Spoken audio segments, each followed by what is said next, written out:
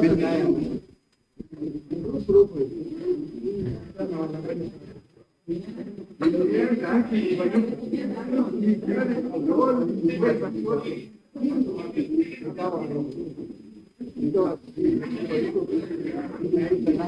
morning, ladies and gentlemen, boys and men. Welcome to the day 2 of the Kenya National Athletics Championship here at the Ulinzi Sports Complex. We have a lot of events lined up for you, starting from the 100-meter final, 200-meter final, 400-meter final, 800-meter final, 1500-meter final, 5,000 meters, and of course 10,000 meters finals. On your screens is the 200-meter semi-final 1 of 2, where we'll have in lane number 1 Jacqueline Tianina, lane number 2 Faith Ndinda, lane number 3 Diana Lilian Aoko, lane number 4 the experienced Grace Miroyo Kidake, lane number 5 Delisha Atiang from the Kenya Defence Forces, lane number 6 the ever smiling Millicent Ndoro, lane number 7 Brenda Masisa from Kenya Prisons, and in lane number 8 we'll have Faith Bukachi Misango of the Kenya Defence Forces.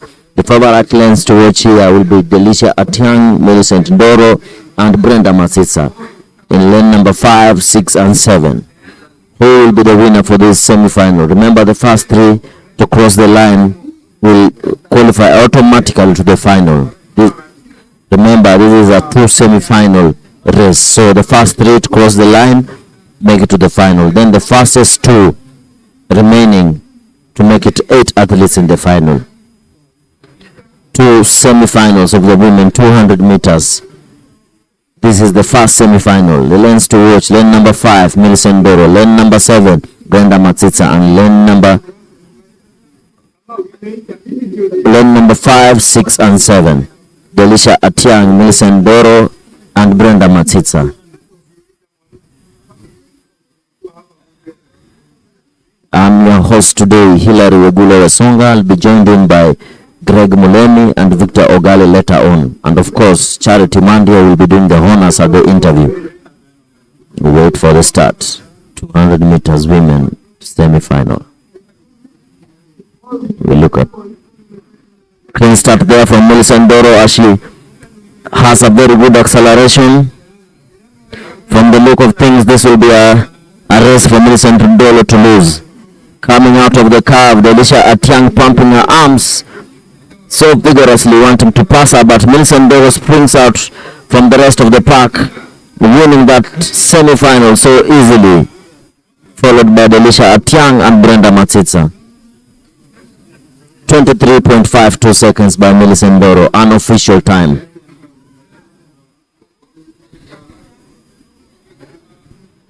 Millicent Ndoro wins that semi-final in a time of 23.52 seconds. Oh my, what will she run in the final? Remember, she keeps getting better and better by the day, like fine wine. Millicent Ndoro.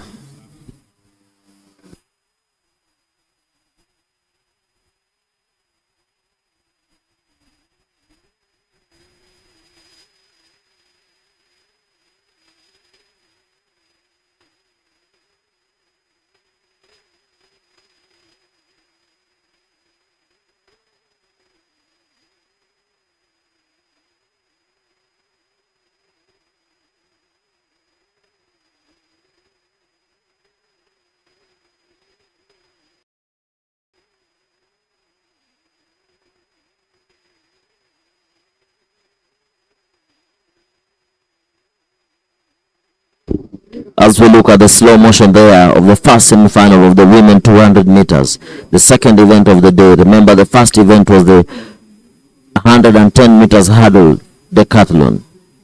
This is the second event of the day and the first event for the women. Millicent Ndoro there from Kenya Police, the experienced one from the 8. She carries so many years of experience. Delisha Atiang there from the Kenya Defence Forces, rocking but coming in strong at the finishing line to peep in for the second position. Brenda Masitsa, third position, trying to stride, but Delisha hang on for second. Lilian Aoko finished fourth in that semi-final.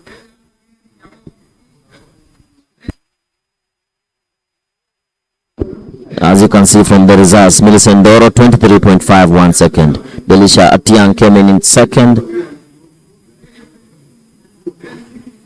And Brenda Masisa third. This is the second semi-final of the women 200 meters.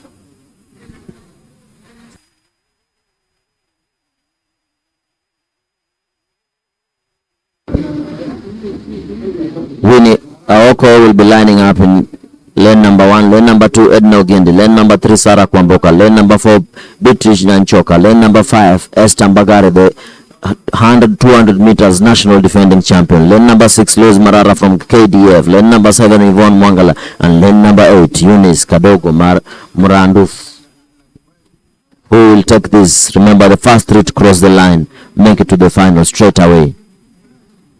Who will this one be? Will Esther Mbagare defend her title? It's Esther Mbagali versus Lois Marara from the Kenya Defence Forces, lane number 6 and lane number 5.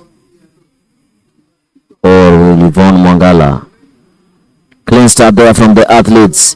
Remember, the young Mwangala is running from lane number 8, but Lois Marara, as you can see from your screens, just pushing there from the Kenya Defence Forces, but Esther Mbagari comes out in the front, running so cleanly, so strong. It's Prisons, KDF and Prisons.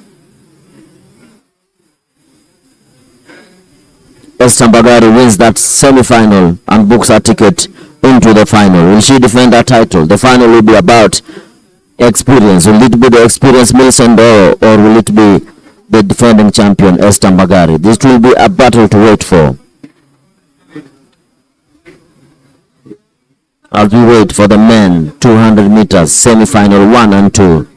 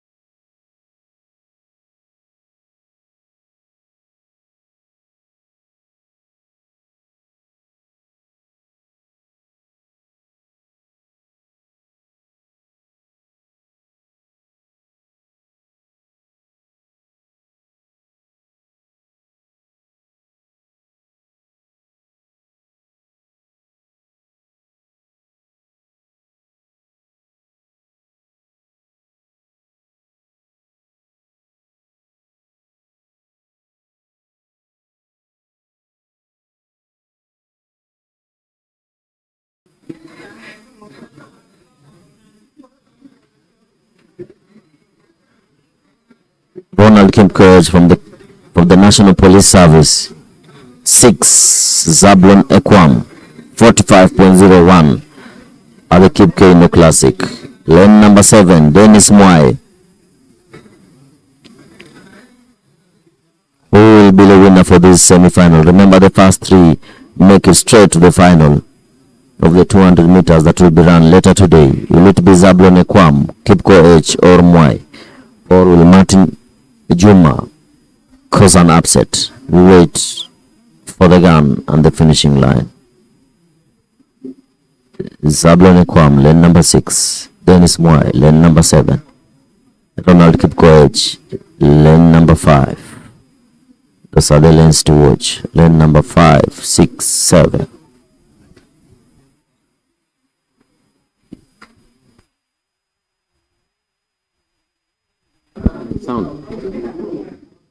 As we wait for the gun. That's a false start, definitely from lane number 4, South Rift. Lane number 4. That is a clear false start from lane number 4.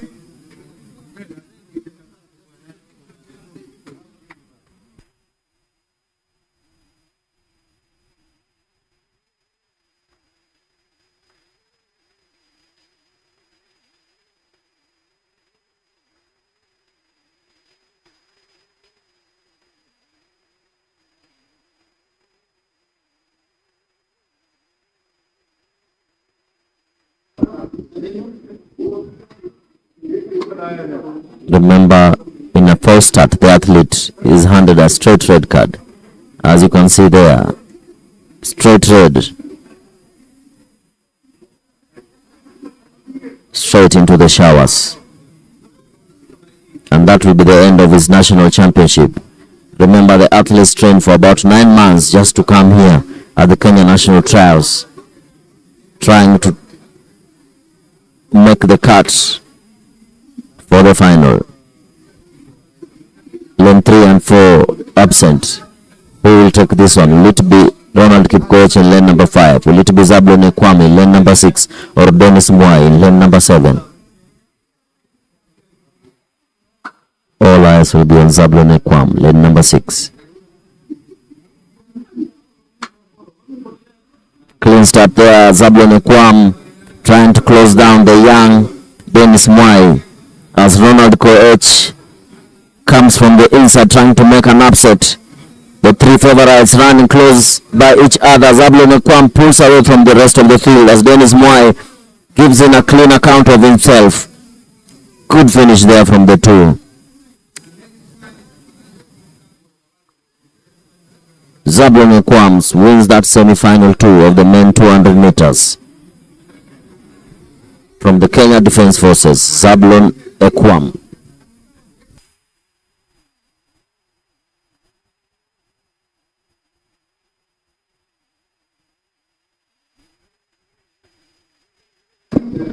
Remember, this is the final day of the national trials in athletics here at the Ulinzi Sports Complex.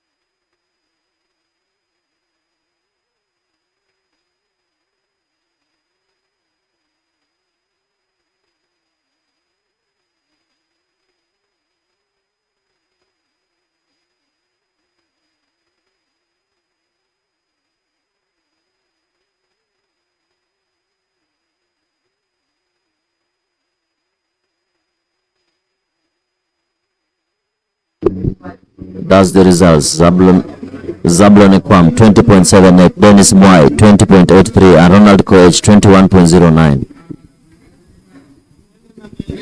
Those three make it direct to the final.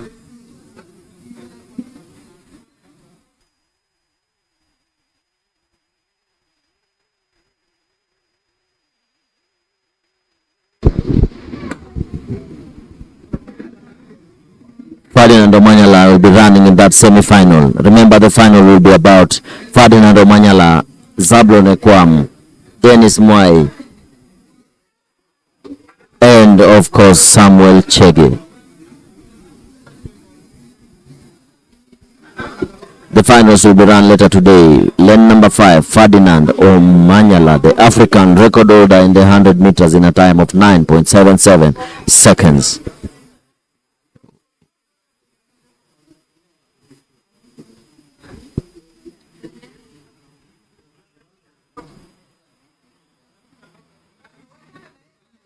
Ferdinand Omanyala just easing up, waiting for the finals that will be run later today in the 100 meters and in the 200 meters. Saving up some energy for the final. What will we see today? Will it be a sub 10 in the 100 meters? Will it be a sub 20 in the 200 meters? Remember, this is a 2-day event. Omanyala, clean favorite for the 100 and 200 meters. Will he be the national champion, the double national champion in the 100 and 200 meters? We'll wait and see. Remember, Dennis Moy, Samuel Chege, Zablon Ekwam will want to spoil that party for Omanyala.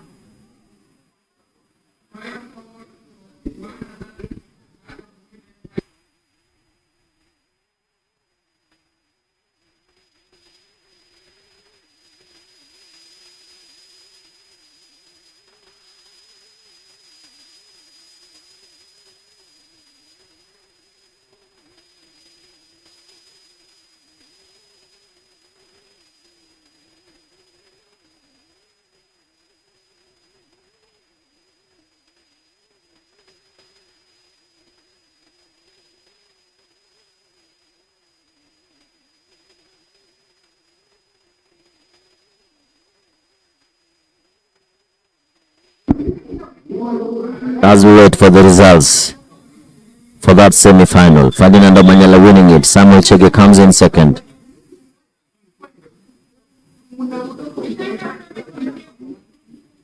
Omanyala winning that semi-final in 21.47. Samuel Chege 21.58 and Wambua Mwasia 21.79.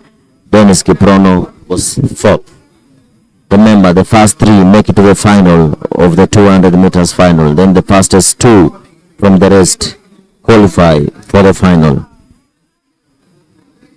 As we are joined here by my co-commentator Gregory Mulemi. How are you, Gregory?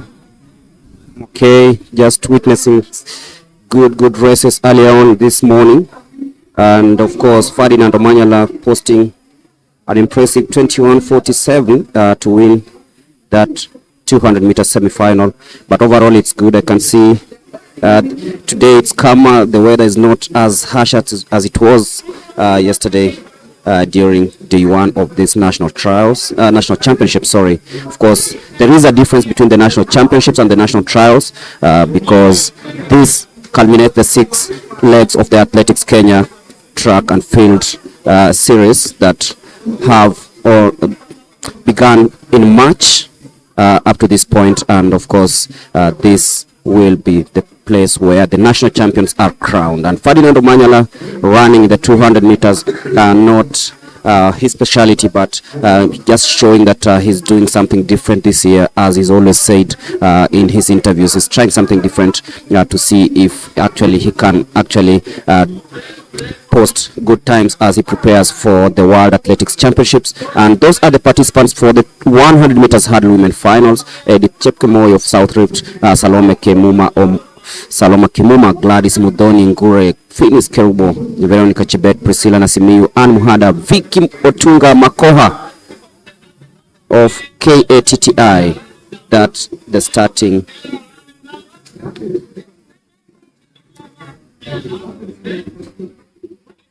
lineup for the hurdles women final. And of course it's happening here at the Ulinzi Sports Complex. But Coach Hillary, you've gone through the 200 meters. What are the times? Samuel Chege 21.57, also trying to post some good times. Do you feel that actually they're now trying to bridge the gap, or it's upon who beats Omanyala? Well, I didn't like how they ran in the second semi-final. Remember, when they are pulling for the final, they take the fastest times. The fastest athlete will be placed in lane number 3, 4, 5, and 6.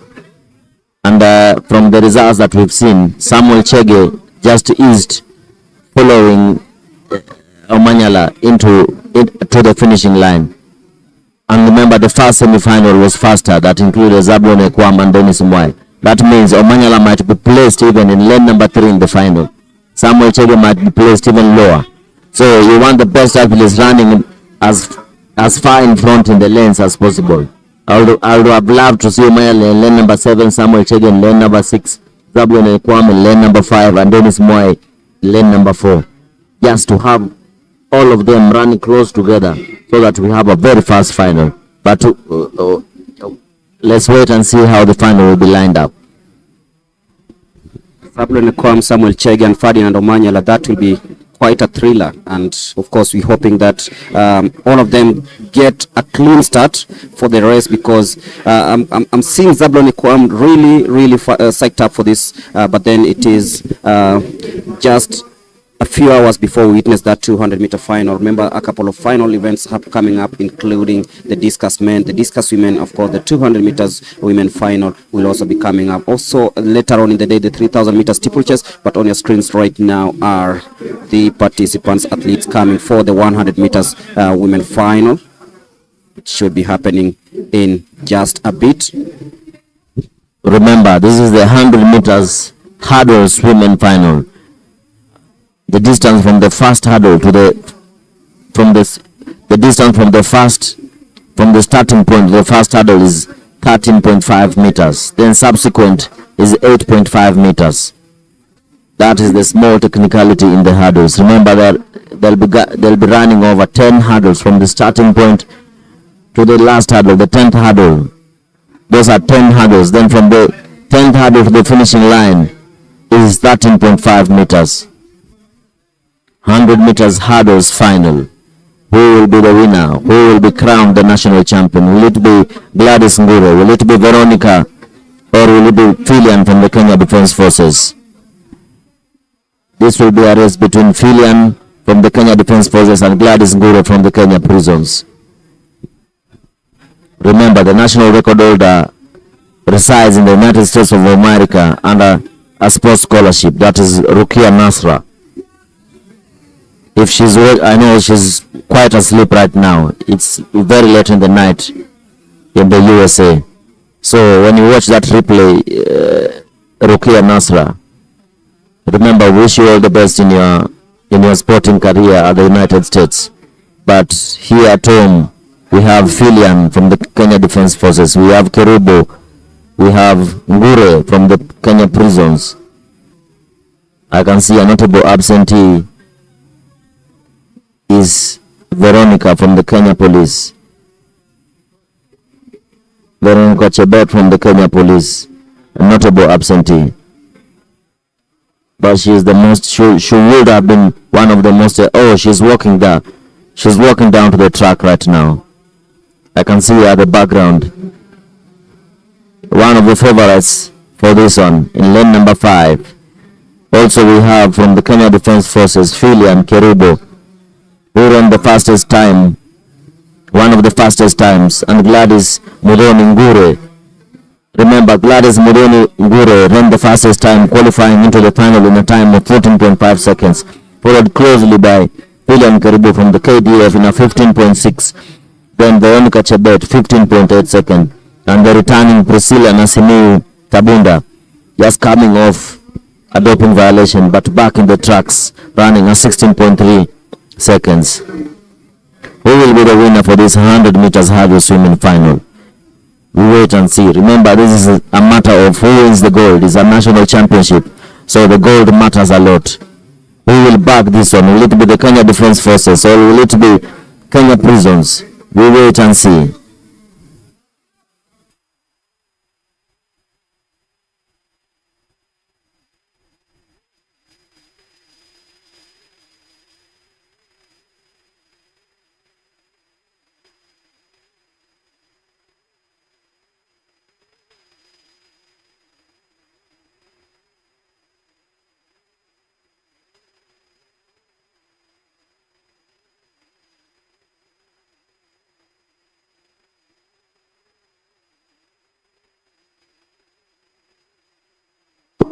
That is Tabunda and Muhanda from Central Rift.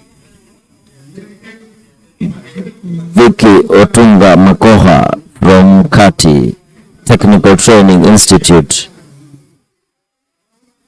Who will be the winner in this final? Will it be Gladys Ngure from Kenya Prisons? Will it be Filian Kerubo from KDF? Or will it be Veronica Chebet from Police? Those are the favorites. Lane number 3, 4, and 5. Gladys Ngure, Filian Kerubo, Veronica Chebet. Remember, anything can happen in the hurdles.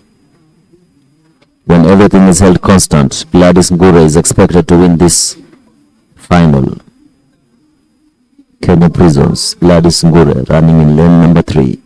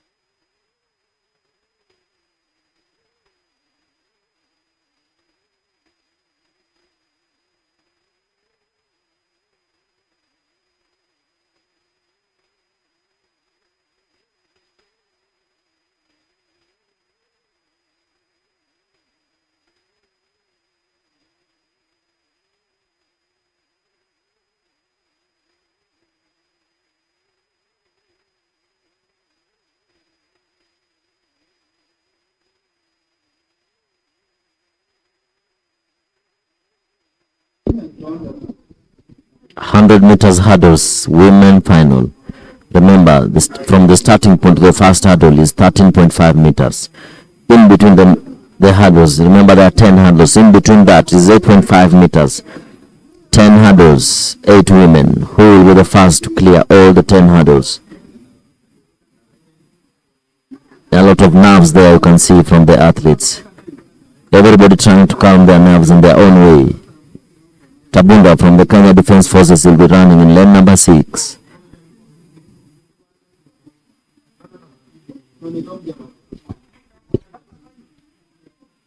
.100 meters hurdles women final.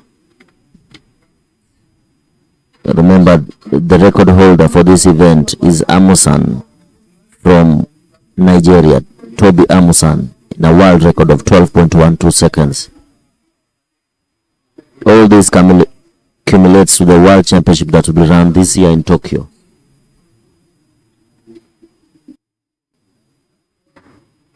Toby Amusan from Nigeria, 28 years old, born on the 23rd of April 1997.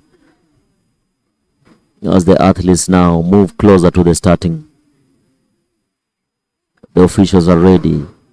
Everybody on their knees. Who will be the winner? Gladys Ngure, Filian Kerubo, or Veronica Chebet? The 3 favorites for this event.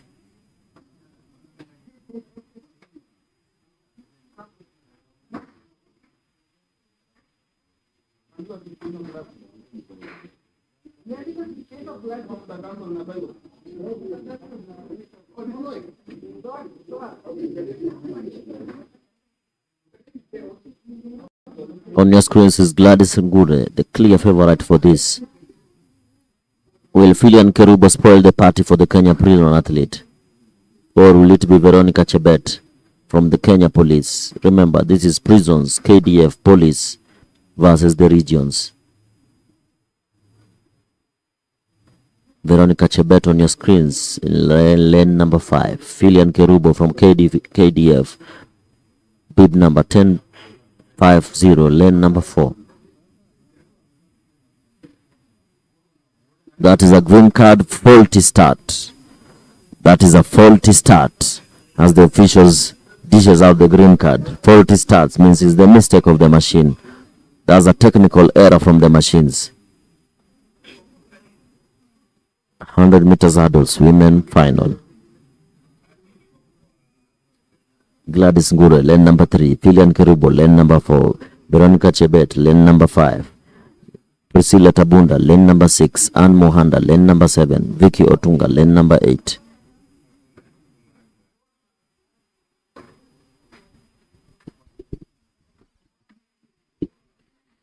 And we are in for yet another restart of the 100 meters hurdles. Remember, this is the women final. As Hilary says, this is where you need it clean. This is where you need to jump the hurdles clean and, of course, expect to finish ahead of the rest. Veronica Chebet and Gladys Mumbe Ngure, some of the names to watch out in this final. On your screen says Filian Kerubo Nyandusi.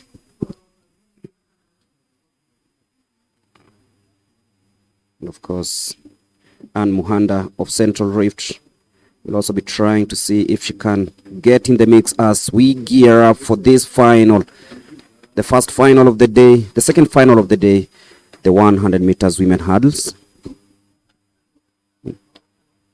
Getting ready for the storm. It's calm before the storm.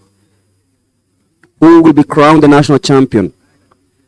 It is the 100 meters women hurdles. And there we go again. Will someone be going to the showers this early? Tensions are rising. The adrenaline pumping in, and of course, we await to see who actually is going to go to the showers. Apparently, no one will be going to the showers, so it is a faulty start, and we'll have yet another restart in this 100 meters women hurdles final. Greg, you know, one thing that we need to understand, for the false start, an athlete goes to the shower. We also need to have, for the faulty start, one official needs to hit the showers so that it can be common that that somebody should be hitting the showers in all of this.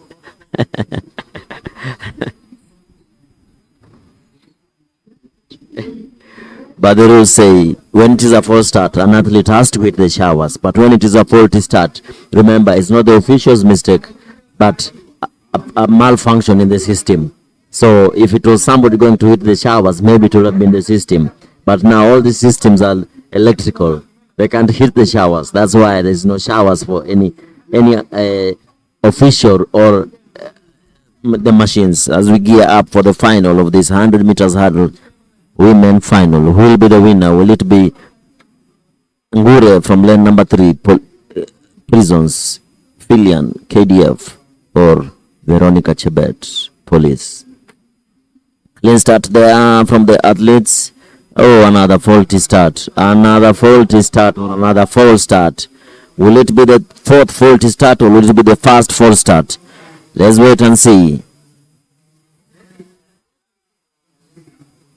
Gladys Nguro came off the blocks, fast off the blocks. Will she be going to the showers or will it be another faulty start? Will it be the fourth faulty start or will it be the first false start of the day? We'll wait and see. Even the pilots are very eager, looking down and just having a see of the Ulinzi Sports Complex field. As the official moves slowly.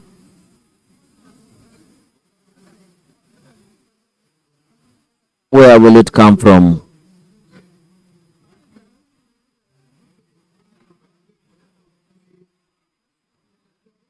As the official walks slowly past lane number 4,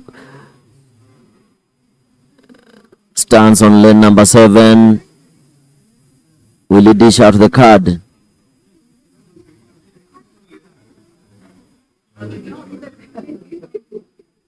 Moves over to lane number 8. Greg, I think it's a faulty start. You consider changing the speakers. Right now they're changing the speakers. That is where the problem is. Fourth faulty start of the day in the 100 meters hurdle women final.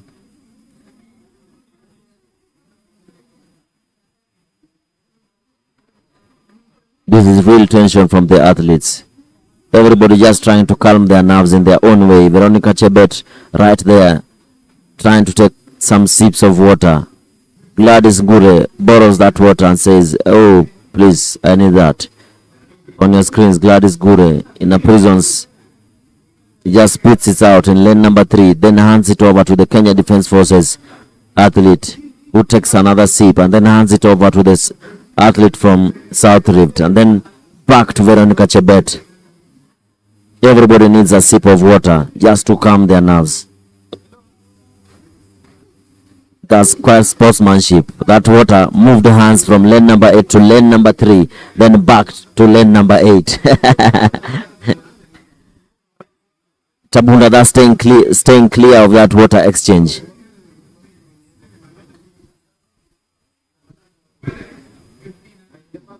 Gregory, yesterday was a very good day. Faith Kipiego tried to attempt running under 4 minutes, but came 6 seconds short of breaking that record. But the good thing is that she still ran faster than the mile record of 4:07, running in 4:06.42 seconds. Of course, be paced by 12 pacemakers.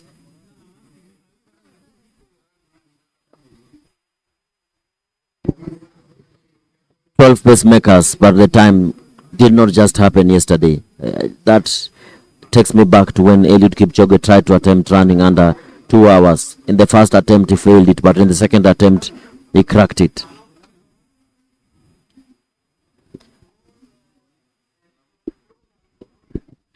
Of course, they say you always try once, and of course, try again. If not, try again. And of course, I'm sure one of these fine days it's going to happen for Faith, because 4:06 wasn't really a bad time looking at the conditions. Of course, no woman on earth has ever run a mile under 4 minutes.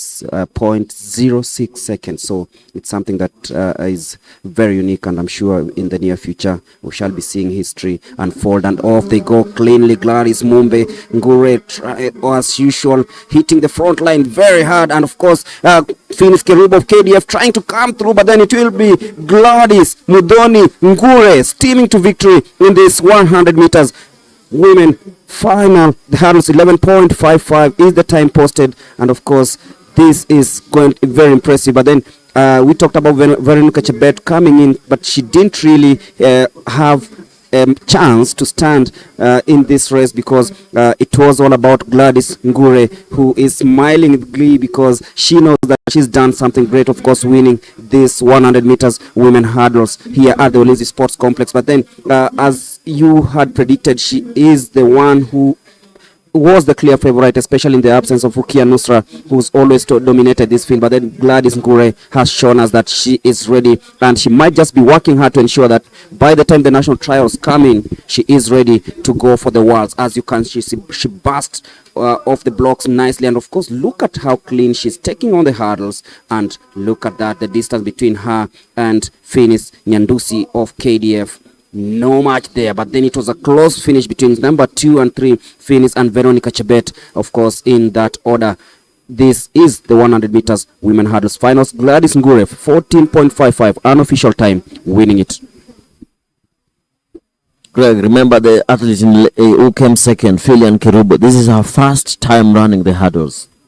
This is her first year running the hurdles, so it's very impressive for her to finish in second place, beating the likes of Veronica Chebet, who came in third from the Kenya Police. So it's prisons, KDF, and police finishing in the top 3 positions. Filian Kerubo has a very good future ahead of her. As you can see on the time, Gladys Ngure 14.53 seconds, Filian Kerubo 15.28, and Veronica Chebet 15.42 seconds. Of course, the national champion is Gladys Mudoni Ngure from Kenya prisons.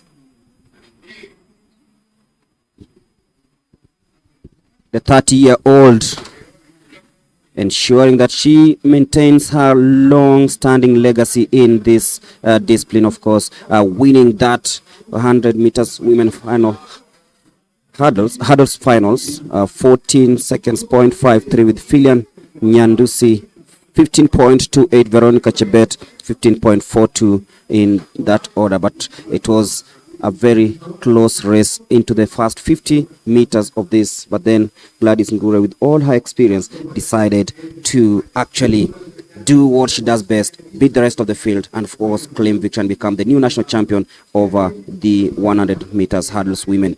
And now it's time for the men. Wiseman Were, will he be able to maintain his impressive streak? We saw what he did, posting a very impressive time at the Kip Keino Classic. It was in the 400 meters hurdles, but right now he is smiling all the way as he prepares for the 110 meters hurdles. It is time for the men to see who actually reigns supreme in this one. In lane number 1 will be Sami Rugut of Prisons, born in 1999 with the personal best time of 16.80 seconds. Benedict Nzinsa, born in 1988, the most experienced runner in this one, representing Southern. 16.13 is his personal best coming into this one. William Bevy of KDF, 15.24. Then Wiseman Were Mukobe, the national champion, 14.50. Gordon Ochieng, 15.80. Unofficial we'll wait to see if this is his official personal best. And then there is Michael Musioka Nzuku of KDF, 1507. Who is the man to beat? Of course, in lane number 4, Wiseman Were, 14.50, his personal best time coming into this one. Of course, in lane number 7, Collins Hero of South Rift, 16.23. Remember, Wiseman Were is a 5-time national champion and 3-time champion in this event. Joy Benedict Nzina, William Bevy, Wiseman Were, Godwin Ocheng, Mesha Kimutai, Collins Hero, and Ben Wanyonyi lining up in the final of the 110-meter hurdle final. Remember, the men is a 110-meter hurdle, and for the women is a 100 meters hurdle. As you see the results for the long jump heptathlon. Long jump hepta for the women: Maureen Wafula, Susan Murray, Ann Kandia, and Sally Chepkosgei.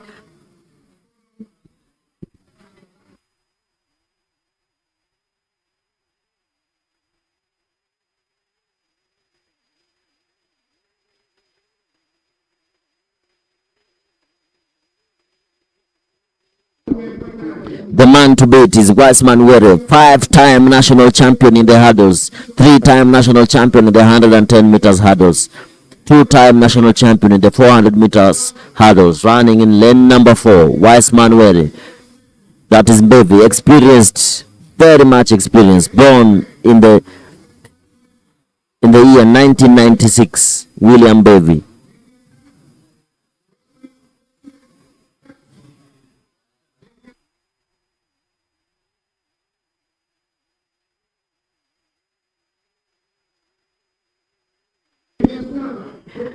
(110 meters hurdle final).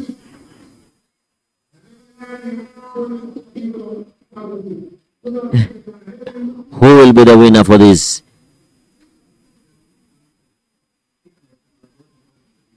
KDF, 2 athletes there, as Michael Musioka just pulls off the race just behind there, carrying his packs. Wiseman Were, William Bevy. Who will be the winner? Will Wiseman Were defend his title?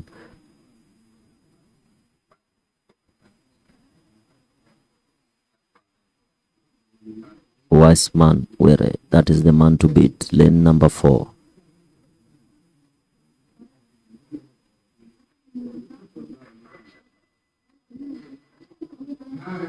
Will it be a false start or will it be a faulty start? As we wait and see. Wiseman Were is the man to beat.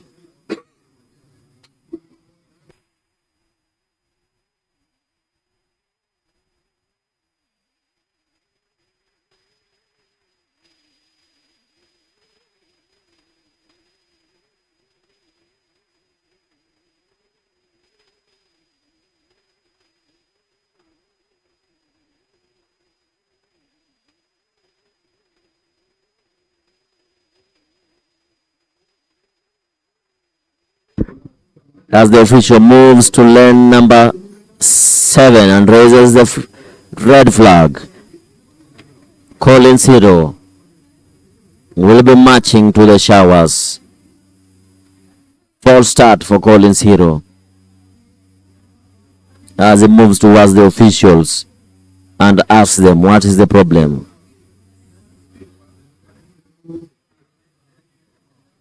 Five athletes now in this final of the 110 meters hurdles. Kenya national champion. Who will be the national champion? Will Wise Manuere defend his title, or will William Bevy take this from Wise Manuere? Remember, this is the hurdles. Anything can happen. 10 hurdles. The distance from the first hurdle and the starting line is 13.72 meters. Taking a clean 7 or 8 steps to the first hurdle. Who will be the champion? Wise Manuere or William Bevy? Lane number 4 and lane number 3. Those are the lanes to watch. Remember, in lane number 5 will be Godwin Ochieng from Kati.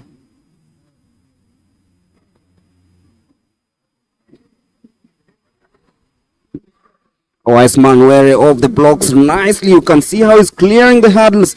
Wise Manuere trying so hard to ensure that he shrugs off competition from his compatriot with Mbevi. But then it is Were. Clear daylight. Wow. Made it look so easy. 14.13. And he had 14.50. That is Wise Manuere for you. Clipped about 4 hurdles from the start. That means he had a very bad start. Clipping 4 hurdles. What would have happened if he would have gone through without clipping the hurdles? 14.13 seconds from Wise Manuere. As you can see the replay there. Just clipped that hurdle. Came again, clipped that hurdle. Clipped the 4th hurdle as he tried to get it right in between. Greg, this was not technically sound for Were. He really struggled technically, clipping more hurdles than he clips. Remember, these are the longer hurdles, and the shorter hurdles are in the 400 meters. 110 hurdles and the 100 hurdles are the longer hurdles. The shorter hurdles are the 400 meter hurdles. As we move to the next event of the track, this will be star-studded 1500 meters final. Everybody that you will wish to see in the trials will be running today. There will be Reynold Cheruiyot, there will be Vincent Kettel, there will be Timothy Cheruiyot, there will be Abel Kipsang. Of course, also there will be Matthew Kipsang from the Kenya Defence Forces. Who will be the winner? As we can see the results, Wise Manuere 14.11 seconds, KDF. Number 2,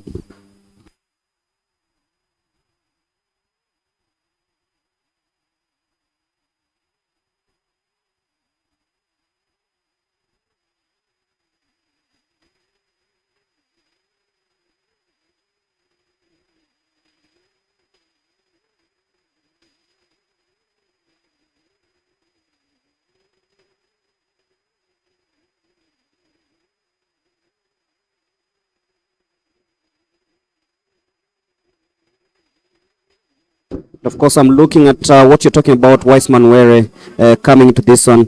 13.50 is the standard qualification time for the World Athletics Championships in the 110 meters. He still has some work to do. when he had a discussion with the Wise Manuere, he told me all he's looking for is the 400 meters hurdles. He really doesn't. This one is just for the championship. Just bagging that gold for the Kenya Defence Forces. He doesn't want to go 13.50 in the 110 hurdles. He sees his chances are better in the 400 meters hurdles than in the 100 meters hurdles. As we see there, 200 meters athlete from the NYS, Kevin Jackton, will be running alone, running under protest in the 200 meters.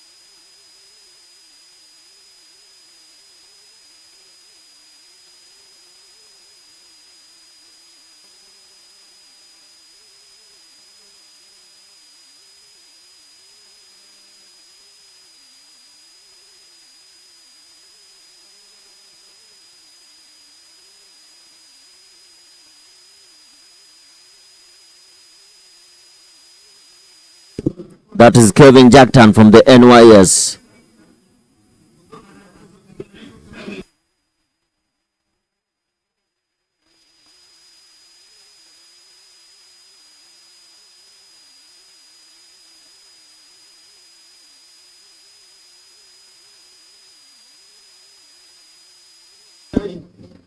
Kevin Jackton, 527 from the NYS, will be running alone under protest in the 200 meters semi-final, just trying to book a ticket in the final.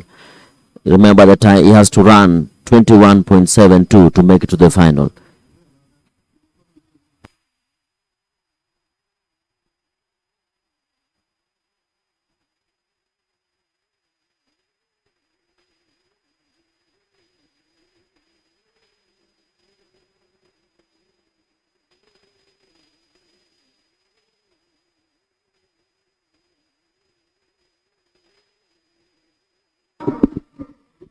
Jackton navigating through the 150 nicely as he runs to see if he can attain that qualification time in the 200 meters main final. He's being cheered on, but then Jackton, what will be the time he posts? We'll be waiting to see the official time.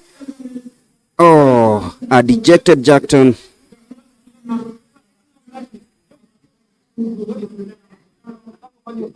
Looks at the stopwatch.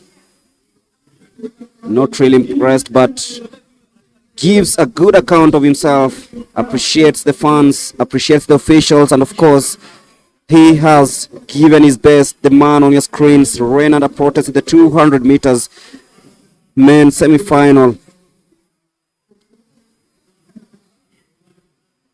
Man from the National Youth Service.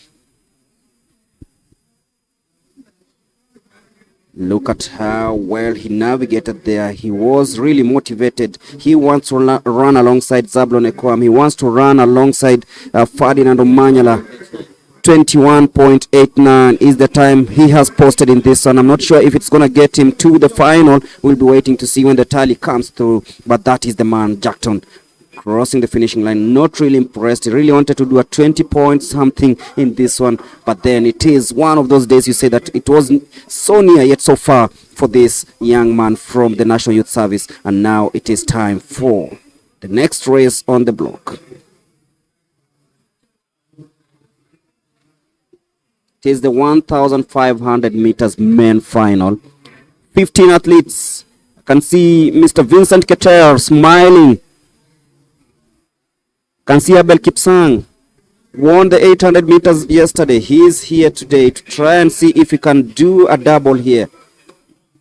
This is a very packed field.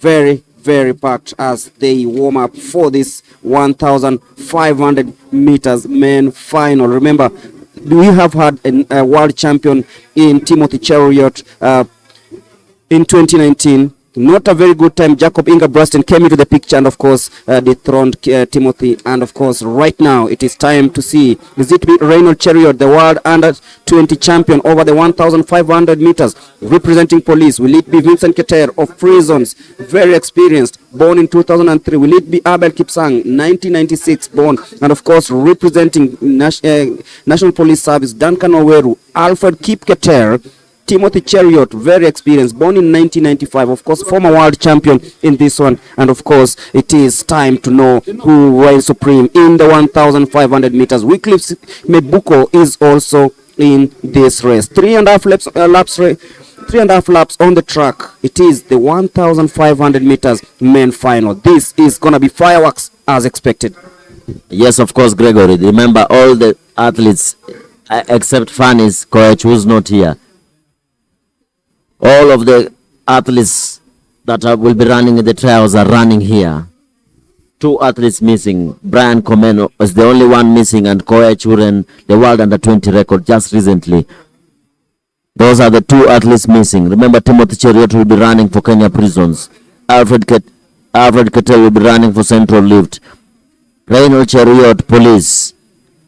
Abel Kipsang, Police. This will be a matter of Kenya Police versus Kenya Prisons. Cheruiyot and Keter, Prisons. Reynold Cheruiyot and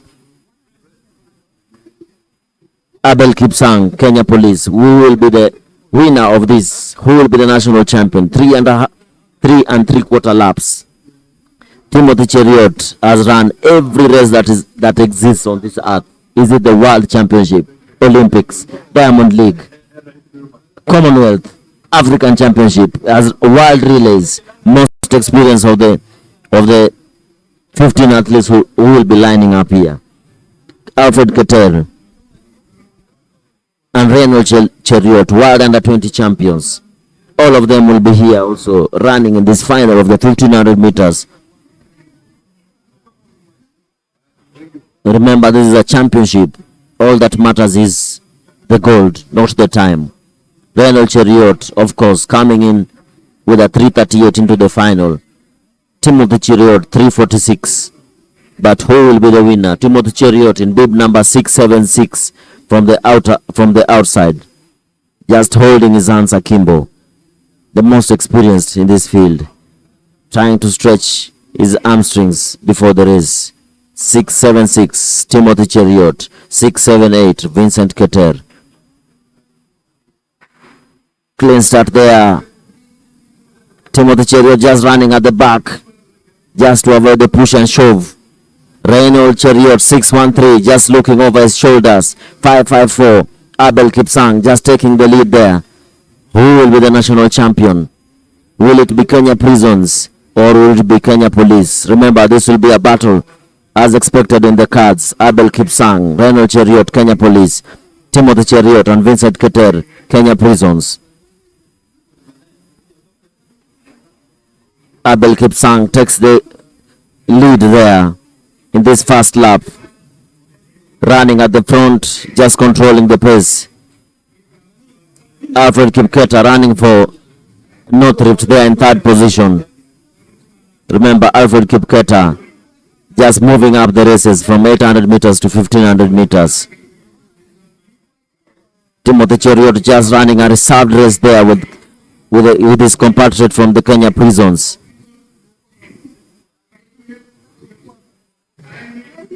.554 Abel Kipsang, and Reynold Cheriot just comes there and takes the lead.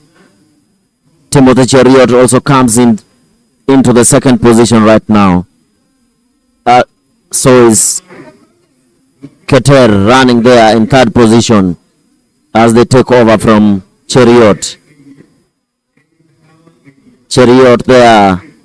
Which Cheriot will be the winner? Will it be Timothy Cheriot or Reynold Cheriot? Everybody just looking over their shoulders. Timothy Cheriot 676.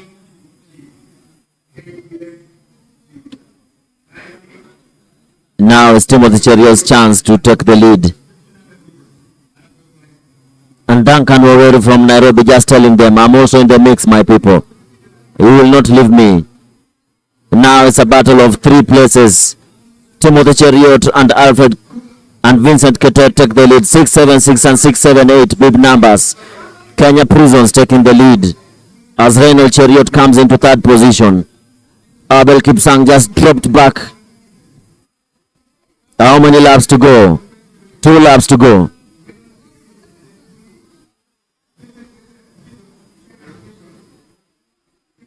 Coming in for the bell.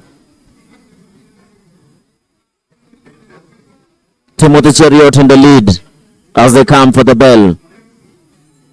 242, final lap now. This is quite a slow race for Timothy. Will he hang in and be the national champion, or will Vincent Keter and Reynold take this from him? Very confident at the front is Timothy Cheriot, the most experienced, as he tries to pull away from this pack. Vincent Keter just rocking side and side. Reynold Cheriot coming into second position.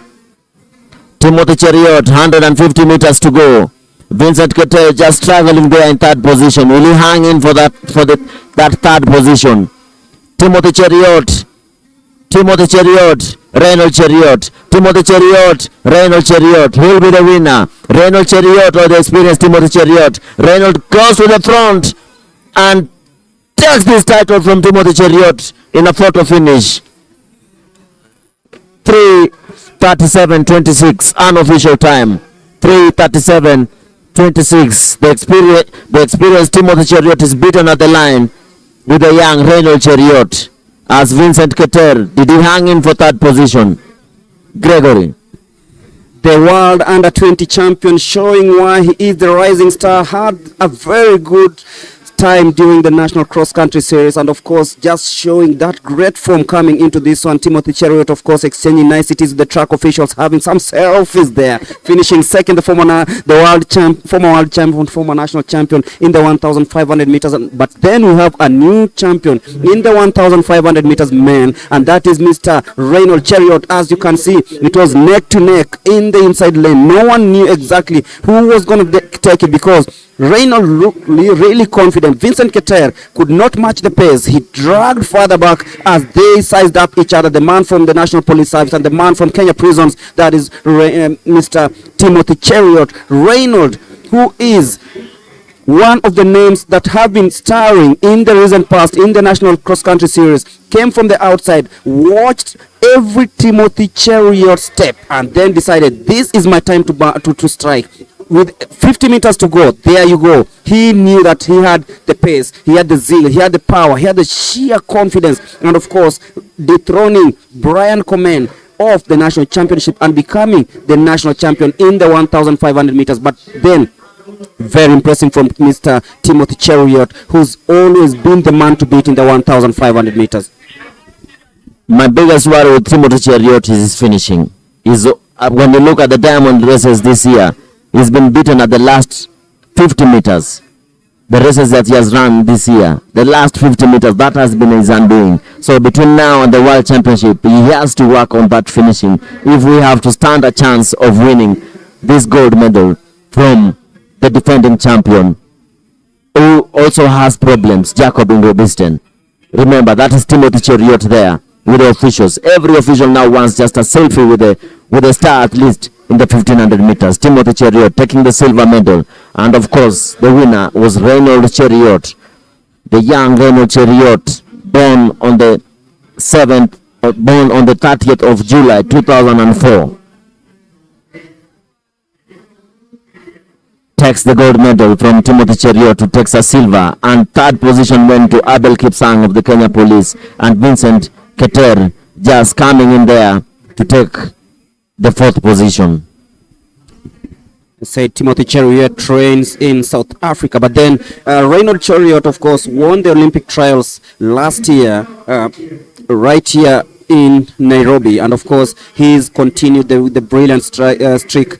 This young man, who is right now 19 years of age, is just showing that there is something special coming out of him, and he must be reeling in confidence ahead of the trials that are coming up in August. But then the Kenya Prison Service celebrating Timothy Cheruiyot's silver medal in this national championships. As we go to the next event of the day, we'll be updating you in a few. But of course, then the prison service celebrating the victory for none other than Timothy Cheruiyot, former world champion in the 1,500 meters. I'm told coming up next is the 100 meters women final, where Diana Aoko, Delisha Atiang, Esther Mbagari, Doreen Waka, Eunice Kadogo, Morandafu, Lois Morara, Brenda Masisa, and Yvonne Mwangala will be battling out to see who becomes the new national champion. Remember, the reigning champion is still in here, Esther Mbagari. Results from the 1,500 meters men final, where Reynold Cheruiyot emerged victorious, 3 minutes 37.23 seconds. Timothy Cheruiyot 3 minutes 37.28. Abel Kipsang 3 minutes 40.20, with Vincent Keter finishing fourth in 3 minutes 40.61 seconds.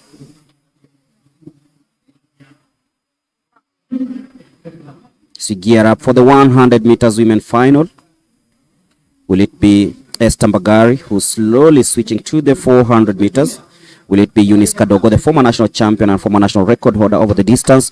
Lois Morara, Doreen Waka, very experienced, and of course an athlete that has shown it all, won the sixth leg of the national a track and field series earlier on this year. So it is time for the 100 meters women final, to be followed by the men's event. If you're joining us, this is day 2 of the National Athletics Championships, and we are live at the Ulinzi Sports Complex, which recently hosted the Kip Keino Classic with a galaxy of athletes throwing down Nairobi to come and not only witness a spectacle but prove a point as we gear up to going to Tokyo for the World Athletics Championships in September. Remember, the national trials for the Tokyo Games will be held on 1st and 2nd of August in a venue yet to be confirmed, because in that month will be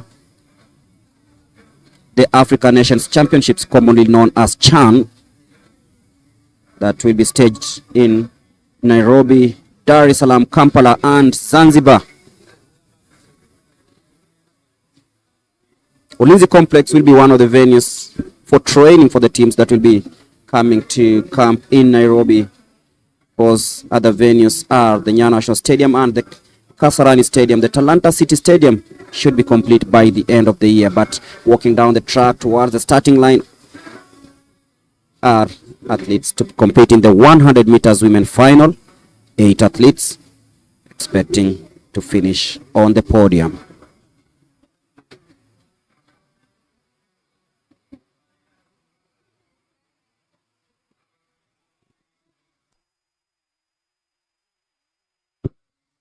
Doreen Waka on your screens right now.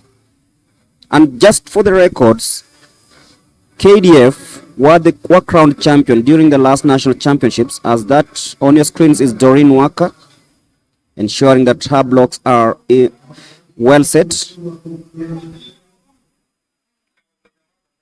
Lane number 1, that is Lillian Auko of Nyanza North. She also wants to ensure that everything is okay. In lane number 2 is Delisha Etiang of Kenya Defence Forces. And in lane number 6, seated is Louis Morara with that iconic Kenyan beehive. Exchanging niceties before the start of this race, Louis Morara and Brenda Masitsa.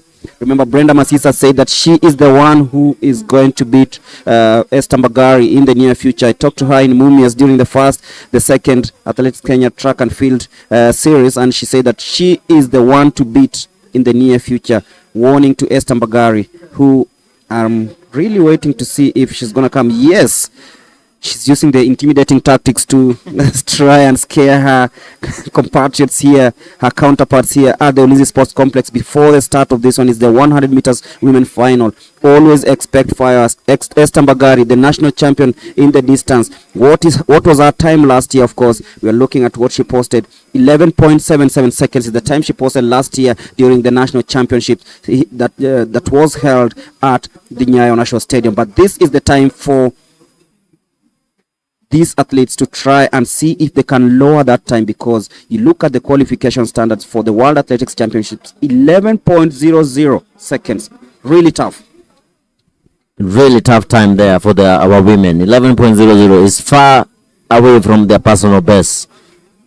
As we wait for this final of the 100 meters women, will it be Doreen Waka being crowned the national champion? Will it be Esther Mbagari defending her title? Will it be Delisha Atiang from the KDF taking this title in bib number 211? That is Delisha Atiang from the Kenya Defence Forces. KDF, prisons, police. Or will it be Masitsa Brenda taking this title? Or will it be Louis Morara from the Kenya Defence Forces? Remember, the fastest athletes are pitted in lane number 3, 4, 5 and 6. Who will be the national champion? Remember, the African silver medalist Eunice Kadogo is also there. Lane number 3, Esther Mbagari. Lane number 4, Dorin Waka. Lane number 5, Eunice Kadogo. Lane number 6, Lois Morara. Lane number 7, Kenya Prisons, Brenda Masisa. And lane number 8, from the Kenya Prisons also, Yvonne Mwangala. Only one athlete here, Diana Lilian Aoko, not from the forces. The only athlete outside the forces, Kenya Defense Forces, Prisons, Police, KDF, Prisons. All 3 athletes from the Kenya Prisons made it to the final.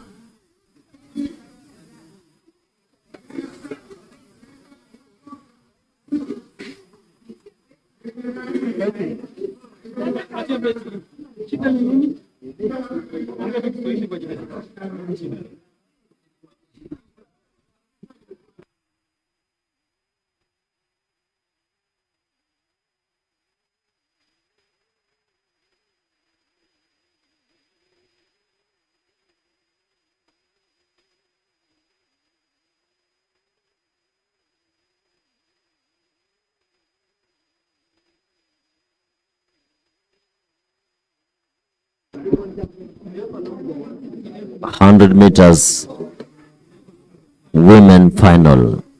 Who will be the national champion? Dorin Waka from Kenya Police, Esther Mbagari, Kenya Prisons, Lois Morara, Kenya Defense Forces. Who will be the winner? Clean start there from the athletes. Dorin Waka, as usual, comes off the blocks very fast into the lead. Dorin Waka in the lead. Will she hang on for this title? Esther Mbagari just coming in and defends her title. Esther Mbagari is the winner of this defense 100-meter title for the 3rd time in a row. Esther Mbagari, Kenya Prisons, in a time of 11.91 seconds, unofficial time. Dorin Waka just scrambled there with 30 meters to go.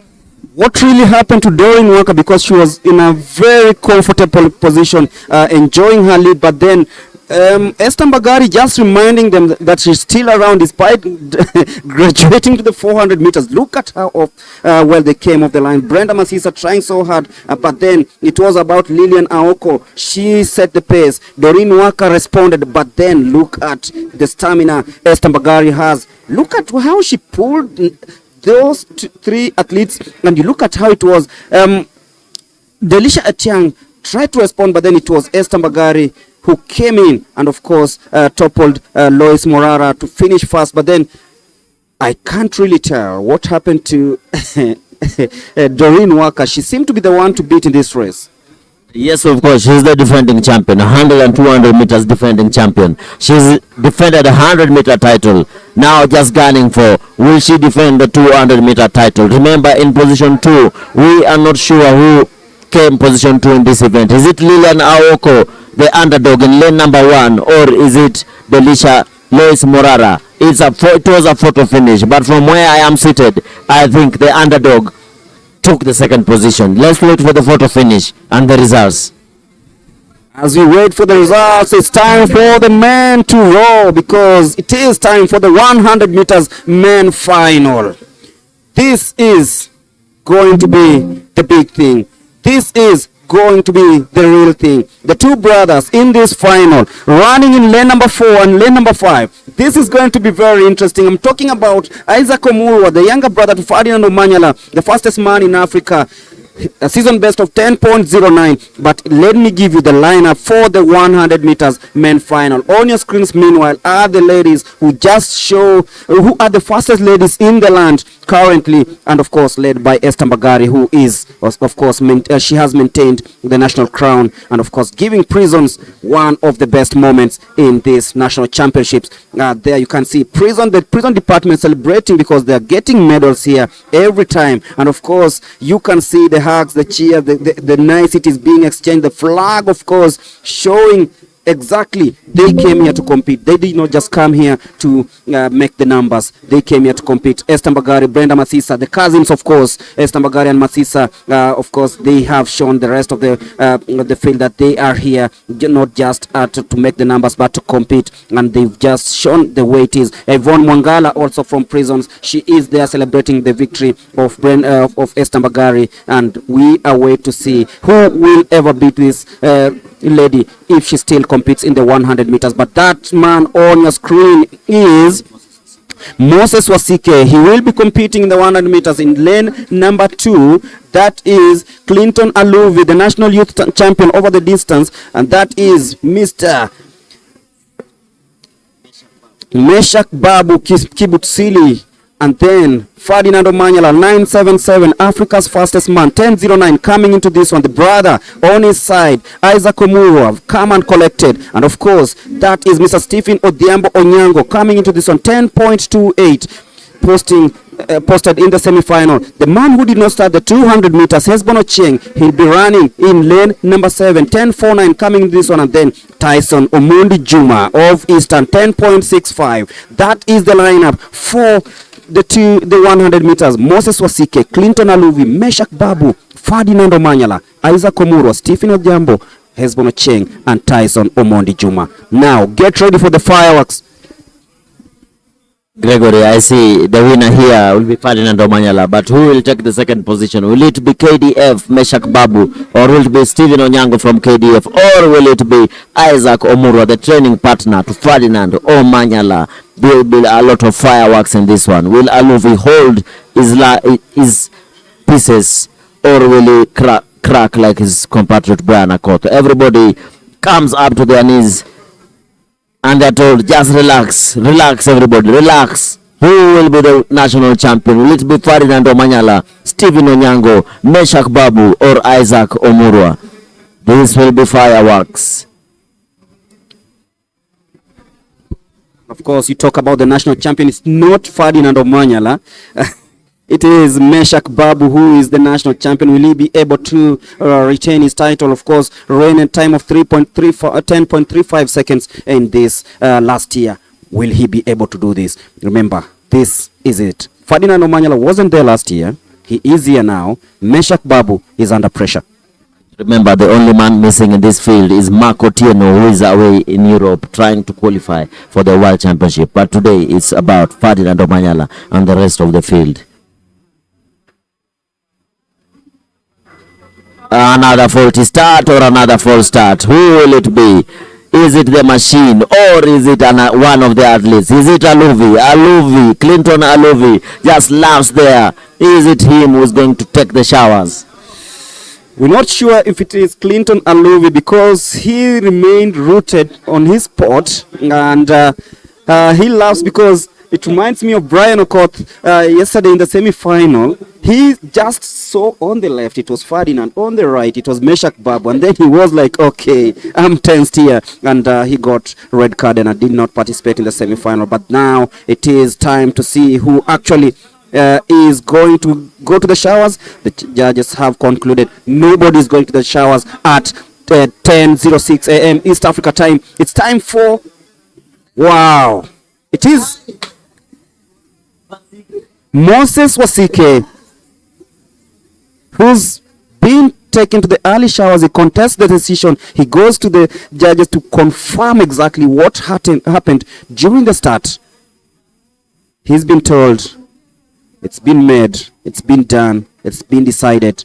You will not take part in this 100 meters men final. Tough times for this young man. Wow. Will he run on a protest? We don't know. But let's wait and see. Wow. Wow.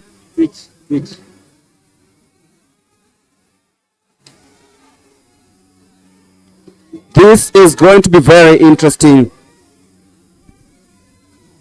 I'm not a coach. I'm not an expert in that. But then I feel...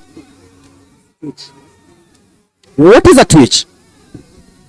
Greg, as you can see there from the replays, there's just a little twitch from lane number 1. At set position, you need to be as stiff as possible. You need to be composed. Touch the ground or what? Clearly, I still don't understand. It has to be.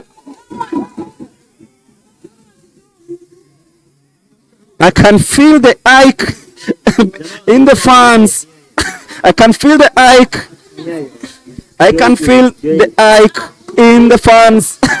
I can feel the Ike in some of the officials. I can feel the Ike in everybody who is supporting Moses Wasike in this one. Maxwell Wasike, so Moses Wasike. This is wow. He's been reinstated. He's been reinstated.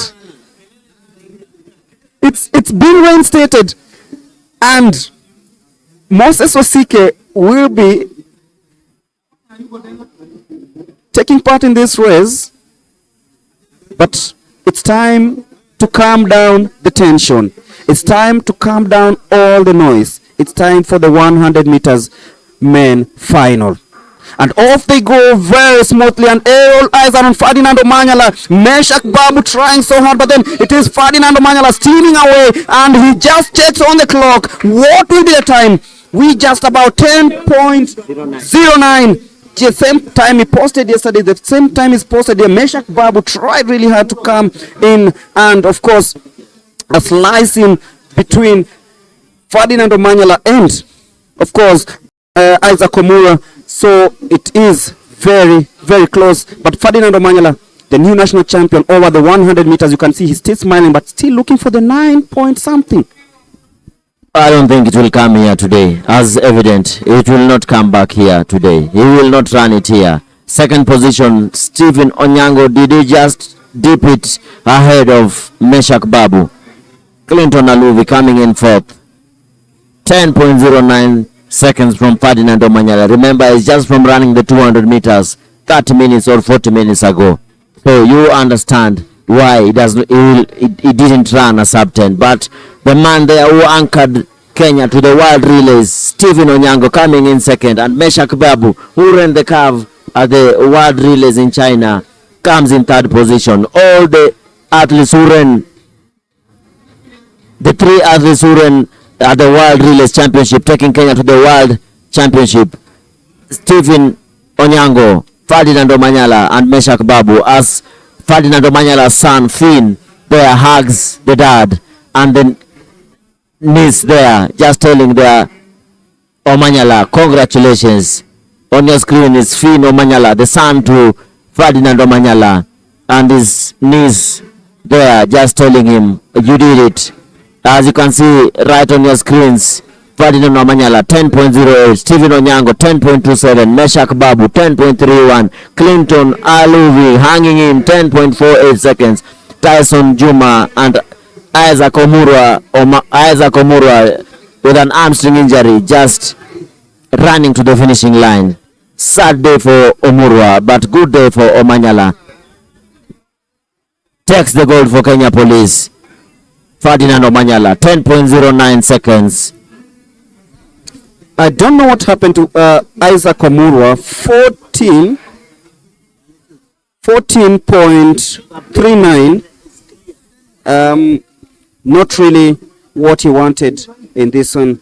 But then Ferdinand Omanyala 10.08, finishing ahead of Stephen Odhiambo Onyango of KDF 10.27, and Meshak Babu, the former national champion, finally dethroned by Ferdinand Omanyala, running at 10.39. But I can always say that the most impressive thing about Ferdinand this time round is his calmness, of course, when taking races. He's not really racing to check on times, but of course, trying to see if he can maintain the best shape. And we can always see the difference between the Ferdinand Omanyala of today and the Ferdinand Omanyala of the recent past. The man on your screens, the flag behind him, and of course, he is speaking to one of the journalists, Mr. Ted Mulei of The Star. And of course, and I know very beautiful stories will be coming out of this national championships. We've seen Esther Mbagari retaining her title in the 100 meters before Ferdinand Omanyala reclaimed victory to be the new champion over the 100 meters. And right now, we can see there is, of course, another race coming up. just to stick to the 100 meters and Ferdinand Omanyala. I think the coach and Ferdinand Omanyala are doing another load cycle. Remember, he's been out in Europe for quite some time, but now they're trying to just load up again as he prepares for the trials. Remember, he cancelled his trip in Europe just to come here at the national trials and do another cycle. This is another cycle that they are doing. I believe that is what is happening, Greg, as we wait for the women heptathlon there. Heptathlon. KDF versus Kenya Prisons. Wafula, Sally, Ann Kandie versus Mulei. 290 is Mulei.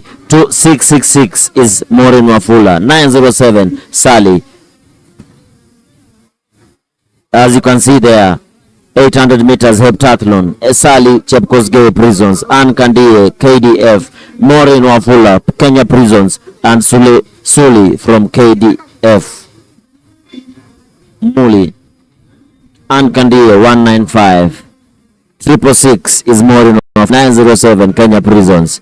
Who will take the gold of this heptathlon competition? Will Maureen Wafula retain her title, or will the compatriot take this one from 800 meters? This is the last event for the women. Who will bag the last running event? And the Kenya Prisons athletes run to the front. That is Sally and Wafula, 666 and 907. They run to the front, taking the lead.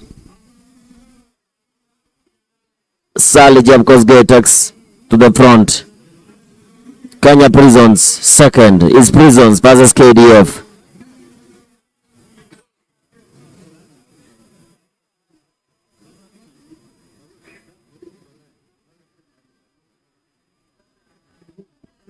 .800 meters heptathlon.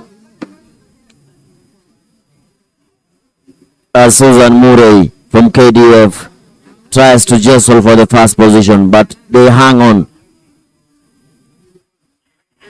Ann Kandie goes to the lead. 1 lap to go, final lap. Ann Kandie of KDF goes to the lead in this 800 meters heptathlon. Remember, they are taking part in 7 events. 3 track events and 4 field events. Ann Kandie goes to the front. The winner for this event is who collects cumulative points. Will it be Ann Kandie or Wafula Maureen from Kenya Prisons winning this 800 meters? Remember, the faster you run, the more points you collect. It's not just based, points are not just based on the win, but how fast you run in this. Wafula takes the lead. Ann Kandie comes in second, just trying to get to maximum points in this.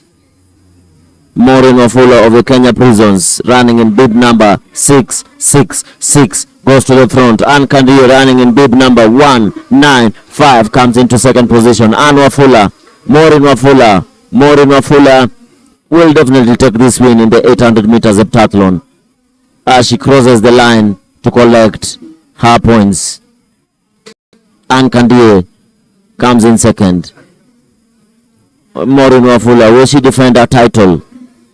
Will she defend her heptathlon title? We'll wait and see from the officials. Remember, there's still more action in this second day of the national championship. 800 meters still to be run. 10,000 meters men final still to be run. 1500 meters women final still to be run. We still have the 4x1. We still have the 4x4. More action still yet to come. Remember, even the 200 meters final has not yet been run. The 200 meters will be about Zablon Ekwam versus Ferdinand Omanyala, the African champion, over the African record holder over 100 meters, Ferdinand Omurwa Omanyala, in the 200 meters final. Who will be the champion as we wait for this 10,000 meters men final?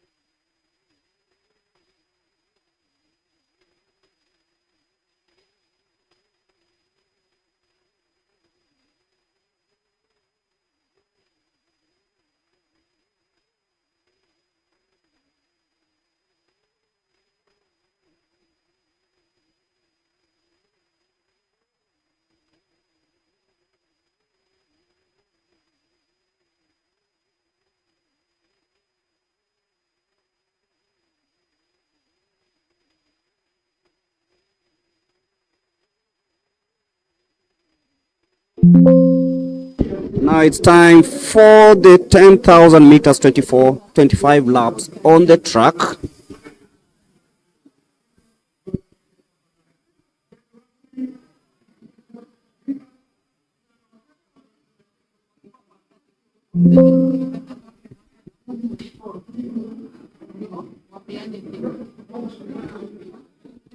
With fans from the Kenya Defense Forces, Kenya Prison Service, National Police Service, enjoying everything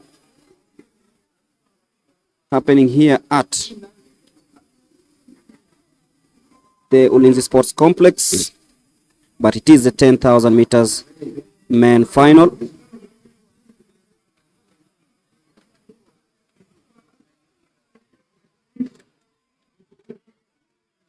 "25 laps on the track, like it is the 10-kilometer race." And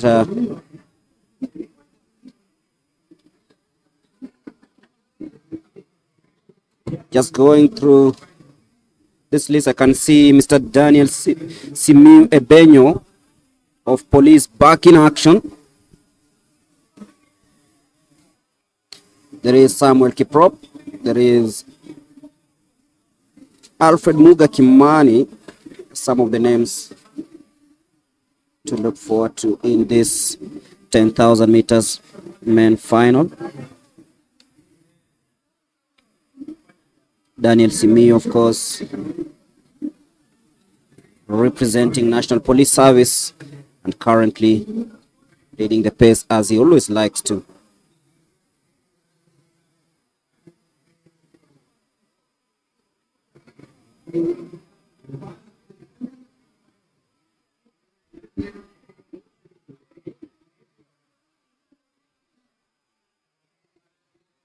The national champion over this 10,000 meters. Central.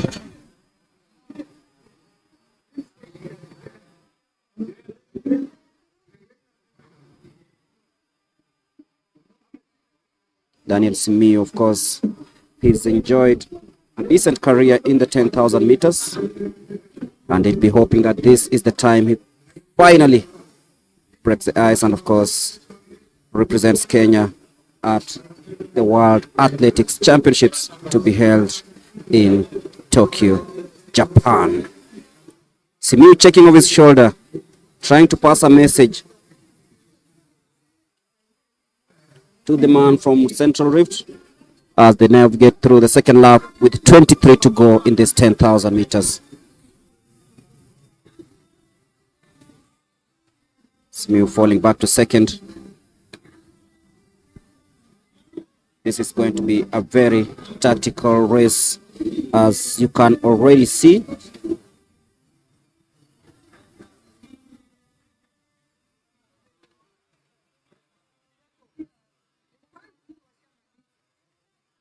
Nicholas Cheromet also in the mix, and now leading is Philemon Kiplimo of North Rift. Simiyu Ebenyo seems to be the man to dictate how this is gonna work.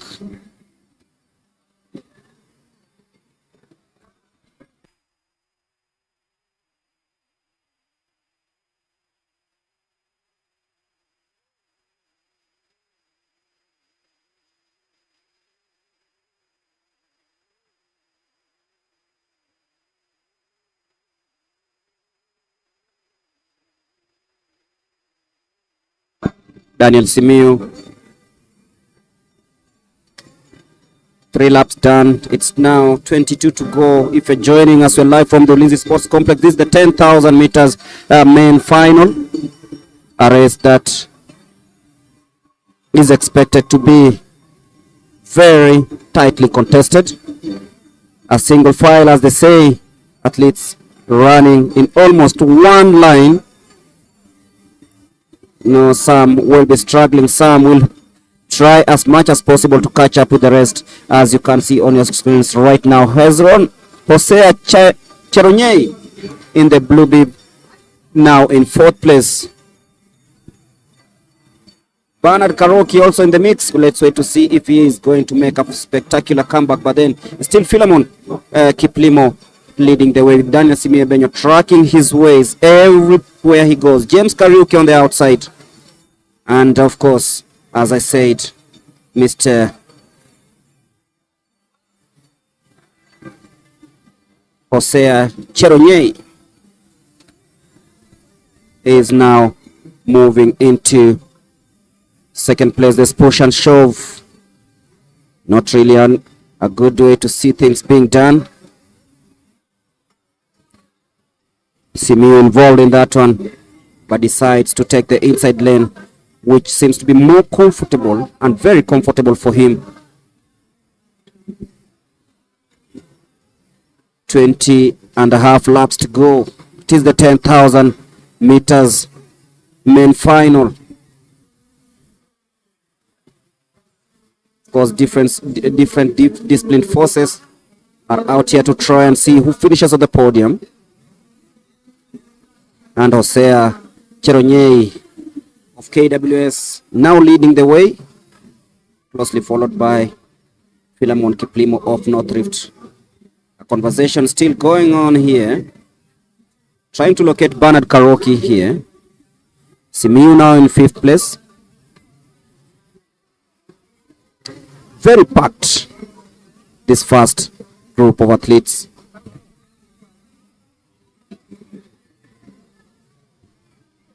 Hosea still leading, and of course being tracked by James Kariuki of Central, yet another experienced runner in this 10,000 meters. Philemon Kiplimo still lagging in 3rd.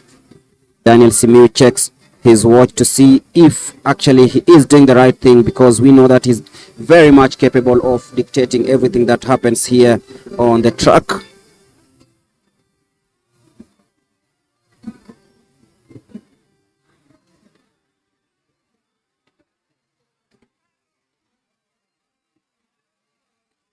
Shadrach Kipngetich Koech now moving to 4th place. Daniel Simiyu in 5th, and Hosea still leading the early proceedings. 6 minutes 48 seconds gone after 6 laps of this race, an average of 1 minute and 5 seconds in each lap. Hosea of KWS pulls out of the race, and now we'll have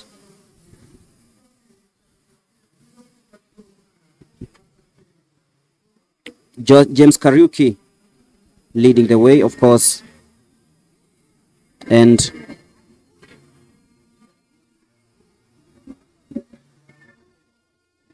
Shadrach Kipngetich Koech tracking his every move. Simiyu Ebenyo decides to try and stay with the leading pack. Of course, he's the favorite to win this one. Not saying that he's gonna win it, but just among the favorites to win this one. Shadrach Kipngetich Koech now moves to 4th place.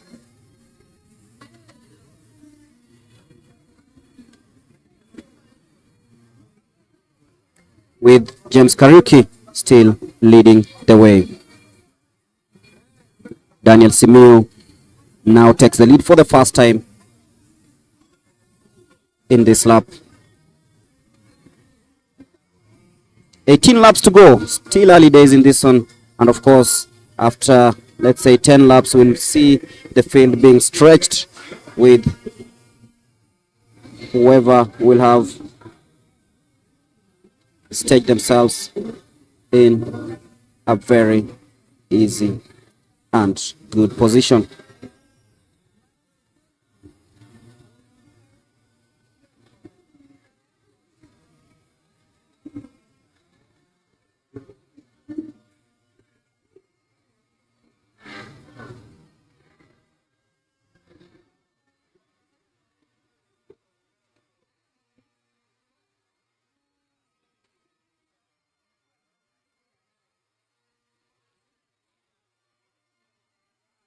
Daniel Simiyu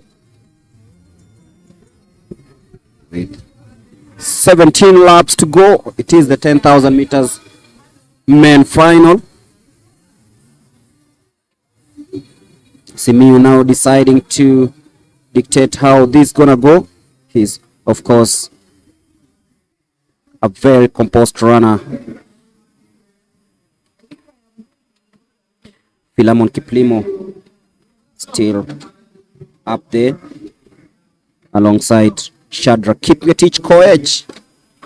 At Shadrach Kiplimo, Philemon Kiplimo, sorry, assuming the lead for the first time. Shadrach in second place. Simiyu drops to third.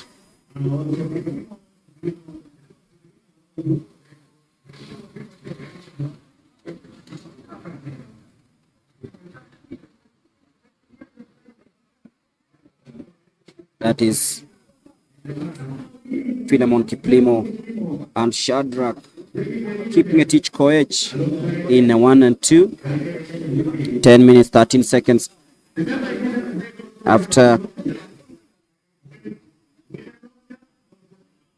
this lap, 16 to go.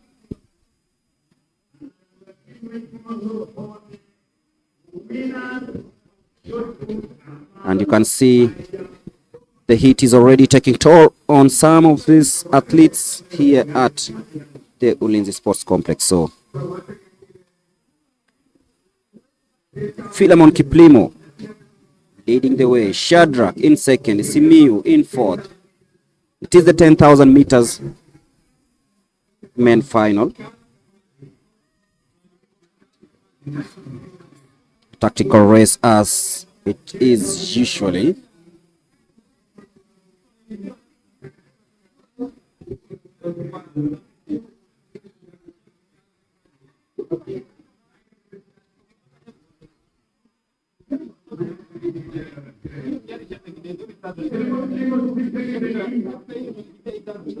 That is Shadrach Kiplimo.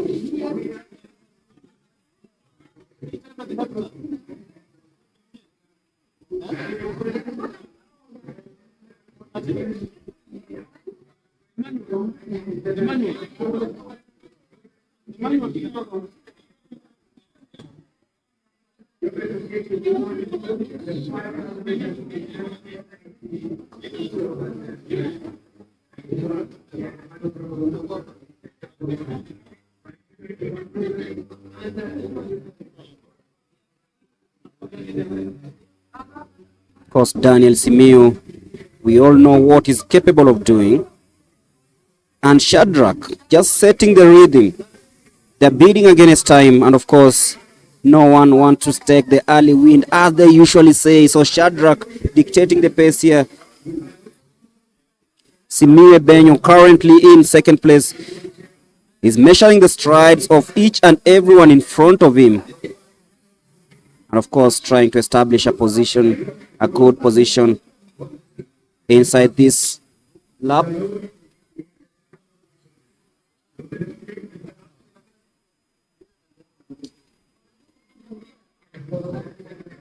We are into the 11th lap, 14 to go. And the pack begins to thin out. You can clearly see it stretching. Simiyu Benyo, Shadrach, Philemon, both trying so hard to stay up there. And now, Charles Olokir takes the lead for the first time.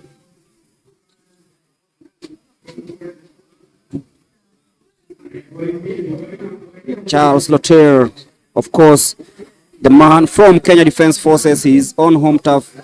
Let's wait and see if he's able to match the likes of Shadrach and of course Philemon, who are dictating the pace almost halfway into this race. So it is still a very packed field here in the 10,000 meters, and they are shadowing the leader, Mr. Charles, who actually surrenders, and now it is still between Simiyu Benyo and Mr. Philemon Kiplimo.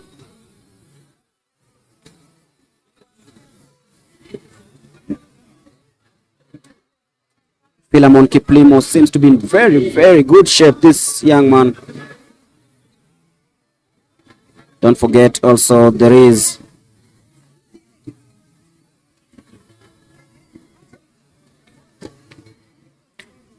Benson motion of the universities, I think, is being lapped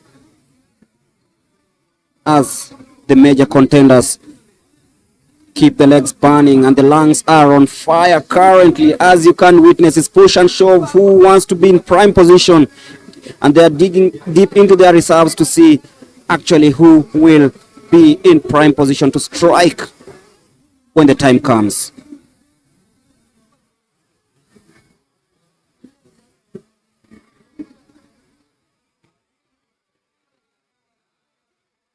Philemon really tactical here. Then Daniel Simiu just decides to up the tempo, and now it's a test of mental and physical toughness for all these athletes who know exactly what Mr. Daniel Simiu Ebenyo is capable of doing. And as you can see, he's clearly trying to establish himself in a prime position to strike, because we know what he can do. Checks off his shoulder to see where Shadrach is, and Philemon. 13 laps to go in this race. And if you're joining us, it is the final of the 10,000 meters. And you can see the leading pack forming slowly by slowly. Daniel Simiu seems to be communicating to Philemon and telling him to take the lead and, of course, exchange the leads as they've done since the beginning of this race. And now the leading pack is forming slowly, and it's down to 6, as it seems this will be the trend after 16 minutes. But still, very, very early days in this one. Daniel Simiu enjoying himself in the middle of the pack, currently in second place. The leading pack has already merged with the chasing pack, so nothing yet separates the leading pack and the others. Shadrach keeping a teach edge, running from the outside.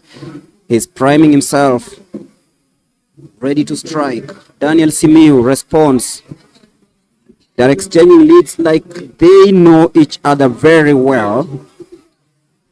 Very experienced and very tactical running from all these participants in this race.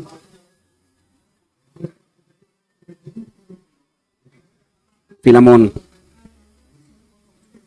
assuming the lead. The three are really running a very, very, very tactical race here.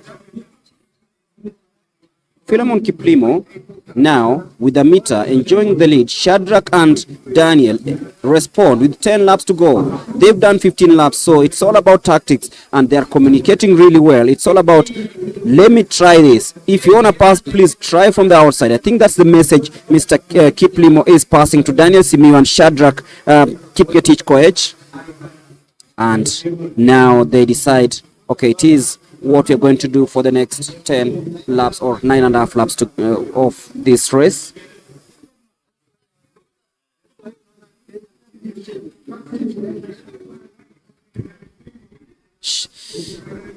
Philemon Kiplimo communicating there and telling them to keep a distance. And Shadrach just decide to maintain the outside lane. Simiu in between them.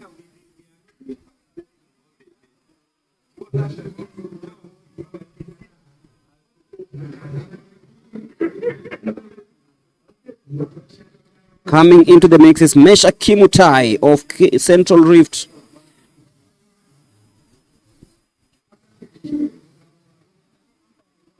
But then it's still Philemon ensuring that he is maintaining the top position. Daniel Simiu checks on the screen to see exactly where his compatriots are, and he knows exactly what to do. It is 8.5 laps to go on the track. Mesha Kimutai now leading for the first time. Philemon checks where Daniel Simiu is, checks where Shadrach is. Is he growing nervous? Let's wait and see. Daniel Simiu checks on his clock.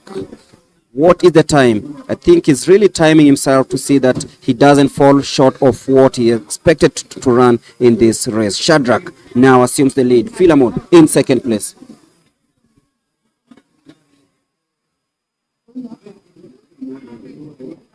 Nine athletes in the leading pack. And it's now 10 athletes in the leading pack, with Shadrach keeping a teach, maintaining the outside lane in this race that is very, very close to tell who is the favorite. Daniel Simiu, the tall figure, sandwiched between Philemon and Shadrach. With 8 laps to go, this is the 10,000 meters main final. It's now 7.5 laps to go.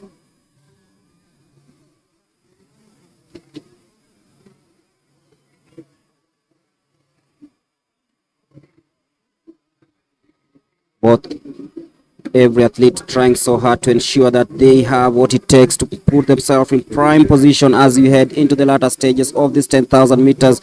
The legs are burning, the lungs on fire, but then who wants it more? That is the question we'll be asking ourselves with a few laps to go, but it is 7 laps to go in this one, and Daniel Simiu has just upped the tempo.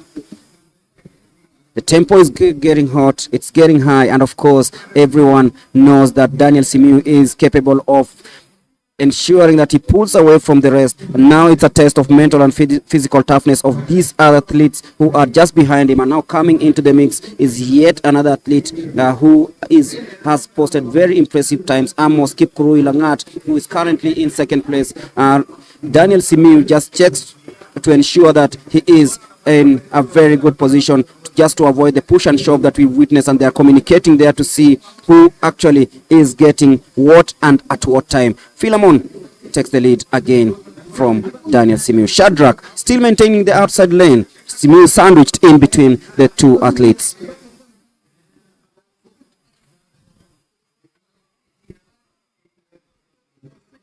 Philemon Kiplimo, Daniel Simiu, Shadrach Kipngetich. It's a very close call for these athletes. Let's wait and see who actually gets it to the wire. Philemon Kiplimo of North Rift, Shadrach Kipngetich, Kenya Forest Service.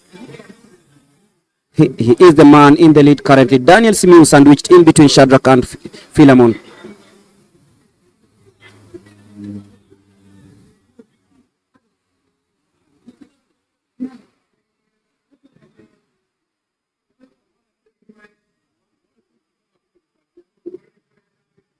So it is Daniel Simiu, Shadrach Kipngetich, and Philemon Kiplimo. They boxed out the rest, as it seems right now, as we head towards the final 6 laps of this 10,000 meters. And it is Philemon Kiplimo now assuming that lead and ensuring that he is still in prime position to finish on the podium. If you're joining us, it is the 10,000 meters main final.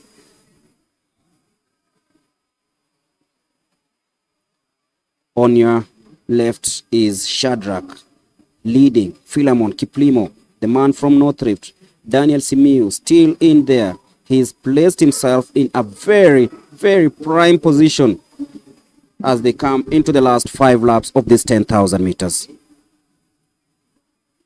Daniel Simiu, Philemon, and of course Shadrach. Mesha Kimutai still hanging there. The man in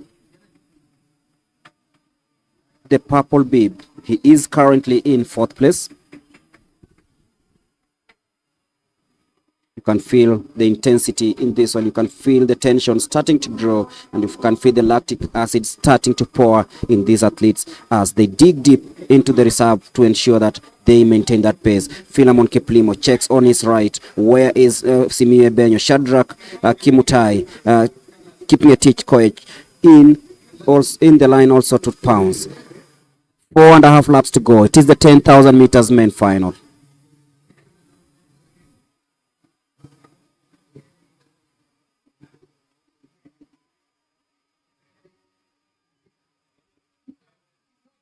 Done really well. Shadrach Kipngetich, and of course Philemon Kiplimo, the man from the North Rift, and of course they are trying to tame Mr. Simiu, the tall figure of the three, who is sandwiched in between with 4 laps to go in this race. It's getting hotter, it's getting intense, and of course when the bell rings, we'll see who breaks out first. Simiu now decide to stretch those long legs of his. This is where champions are made, of course, and of course it is for the national championship over the 10,000 meters.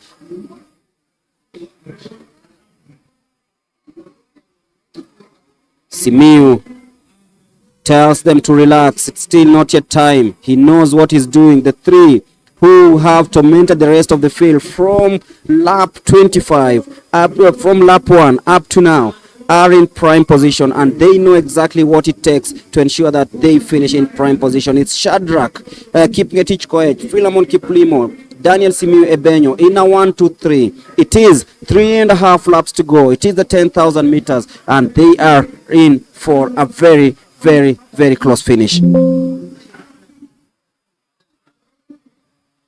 is Shadrach now assuming the lead as they head towards the last 3 laps of this one. 3.25 laps to go, and of course this is the 10,000 meters. You don't want to miss this one, because this is where champions are made. We are going to find who else has primed himself in the best position to win this. Shadrach tells Simiu, relax, I got this. Kiplimo checks over his shoulder, tells Mr. Simiu, relax, I got this. It is a very tactical race. They've been communicating from the first lap to this one. Shadrach and now comes in front of the rest of the pack, and now in the mix Mesha Kimutai. As I said, he is the dark horse in this one, so it's not an automatic choice for the 1, 2, 3 position. We don't know exactly who's gonna take this one. Daniel Simiu now lagging in 4th. Mesha Kimutai now takes the lead. Philemon in 2nd place, and of course Shadrach, he likes running from the outside. Mesha Kimutai now stretching that lead. Philemon Kiplimo in 2nd place. Shadrach Kipngetich Koech in 3rd place, and of course Daniel Simiu now claims 3rd. Philemon drops to 4th. 2 laps to go. It is the 10,000 meters. Mesha Kimutai, the man from Central Rift, now assuming the lead. Daniel Simiu Ebenyo in 2nd place. Shadrach in 3rd.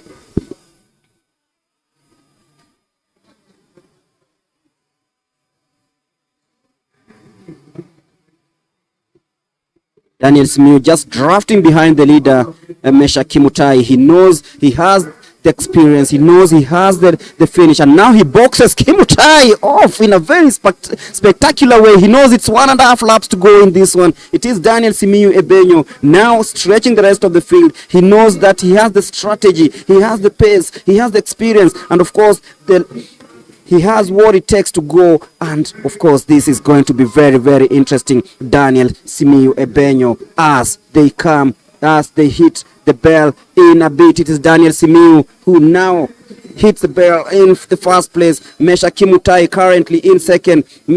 Philemon Kiplimo falling to 5th place. I didn't really expect this. Mr. Shadrach Kipngetich is in 3rd place. He falls way off, but then it is a battle between Daniel Simiu and Mesha Kimutai in a 1 and 2. Let's wait and see who has the adrenaline. He knows exactly what it takes. Mr. Kelvin Kiplagat-Rotich also coming in, is now in 2nd, but then it is Daniel Simiu versus Mr. Kiplagat. It is Kelvin Kiplagat versus Daniel Simiu.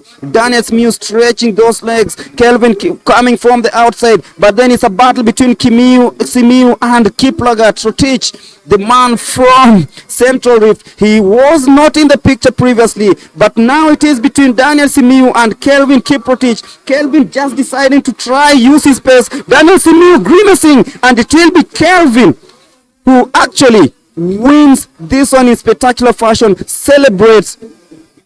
Kiplagat-Rotich is the new champion of the 10,000 meters.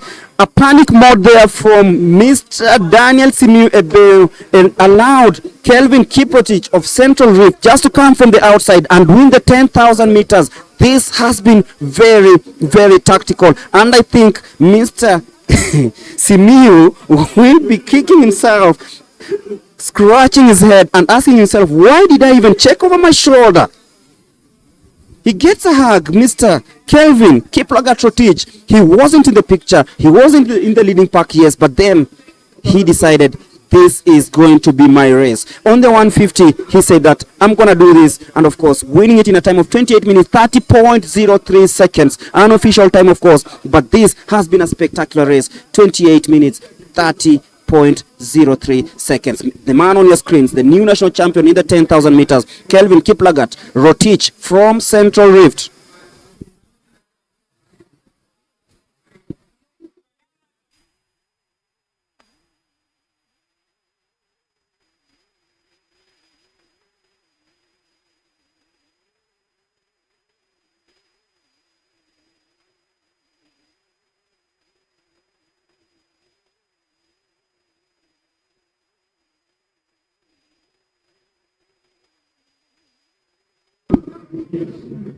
A happy face there for the most unexpected of winners in the 10,000 meters, Mr. Kelvin Kiplagat-Rotich, the national champion, and of course beating the race favorite, Mr. Daniel Simiyu Ebenyo, to win this race. So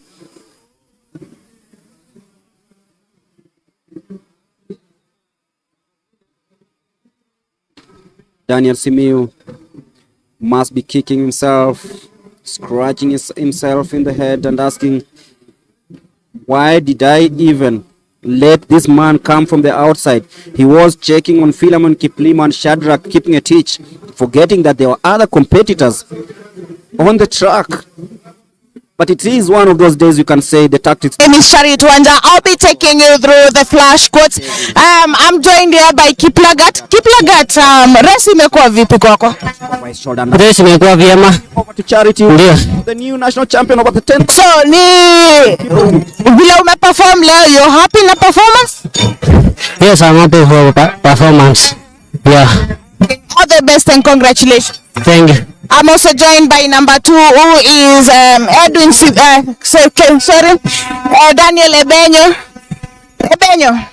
Already world rankings uko sawa. Leo performance moto, unafeel aje? Na feel poa. As I prepare for my third marathon, I think it's I see the young ones are coming up. So I congratulate my competitor, the first one. Tell him congratulations and right work hard. It's not easy. Yeah. When we spoke on Tuesday, ulisema kuko na wadogo wanakuja pia, si ndio? Na leo umeweza kuwa congratulate. Hebu niambie season yako umepangaje? My season now, I think I'm approaching my third marathon in the end of the year, and I think the preparation has started, and I'm doing well. Yeah. I'm going to run a personal best the end of the year, and also maybe to go for something another good. Yeah. Thank you so much, Ebenyo, and all the best. Thank you. That was Daniel Ebenyo. I wish to tell those who are going to Oregon for World Championship trials for the 10,000, work hard. It's not easy. Yeah. Going to the world is not easy. And I think they will select a capable team. Yeah, sure. Yeah. Thank you so much. Thank you. Okay, that was Daniel Ebenyo. I'm also joined here by the third finisher. Kwa majina unaitwa nani? Naitwa Mesha Kimatai. Yeah. Mesha, kuna feel aje kuhusu performance leo? Performance ya leo ilikuwa haikuwa rahisi, lakini mpaka hapo nashukuru Mungu ya manage hiyo position na hiyo time. Yeah. So maybe ni nini pengine ukiangalia unaweza taka kurekebisha? Nataka kurekebisha na speed, sababu nilienda nikalemewa kidogo around the 100 meter mark. Lakini I'm going to train on that. Yeah. Thank you so much and congratulations. Thank you. Those who are our top finishers here in the 10,000 meters. I'm also joined by Coach Hilary. Hilary is one of our commentators. Would like to discuss a little bit. Hilary, 10,000 imekuwa vipi? 10,000 imekuwa sawa. but we know the trials for this event will be held in Prefontaine. So hapa ni gold medal tu inaenda wapi, but this is just a warm up for the athletes, for the elite athletes like Ebeny. Yeah. Very nice. Yesterday we had faith. We have faith in faith with her performance. How do you feel? What's your analysis about the race? Well, you know, for me, it's a positive that she attempted it. There are two ways to look at it: what worked and what did not work. For me, right now, I look at what worked. What worked is she was ready for the event. She was brave enough to go attempt that record, and she might have fallen short. She fell short, not might have. She fell short of the record, but she was brave enough to take it by the horns. And I know a lot of people will be looking at she had so many pacemakers. There were 12 pacemakers for her. For me, I say even Eliud in his first attempt he failed at it, but in his second attempt they got it right. So for Faith, as she said after the race, is all about if she is not the one that will break the record, she knows that somebody else will attempt it, maybe in the Diamond League or another woman. But she said she's not giving up. She will go for it. But for me, I know Nike did everything they can with the suit that she had worn, even the spikes. And I think at the second attempt or the third attempt, the record will go. Yes. Okay. Earlier on, we had the 200 meters final. What was the impressive? What was your analysis about the sprints? It was a 100 meters final. Yes, the 100 meters final where Babu, you could see, pulled away, was very fast over the block. He was very close to Ferdinand Omanyala until 40 meters. Then, I don't know what happened. He just cracked. And then Omanyala just went and ran a 10.09 on altitude. Then second position was Steve Onyango, and then Babu came in third. In the women, same style. Waka, very fast off the blocks.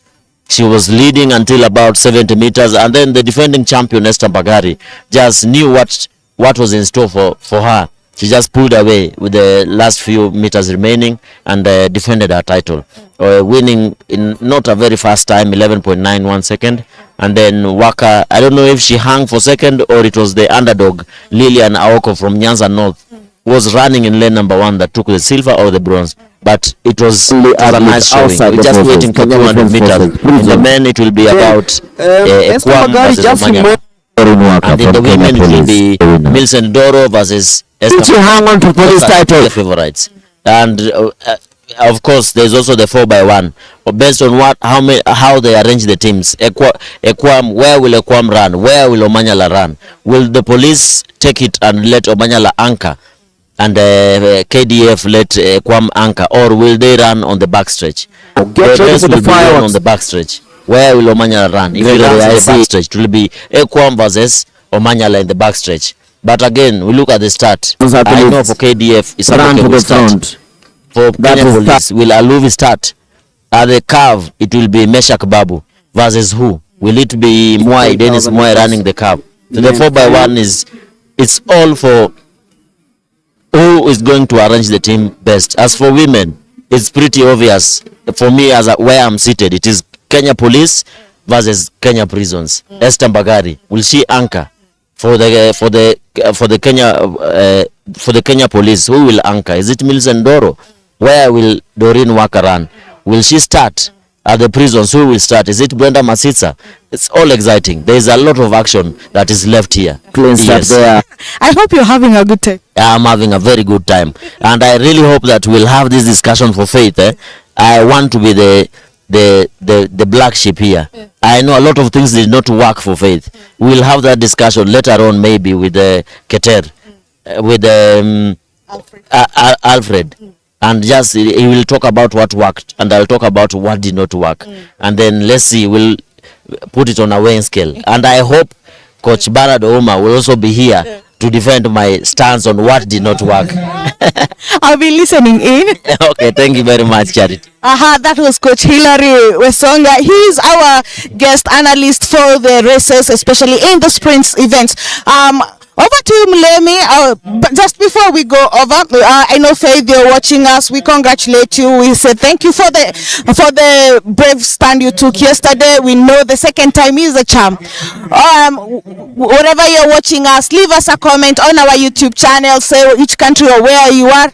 We love you. We hope you are continuing with the event. Over to you, Mulemi. For 1,500 meters runner. Both runners represent the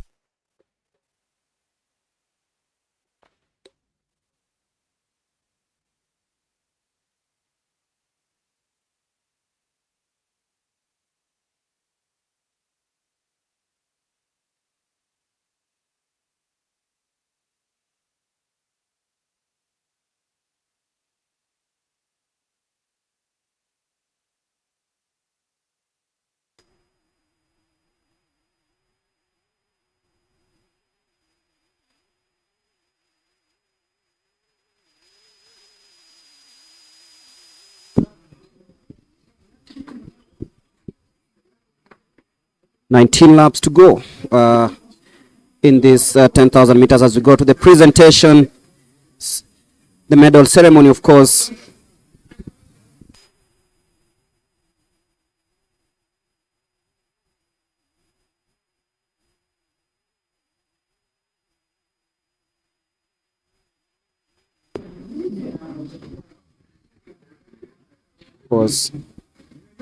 Medal ceremony also going on alongside the 10,000 meters that is currently underway, with Jackson Kikanye scanning there. Mr. Edin Soi, very experienced there in second place. Remember, Soi has represented Kenya in different categories as a very competitive athlete. Representing South Rift, Mr. Soi checks on his clock. In second place, of course, is Silas Centura of Police, the lanky figure. And, of course, Shadrach Jalatov of Uzbekistan is also in the mix. But then Jackson Kikanye is still tracking Edwin Soi.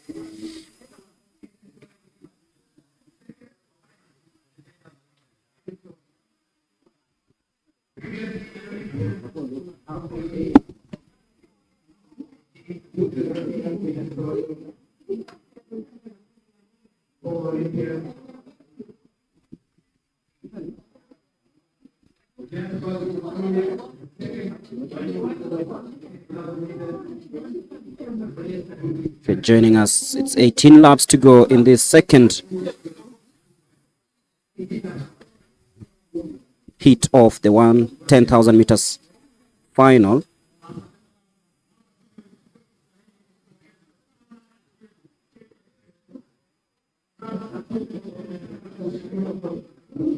The medal ceremony, of course, going on. Edwin Soi is still leading the way.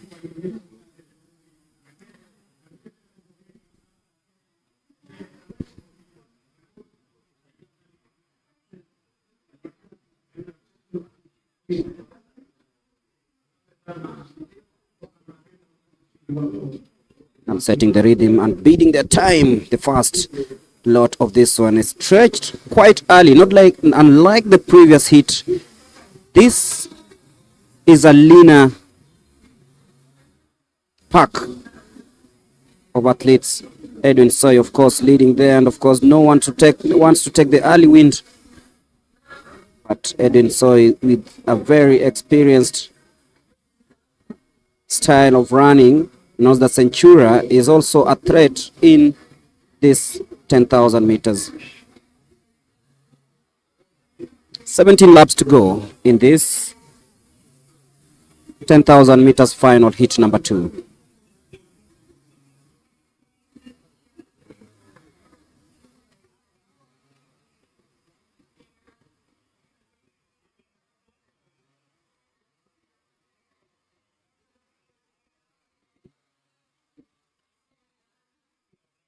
So, of course, a seasonal long distance runner with a very incredible track pedigree.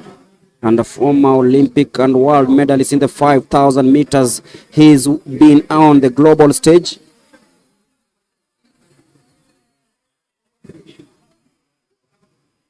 And is currently in second place as the lead now goes to,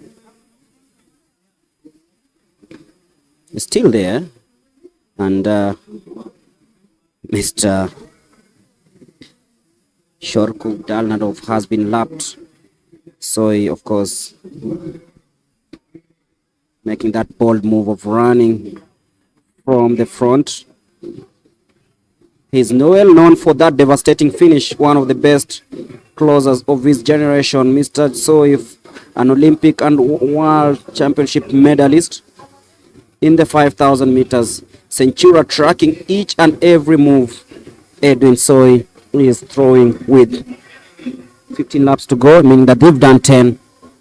And now heading into the business end. Centura taking the lead for the first time. So with this experience in second place, he knows how to win. But the problem is, will he maintain that to the end?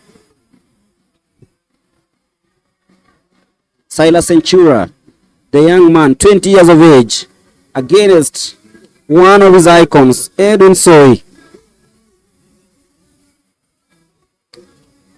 Centura running smart here, just hanging off the leaders, letting others do the early work, and now he's taken over and coming into the picture also, see if he can attain that qualification time in the 200 meters. Is the man from Kenya Defence Forces, Hilary Koech.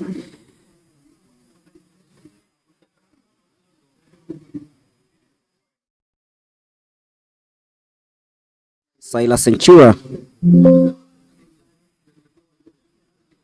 now leading Edwin Soy. This is the 10,000 meters. A very, very, very tactical race.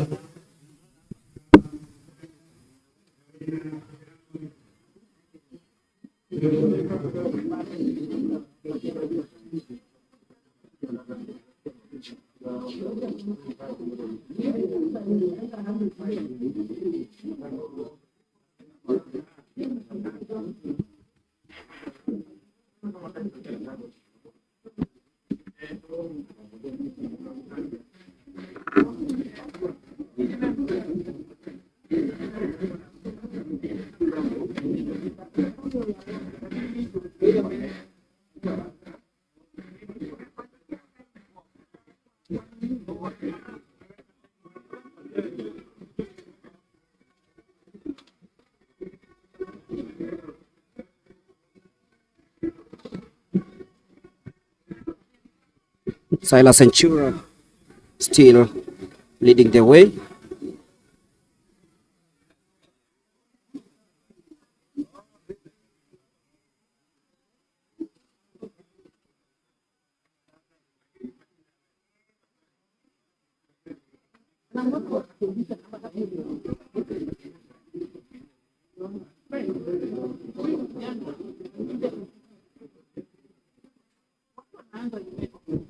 Silas Centura still leading the way there, and of course showing us what is capable of doing. The young man from National Police Service, 20 years of age, Edwin Soy, still in second place.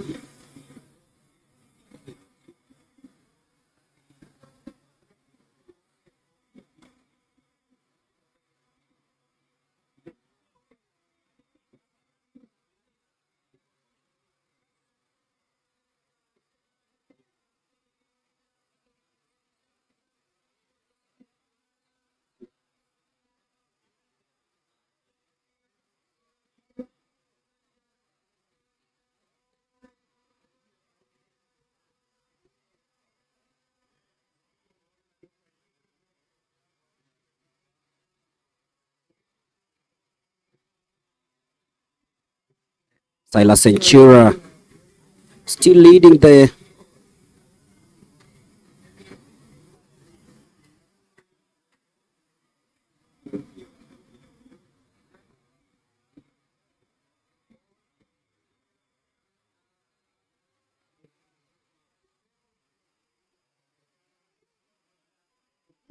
And now we have a new man in the mix in this one.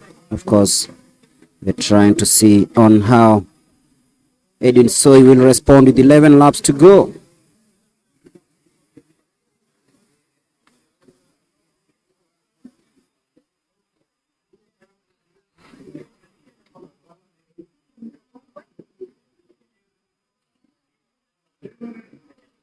Medal ceremony is also going on.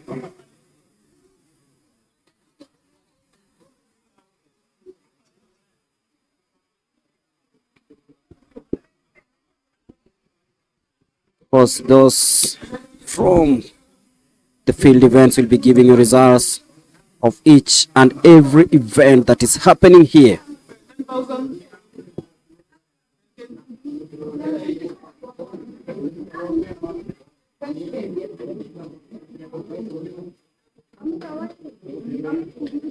Mr. Justice Lagat asking me where Silas Centura comes from. I'll be confirming that in a bit.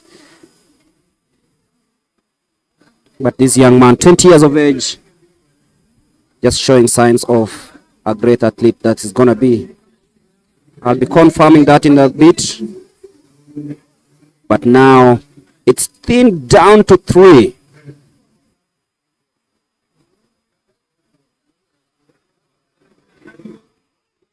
So Edwin Soy, the experienced, in 3rd place.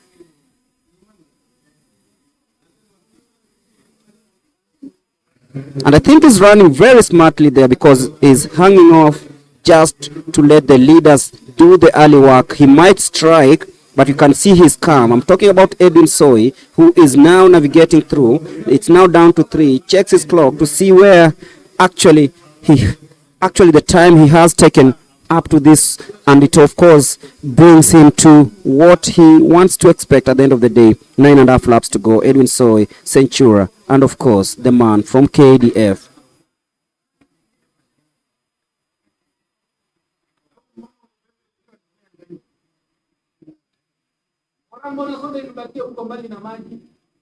For joining us, it is the fine second heat of the men's 10,000 meters final.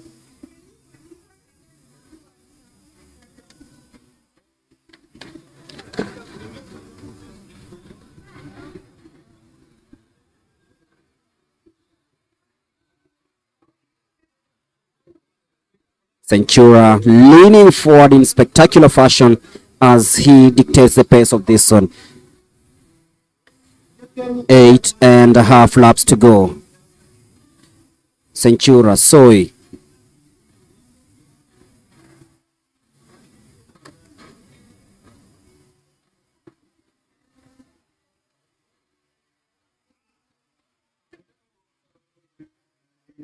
Hilary Koech in 2nd place.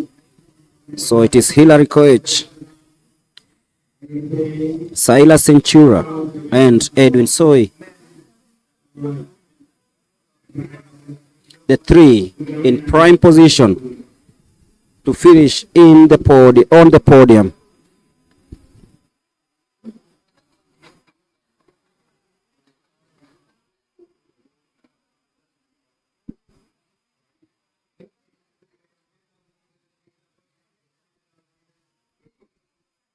So Hilary Koech assumes lead for the first time.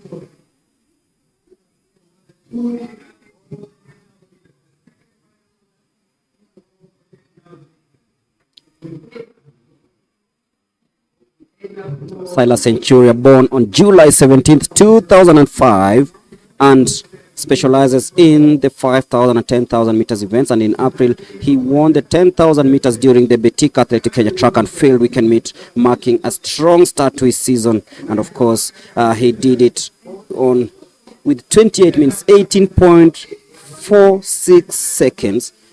And on 15th of May, he ran 13 minutes, 44.95 seconds in the 5,000 meters. And of course, is the man to watch. The man, Beeb 623, a very unique running style. Hilary Koech of KDF, also in the mix. An experienced runner on the pitch, is currently in 3rd place. It's 3 with 6.5 laps to go.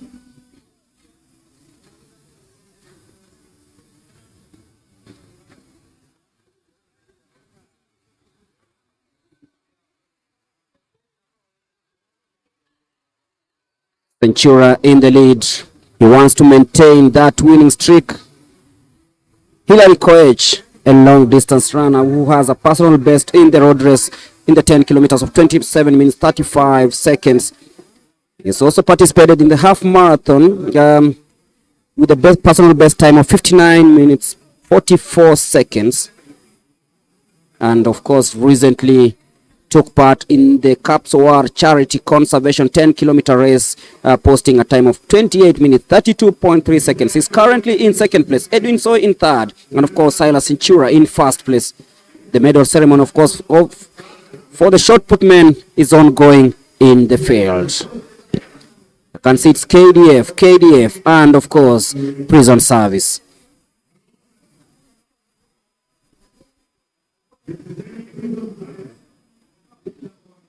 Peter Waga of National Prison Service, bronze medalist in the shot put men.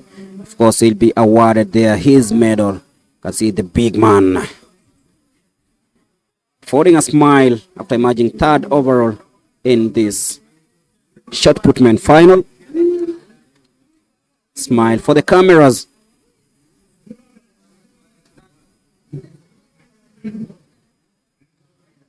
Benson Maina, KDF silver medalist in the shot put men, so receiving his medal there.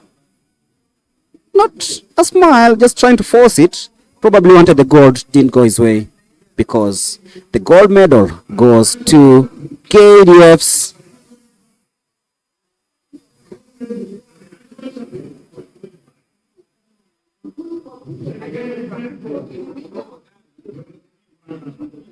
Mr. Joel,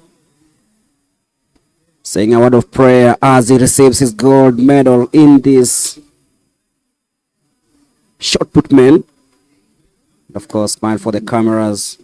That's the medal ceremony for the shot put men final. 5 laps to go in the 10,000 meters, with the leading pack still the same as they navigate through the last few laps of this one.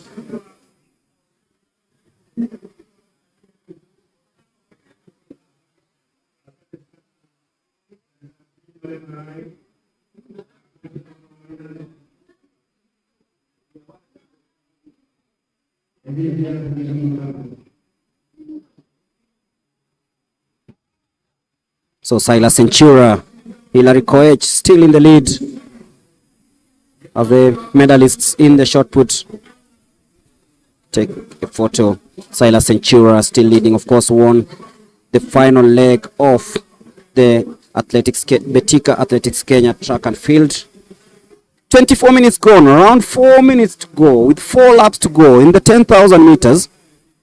It is the second heat of the men final. Silas Cintura, Hilary Koech, Edwin Soy in a 1-2-3. The pace is getting faster.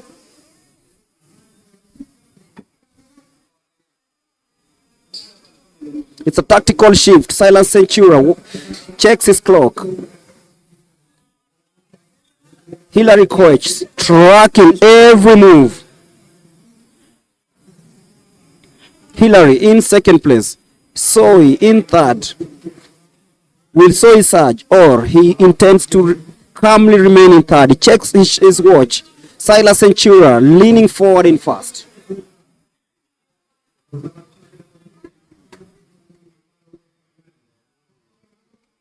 Now, it is 3 laps to go. It is Cintura, Hilary, Edwin. Cintura lurking like a leopard, lurking like a lion, and of course priming himself to pouncing on the opportunity when it arises. He's trying to launch the final attack, trying to stretch that lead. Edwin Soy, as we know, knows exactly what to do, when to do, and of course he is a man in form, very disciplined. He knows exactly what to do and tries to run from the outside to see if he can track down Mr. Cintura and probably, just probably, beat him, because this man has been at the Olympic Games. He has been at the World championships, and he knows exactly what to do. Hilary Koech, the road runner, now on track, trying so hard to impress the home crowd because he's the man from KDF, and it is the place we are hosting this. Edwin Soy, a meter between him and Centura, 2 between him and Hillary. He's sandwiched in between the two young men. He's the most experienced with 2 laps to go.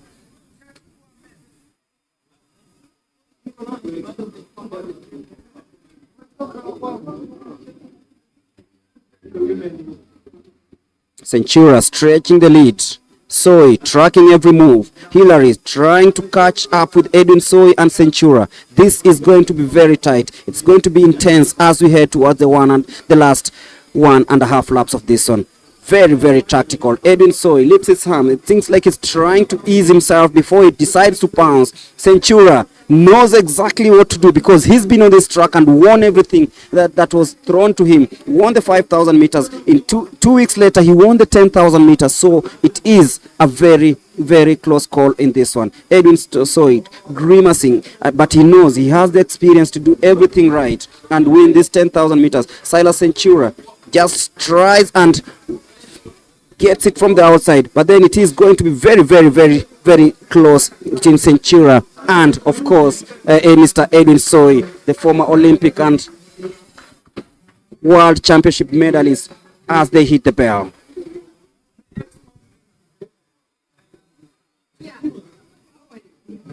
It is Centura, Soy, Koech in third. A very, very, very close 10,000 meters.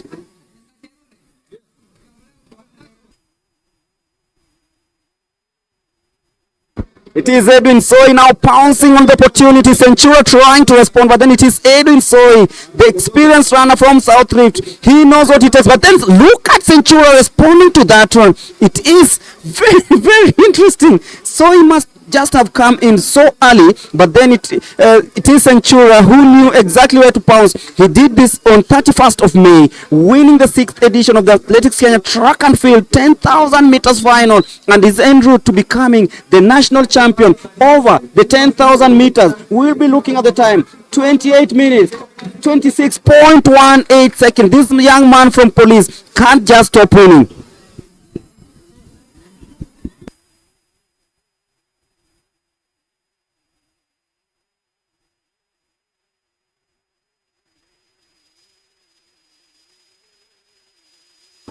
The 20-year-old beats the most experienced 10,000 meter athlete in this one to win the 10,000 meters and, of course, reigning supreme for the second time. Back-to-back wins at the Ulinzi Sports Complex. The 10,000 meters has been won by Silas Centura, 20 years old, born on 17th of July, 2005.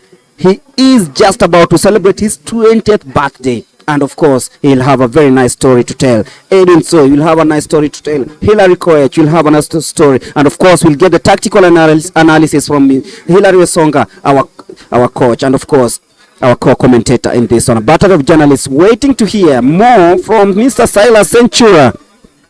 28 minutes, 26.18 seconds is the time posted by this young man from the National Police Service.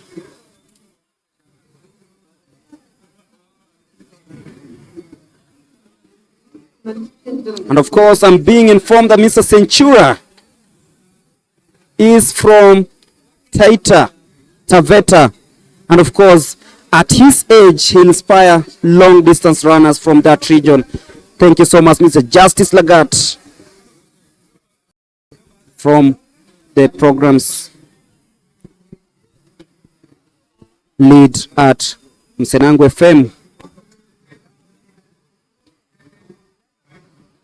And watching at how Centura navigated through that on the home straight, grimacing. Edwin Soy couldn't respond. He just checked on his clock. He said, okay, I think I'm well within time. Hilary Koech on the other side was struggling to see if he can finish third. We'll be getting the full results in a bit, but then we're just about to hear what these athletes have to say after winning this one. But then Silas Centura, back-to-back wins at the Ulinzi Sports Complex, did it on May 31st and now celebrates to win his first national title in the 10,000 meters. and be waiting to hear from what he said. This young man and Charity has lined up interviews with Edwin and of course Silas and the third place finisher.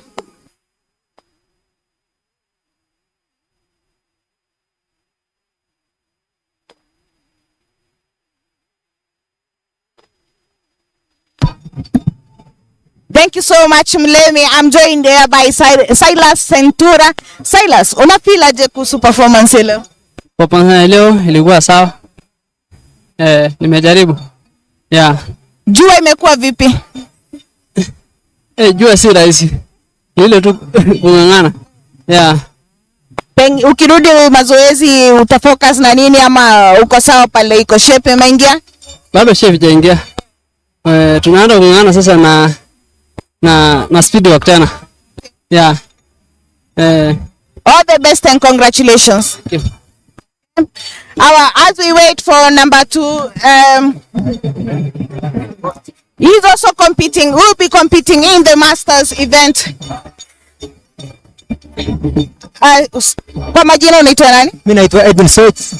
Yes. So unaona pia bado unakimbilia Masters. Siri ni gani? Okay, siri ni consistency. Na usifocus on age limit kwanza.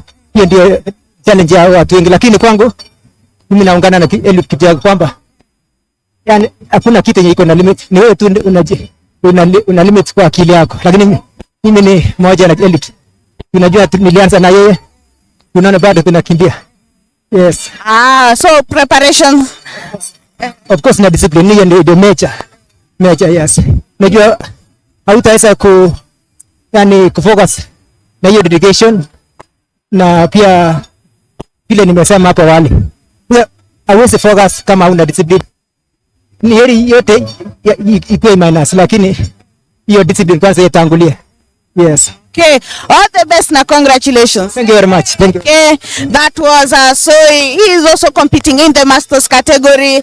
We can see Dr. Rose Tatamuya is congratulating him and waiting. We are joined here now by number 3. Kwa majina unaitwa nani? Majina ni Hilary Kipkoech. Yeah. Hilary, tuko home ground. Una feel aje? Na feel vizuri sana. Juu hapa ni nyumbani. Ingawa nimeshika namba 3. Bado na shukuru. Next time iko. Preparation yako imekuwa vipi na pengine sasa hii ukirudi utafocus na nini? Preparation yangu haijakuwa mbaya sana. Lakini wiki moja iliyopita tulikuwa hapa tena ya majeshi. Na haikuwa mbaya.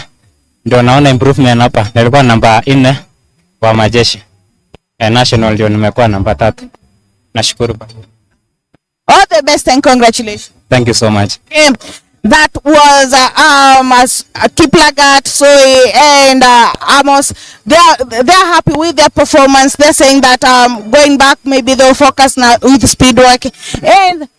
And for Edwin is saying that he's going to the discipline is the first thing. He's quite emphasizing on discipline toward a good performance. Over to you, Mulemi, as we prepare for the 400 meters hurdles.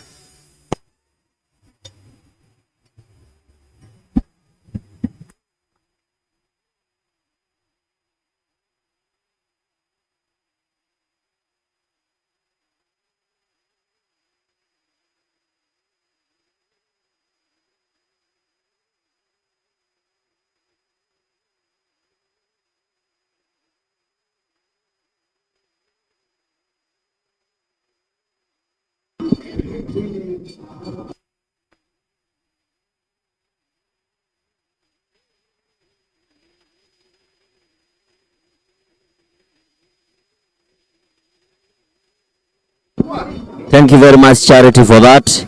We can see the comments there. Peter Gashom says, I don't think Omanyala is going to win in the finals. Zablon has been looking impressive in the rounds. We have to wait for that. And then again, Peter Gashom says the commentators barely know anything about long distance running. Also, I don't understand the threshold which they met when they got the job. Peter, you are welcome here at the studios. If you think you are man enough or you are more experienced than the commentators. You are welcome here to Ulinzi Sports Complex. We'll give you the microphone and you can commentate. We are always open for every fan. Karibu sana Peter. We'll give you the microphone to commentate. Nyawande says Ebenyo hajawahi kuwa serious, kila time anaangalia nyuma instead of running. Remember, the trials for the 10,000 meters will be held at Prefontaine. This is all about the championship. Where will the gold be? Ebenyo is just running for police to get them the medal. Thank you very much, all the subscribers, for your comments. Remember, for you to get down to the comments, you have to subscribe. Subscribe and your comments will appear. This is the 4x100 meters mixed relay. Remember, this is a new event that will be run at the next Olympics. On your blocks from the Kenya Police is Doreen Waka. She just lost the 100 meters title to the defending champion. Will be running in lane 3 for Kenya Prisons. 4x100 meters mixed relay on the cards. Gaddafi, Ebenyo huwa jiamini, lazima angalie nyuma. Malak Nyawande huwa ananibo, hiyo tabia yake yeye na kibu wote wa steeplechase. This is the national championship, Kenya National Championship here at the Ulinzi Sports Complex. At the Ulinzi Sports Complex. Kevin Jr. Coverage lagging. Hillary. Thank you very much. Refresh your internet. Refresh your internet, Kevin. We are getting this live from the Ulinzi Sports Complex. On our cards is the 4x100 meters mixed relay for men and women. It's a mixed race. The women will start from the blocks and on the backstretch. Then the men take over from the curve and at the finishing. Who will be the national champion? Who will be the first national champion for this event? Will it be Kenya Police? Will it be KDF or will it be Prisons? On your blocks, lane number 3 Prisons, lane number 6 KDF and lane number 5 Kenya Police. Who will be the champion? Remember, this is coming live from the Ulinzi Sports Complex. 4x100 meters mixed relay.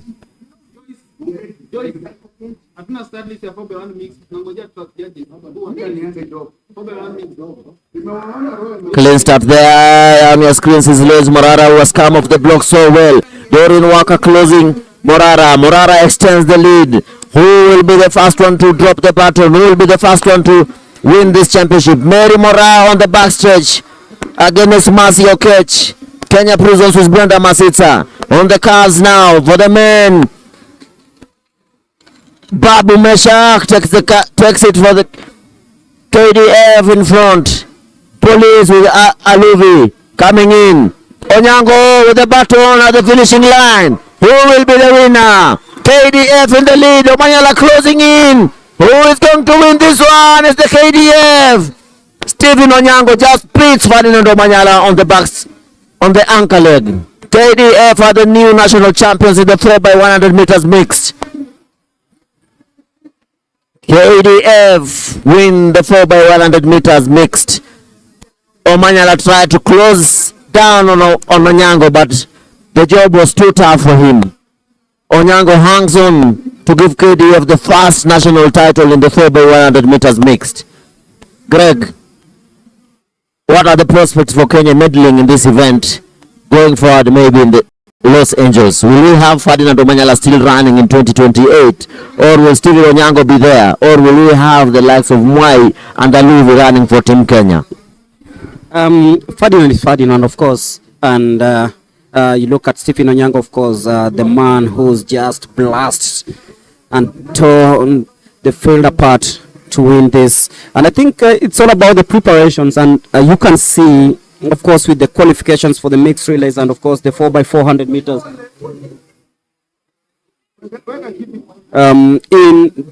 in the World Championship gives Kenyans hope that they might actually have something bigger, something greater coming up later on. You can see Meshach Babu, of course, earning his perfect revenge on Ferdinand Omanyala and his team, of course. And you can look at how well KDF were placed in this one. Doreen Walker in the first changeover.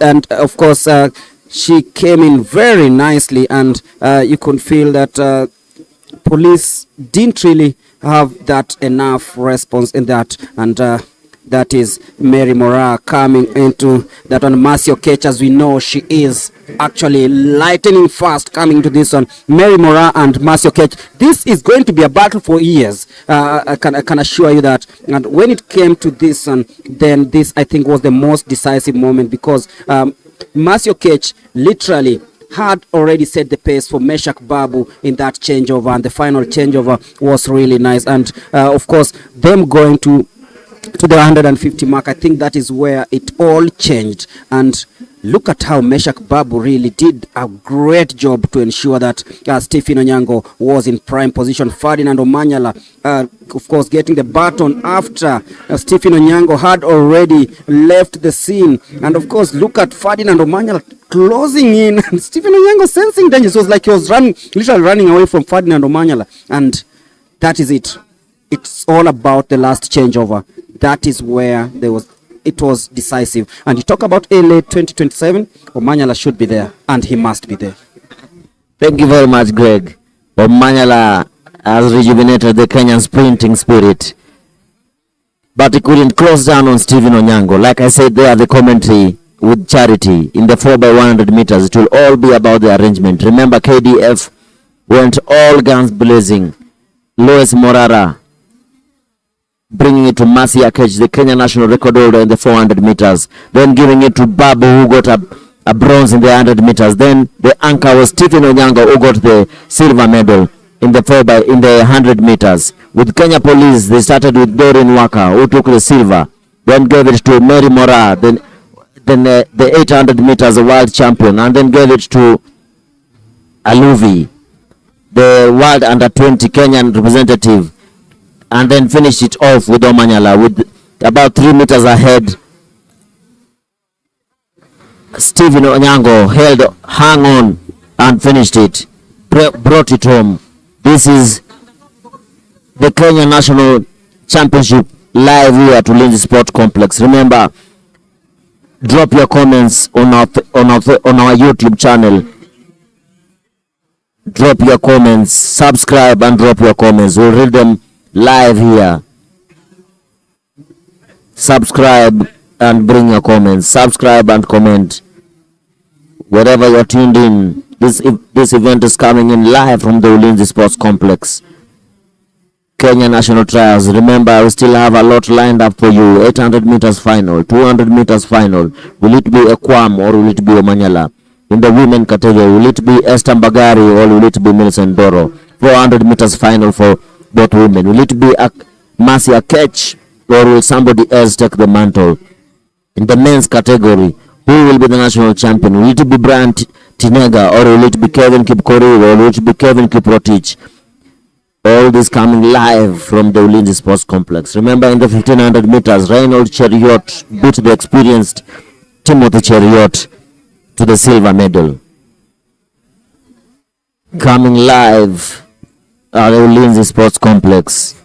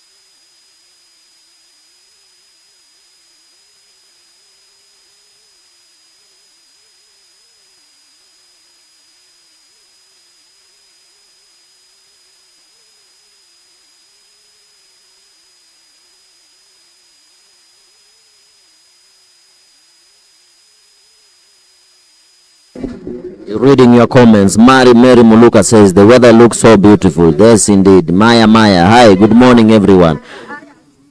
And Gitao, maybe it's a good sunny morning.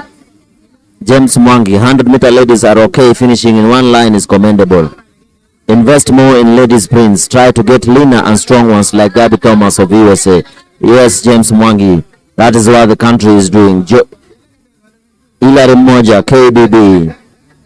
Cynthia Chepago, final race, Munaribu camera. It's not the final race. We still have a lot lined up for you. We still have the 800 meters, 200 meters final. Desironsil Ruto, Ebenyo, yeah.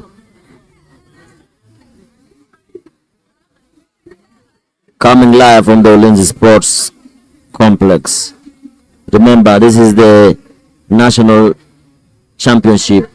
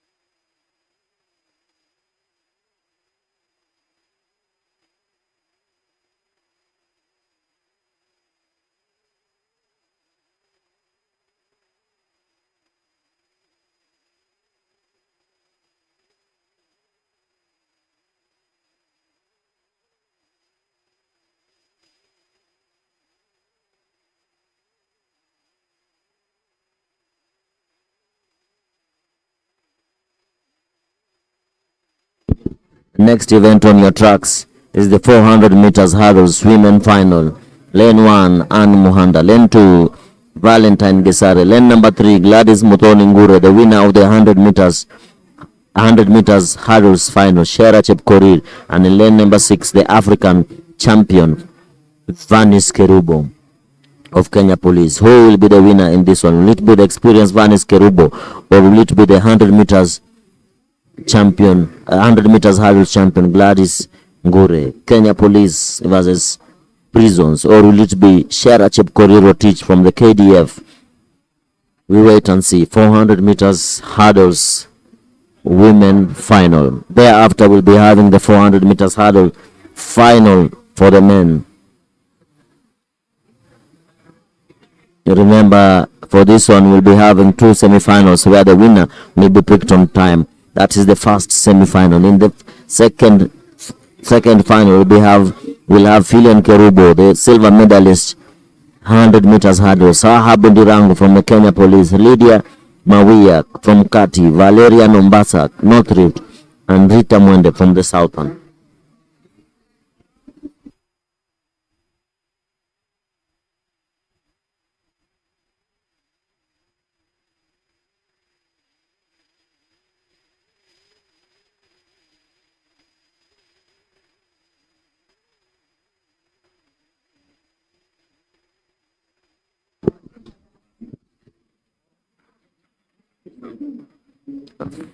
First final of the 400 meters hurdle, Ann Muhanda, Valentine Gesare, Gladys Muthoni, Shera Rotich, Vanis Kerubo. Who will be the winner? The defending champion of the 100 meters hurdle just takes the lead right there. Gladys Ngure going on so nicely, clearing the hurdles. Will she take this title? 653 Gladys Ngure coming on the second curve and in the lead.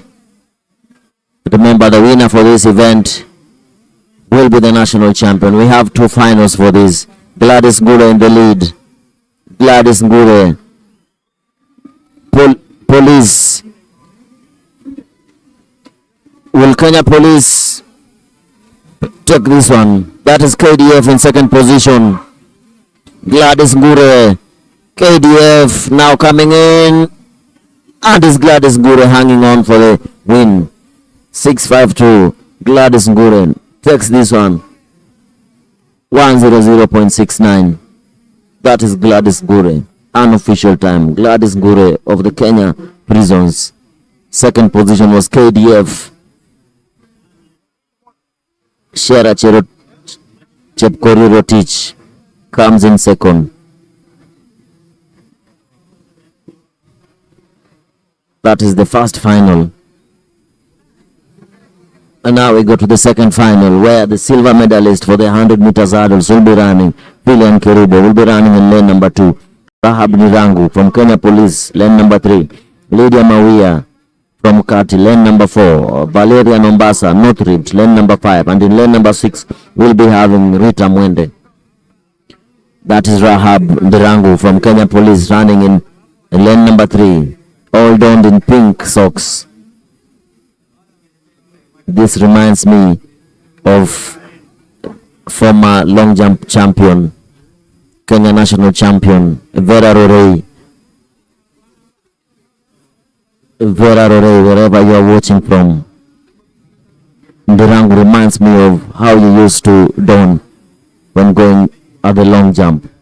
So is Caroline Waiganjo. Big up to the 2 athletes. You are the pioneers of this. Remember, Caroline Waiganjo was a 6-time national champion, undefeated for 6 years in the 100 meters hurdles. You are the pioneers. Vera Rorei, former national champion in the long jump. All this is coming live from the Ulinzi Sports Complex. This is the 400 meters hurdles women final 2. Filian Kerubo, Rahab Nirangu, Lydia Mawia, Valeria Nombasa, and Rita Mwende. Remember, the time to beat is 1:00.69. The winner for this event will be based on time from the two semi-finals. 2-day event. This is a 2-day event.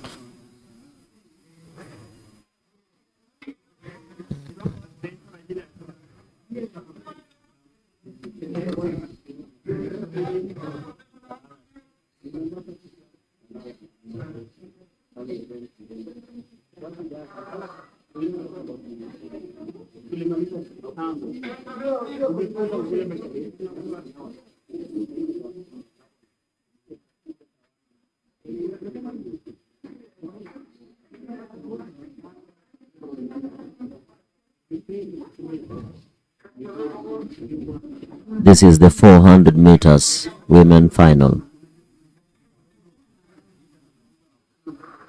Clean start there from the athletes as they move to the first hurdle. KDF Filian Kerubo running on the inside lane. Ndirangu just ahead of Filian Kerubo. Will it be KDF Filian Kerubo or will it be Ndirangu from Police? Remember, the time to beat is 1:00.69. Kerubo just slightly in the lead there at the 200 meters. Ndirangu trying to pull away from Kerubo. Ndirangu now in the lead. Coming into the 7th hurdle as she negotiates the 8th hurdle. Ndirangu in the lead.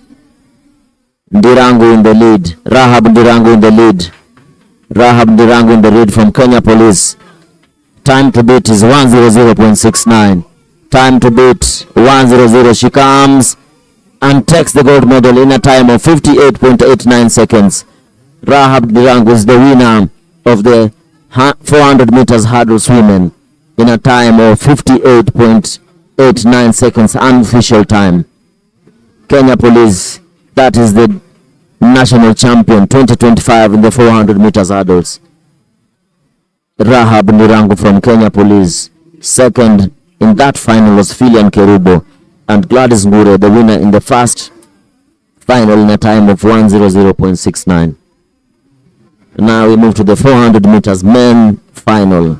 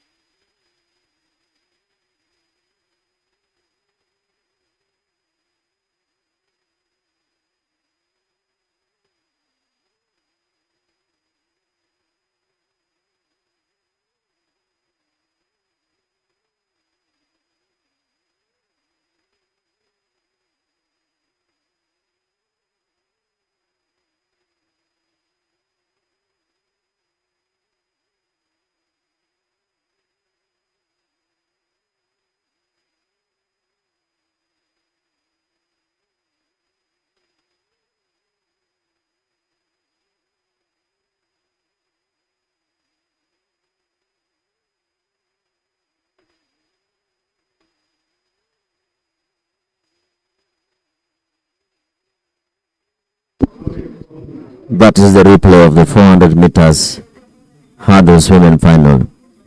Rahab Ndirangu took the lead and hung on to that to win that in a time of 58.69 seconds. As we move to the men's event, that is Rahab Ndirangu just going on to this 8th hurdle. A lot to improve from her. The dribbling has to improve. That dribbling, as you can see on your screens, then coming to the 9th hurdle. Slowing down as she approaches the 9th hurdle. Trail leg not moving well, but hanging there. Even with the rocking of the upper body, she still hung on to take that title in a time of 58.69 seconds.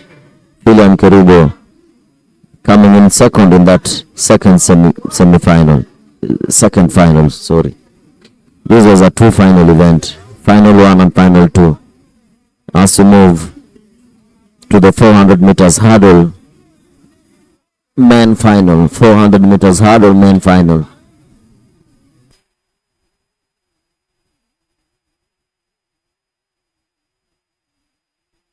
Lane number 2 will be Amos Rono of Southern. Lane number 3, Edward Ngujiri of KDF, Samir Gut of Prisons, Moitalel Mpoke of Police, Kevin Ocharo of Kati, and Benedict Nzina of Southern. Who will be the national champion? Will it be Mpoke, Samir Gut, or Edward Ngujiri?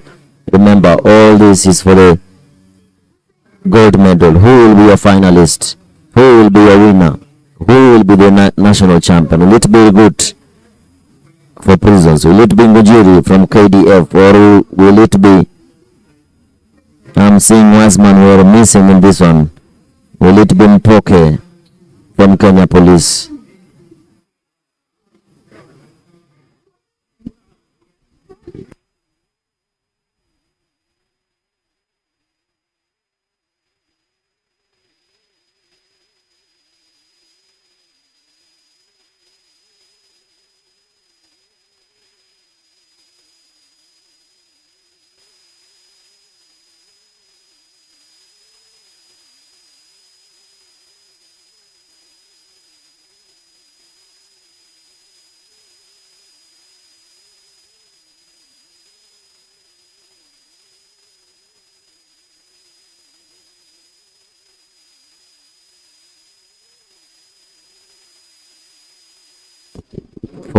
meters men final, 400 meters hurdles men final. Who will be the national champion? Edward Ngujiri, Mpoke, or Samir Gut? Who will be the winner? Remember, they're going over 10 hurdles, like the 100 meters hurdles and 110. 10 hurdles as they start there. Ngujiri is always a very fast starter running on the inside lane, lane number 3. That is Edward Ngujiri. Pulling away is Mpoke of Kenya Police. Already in the lead is Mpoke, bid number 603. Mpoke, Rugut, Ngujiri. Mpoke, they are hanging on. Bid number 603. Mpoke.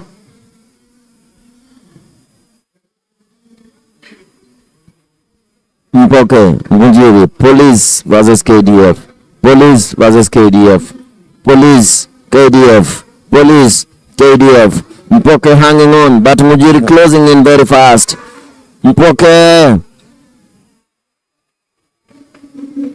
takes this title from KDF. Mpoke there, bid number 603, is the winner of this event in a time of 51.99 seconds. Unofficial time. Moitalel Mpoke.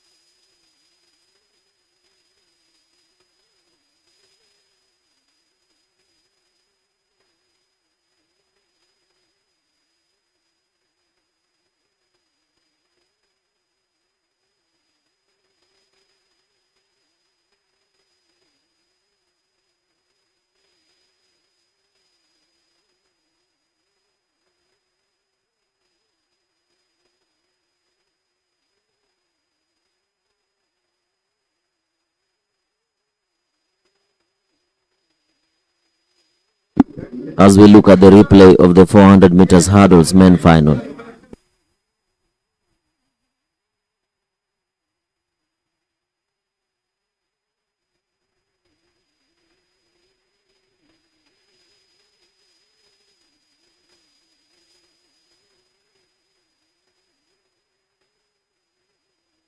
That is the fast forward of what happened earlier. That is a very fast forward of what happened there.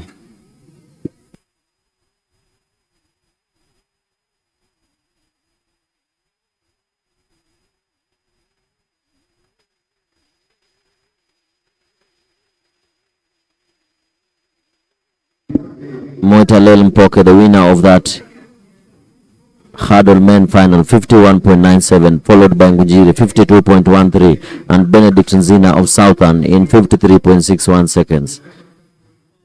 That is the first final. Remember, this is the national final. Wise Manuel, the favorite, will be running in heat number 2, or rather second final, will be running in lane number 6.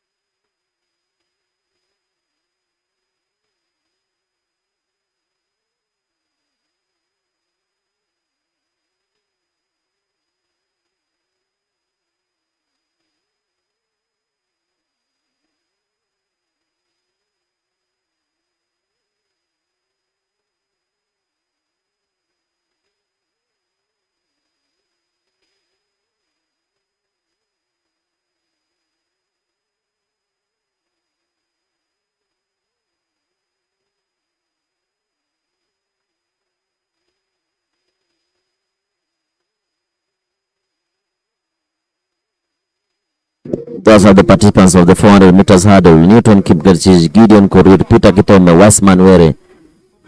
Remember, the winner of this event will be based on time. Clean start there. The lane to watch is Wes Manuere running in lane number 6.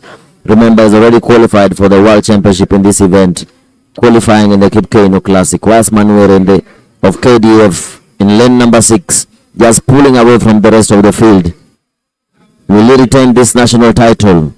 Remember, is a 5-time national champion in the 400 meters hurdles and the 110 meters hurdles. Wes Manuere running a relaxed 400 meters hurdle. Clear as he clears the 8th hurdle there. Wes Manuere just coming there in the backstretch. 2 more hurdles to go. Wes Manuere. Wes Manuere just sprinting to the finishing line. What time will he post? As he finishes in a time of 49.31 seconds to win the final of the 400 meters hurdle. That is Wes Manuere from KDF. Remember, already won the 110 meters hurdle. 2 gold medals for Wes Manuere. Will Omanyala match the 2 gold medals? Remember, is the winner of the 100 meters. Will he take it also in the 200 meters? Will he take the 200 meters final? Remember, it will be Zablon Ekwam versus Ferdinand Omanyala in that 200 meters final. Wes Manuere already the winner of the 110 meters hurdle final, as he takes the 400 meters hurdles final. That is 2 gold medals already for Wes Manuere. Remember, Wes Manuere will also be running in the 4x400 meters later on in the day. Will he have 3 medals? Ferdinand Omanyala will also be running in the 4x100 meters. Who will be the star athlete of the championship? Omanyala, 1 gold medal already, looking to run another 200 meters. Wes Manuere already leading with 2 gold medals in the 110 meters and the 400 meters hurdles. This is his 6th national title as we move over to the next event on the track.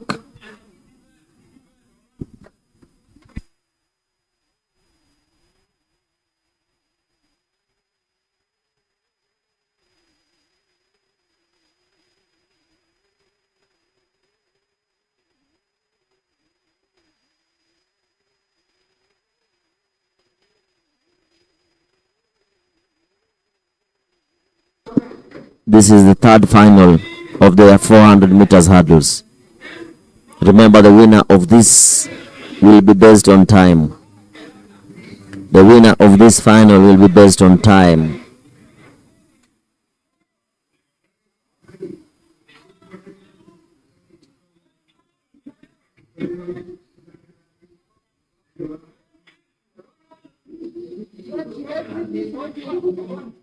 The man to watch here is Kip Korir of Kenya Police.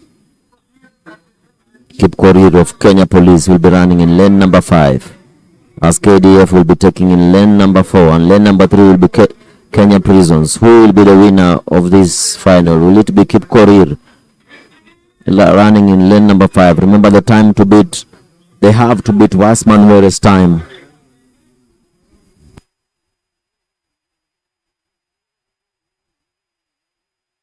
Geoffrey Mutai Prisons, Kip Korir Rotich Police, Ndongo Central.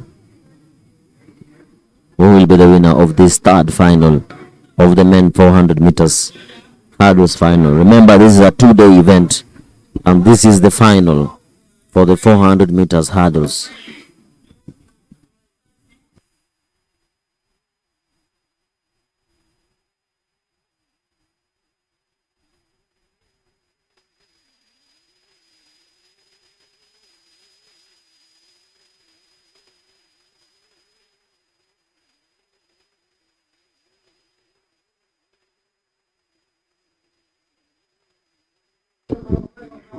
James Owiti says, following live from Kilifi.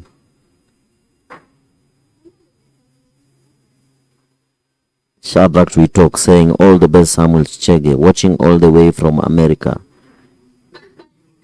Malak Nyawande showing us time too, very important. Show us time too, very important. That is true. We'll be showing you the times as they finish. Just waiting for the official results. We don't want to post results and come back here saying that was not the time. We have to wait for the final and official results.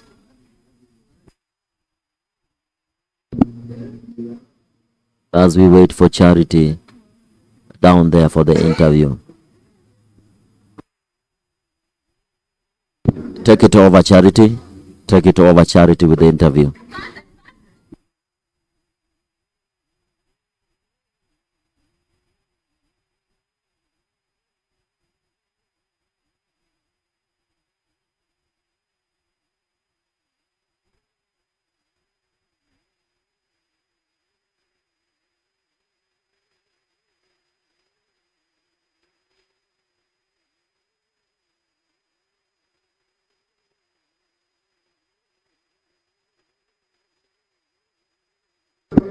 Kevin Rotich there.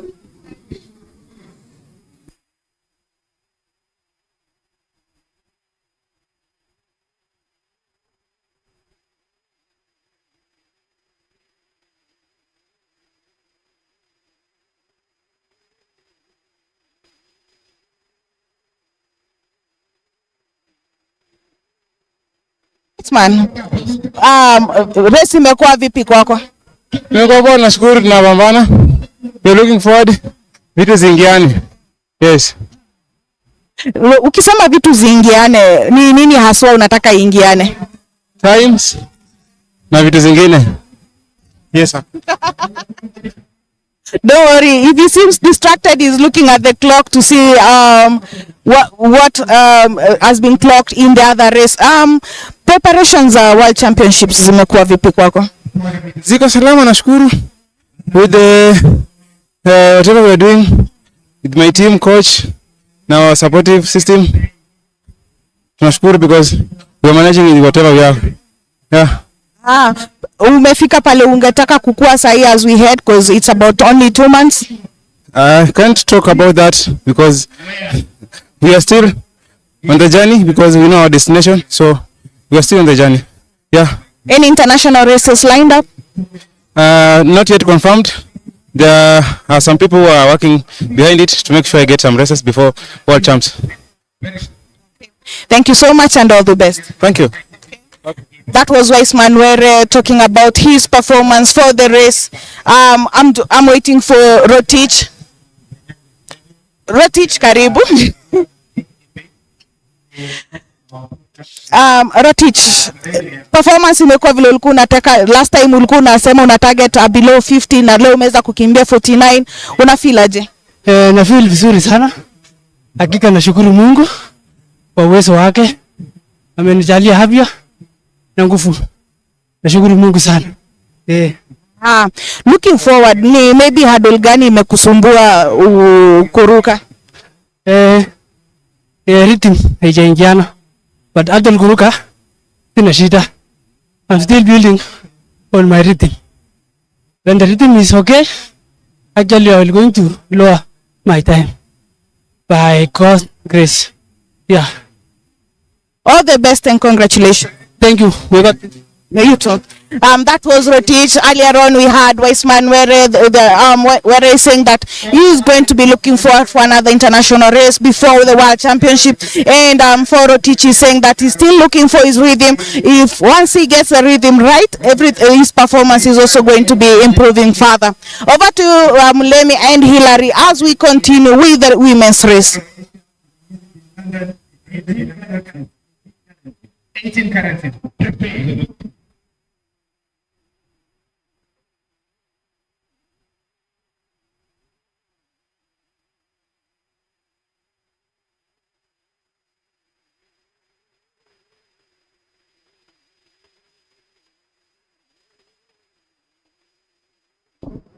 It's time for the 400 meters women final. Expect fireworks, and of course, I have to give you this lineup.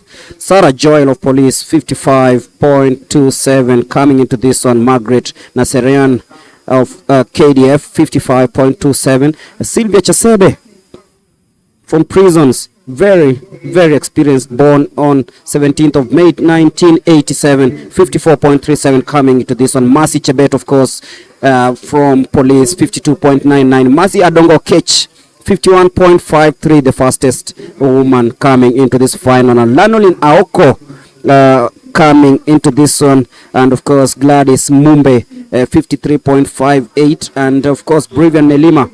Remember, Mercy Chebet, Mercy Adongo, and Gladys Mumbe were in the relays teams that participated in the World Relays in Guangzhou, China.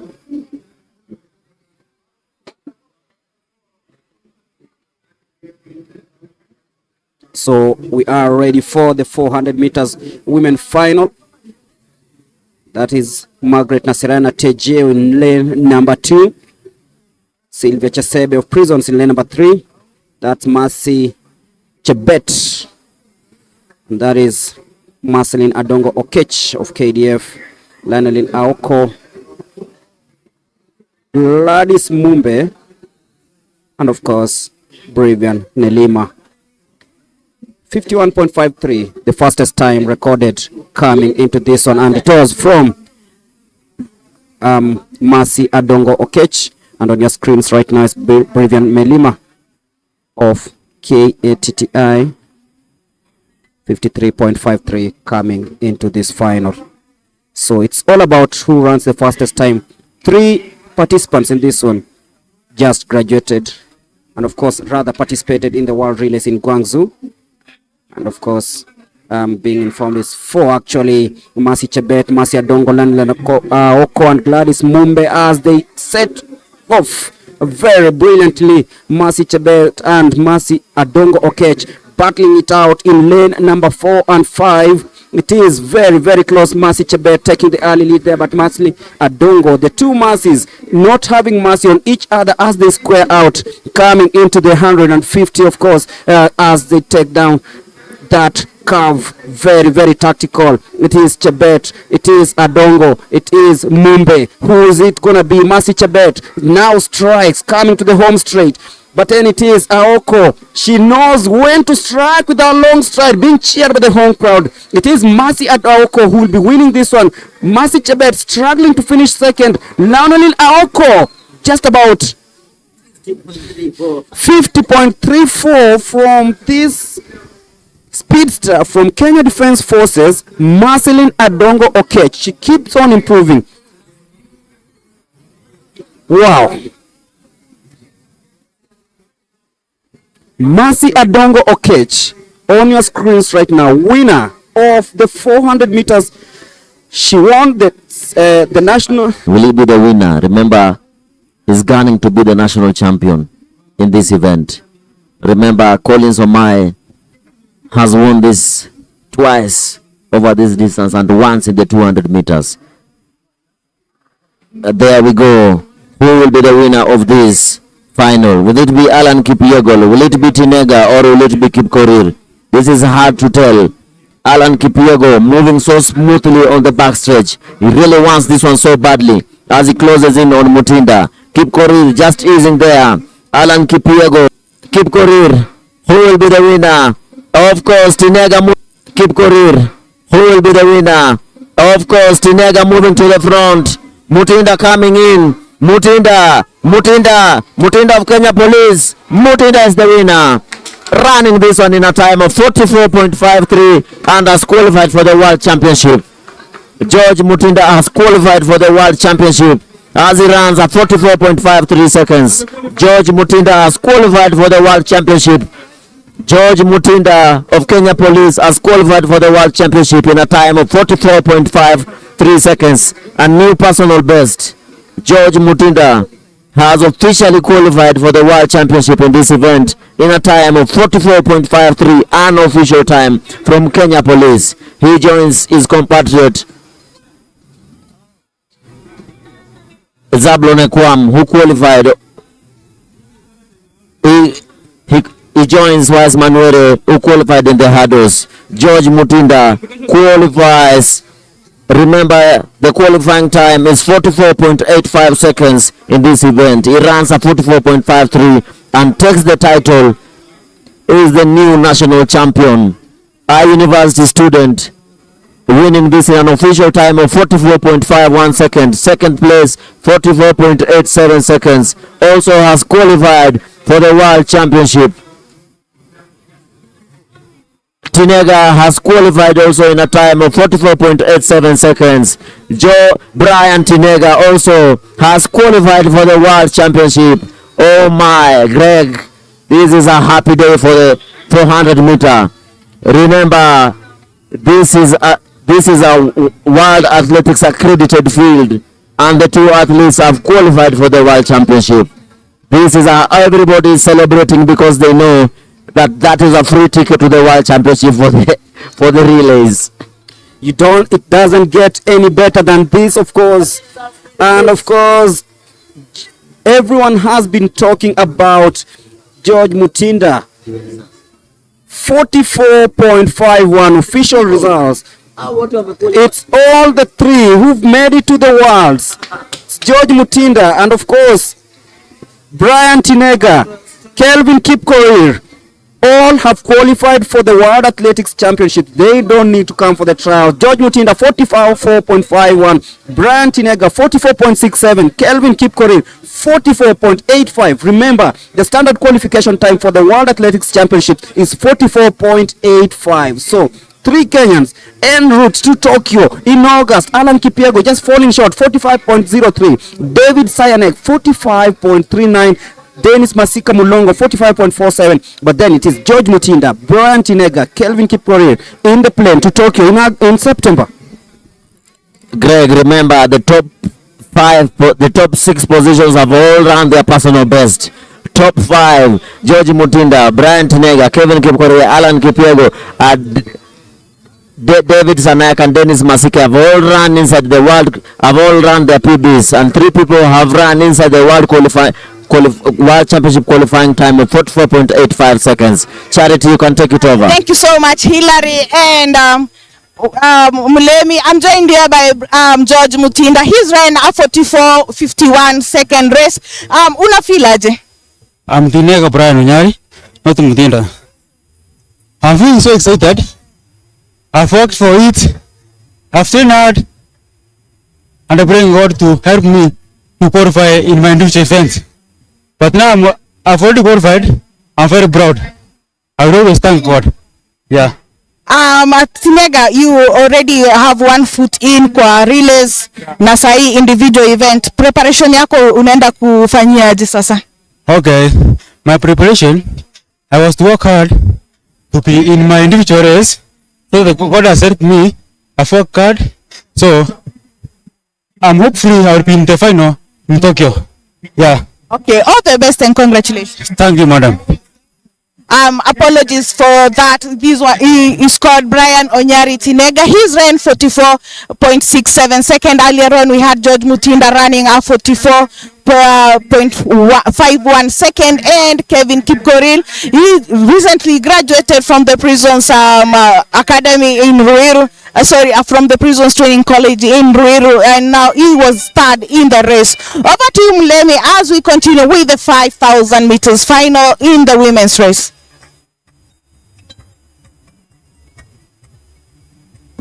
Charity is still gazing on the screen. She hasn't digested, of course. She's still gazing. She's like, how did that happen? When all this is happening, of course, it means that Kenyans must be very happy with the performances of George Mutinda, Brian Tinega, and Kelvin Kipkorir. They said it in Mumias that they wanted actually to do what? To qualify for the World Athletics Championships, and they did that. And of course, we are giving you the results from different events. Kelvin Kipkemboi, winner of the long jump men final in jumping a distance of 7 meters 73 centimeters. Edwin Toes 7 meters 62. Bismarck Soy 7 meters 45 to claim third place and a bronze medal for that matter. So it's Police One in the long jump men final, but right now on your screens we are ready for yet another battle. It's the 1,500 meters women final.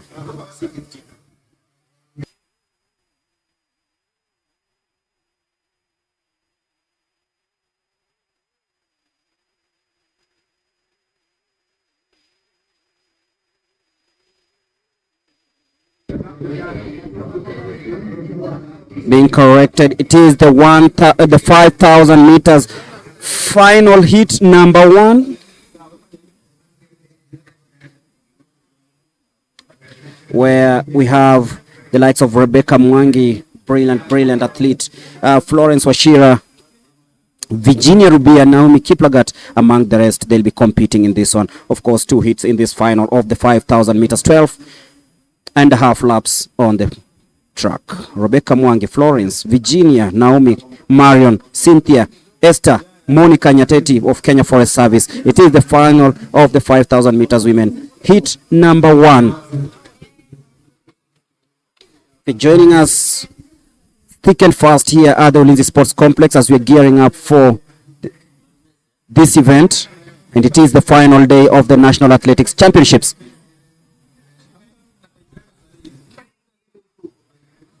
So it is the first heat of the final in this 5,000 meters. KDF represented Kenya Forest Service, Kenya Police, Eastern, Central Rift, South Rift, all here. Rebecca Mwangi, will she be able to actually maintain that good streak chase for the podium? It is the 5,000 meters and it's happening here right now. 12.5 laps on the track.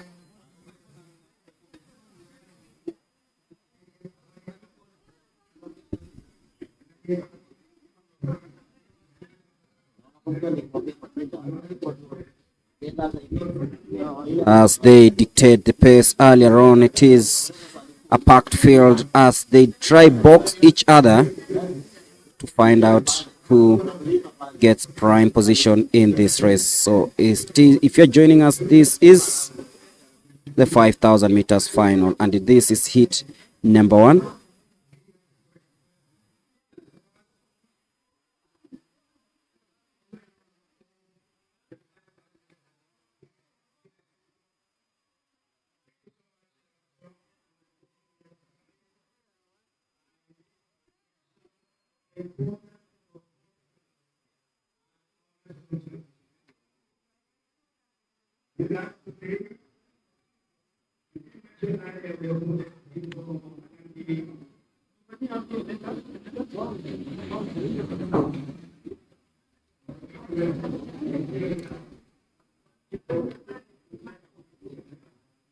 Slow pace in these early stages.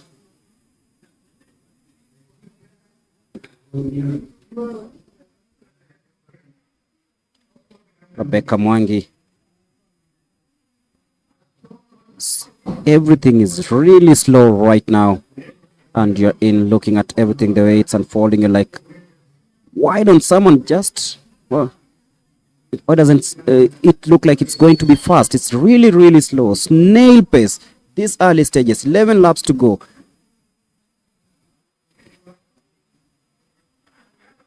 packed field still. The athletes sizing out each other, waiting to see who's gonna make the first move in this 5,000 meters. Hit number 1 final.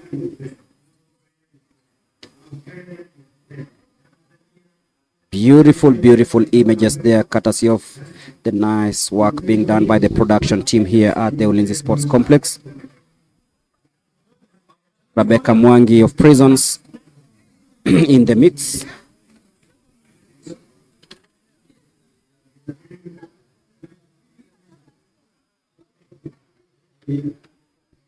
Miriam Chepkoech of Western dictating the early pace here, alongside Rebecca Mwangi. Checks over her shoulder to see who actually is challenging. So it's Western 1. Irene Kamene of Southern in second place. And of course from KDF is Cynthia Chepngeno, the tall Cynthia Chepngeno. So Miriam Chepkoech, 2.5 laps done. Rebecca Mwangi in third, tells others to slow down. She wants to take prime position. She wants to take the inside lane. She's now occupying third place in this 5,000 meters. So Miriam Chepkoech, that unique running style, she's representing Western. Also watch out for Cynthia Chepngeno of KDF. She's still there. Rebecca Mwangi currently in fourth. Miriam Chepkoech gliding through that lap.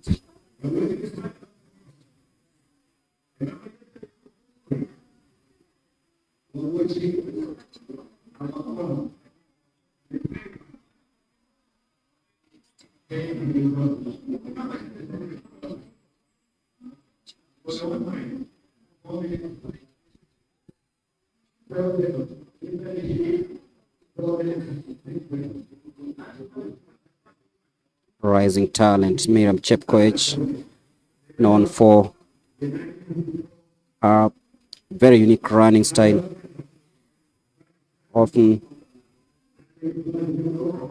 wants to start running from the front as she has and staying relaxed. Hopefully she can do this throughout the rest of the rounds, other laps in this field. Rebecca Mwangi still hanging in there.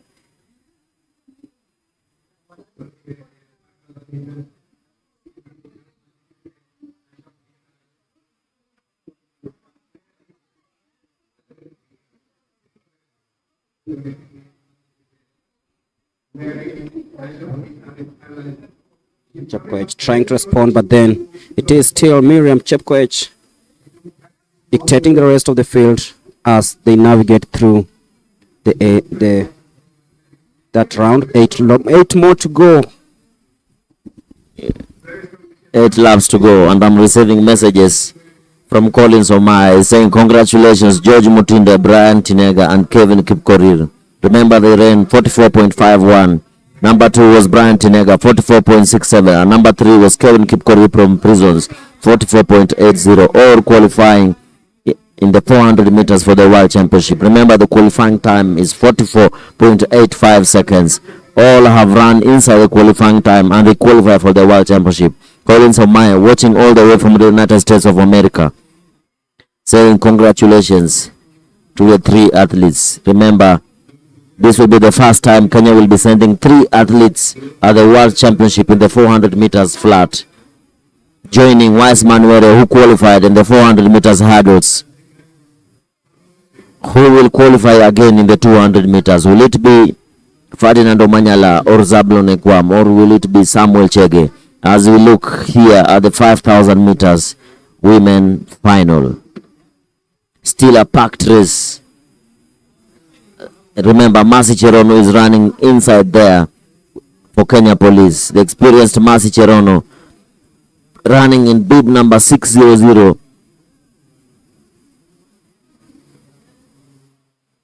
Mercy Cherono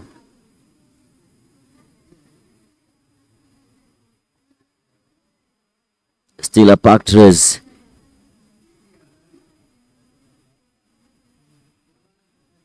Nobody wants to take the mantle. Everybody just running as a pack. Nobody wants to take the bull by its horns. Nobody wants to go in front and shake up things.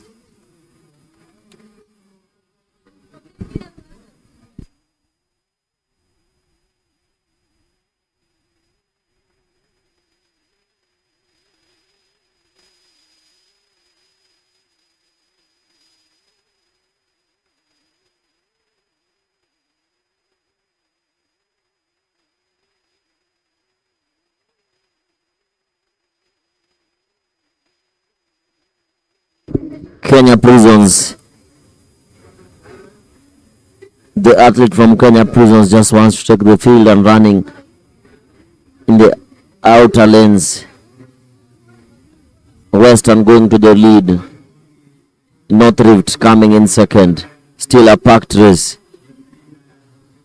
With 6 laps to go, still a packed race.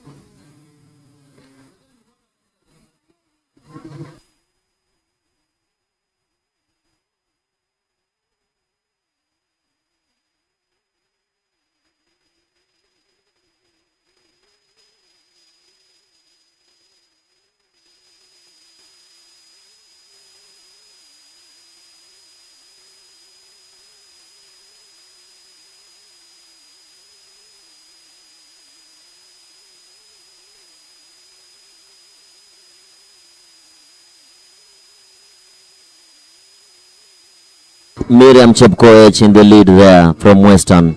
Miriam Chepkoech and Rebecca Mwangi from Kenya Prisons. Remember, Rebecca Mwangi also ran in the 10,000 meters.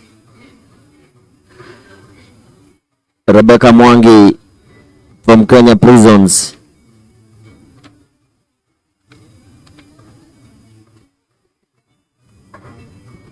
Mwangi takes over. Mwangi takes over the mantle. Who is going to blink fast? Rebecca Mwangi just taking over the lead from Kenya Prisons. Remember, she was also a medalist in the 10,000 meters that was ran yesterday.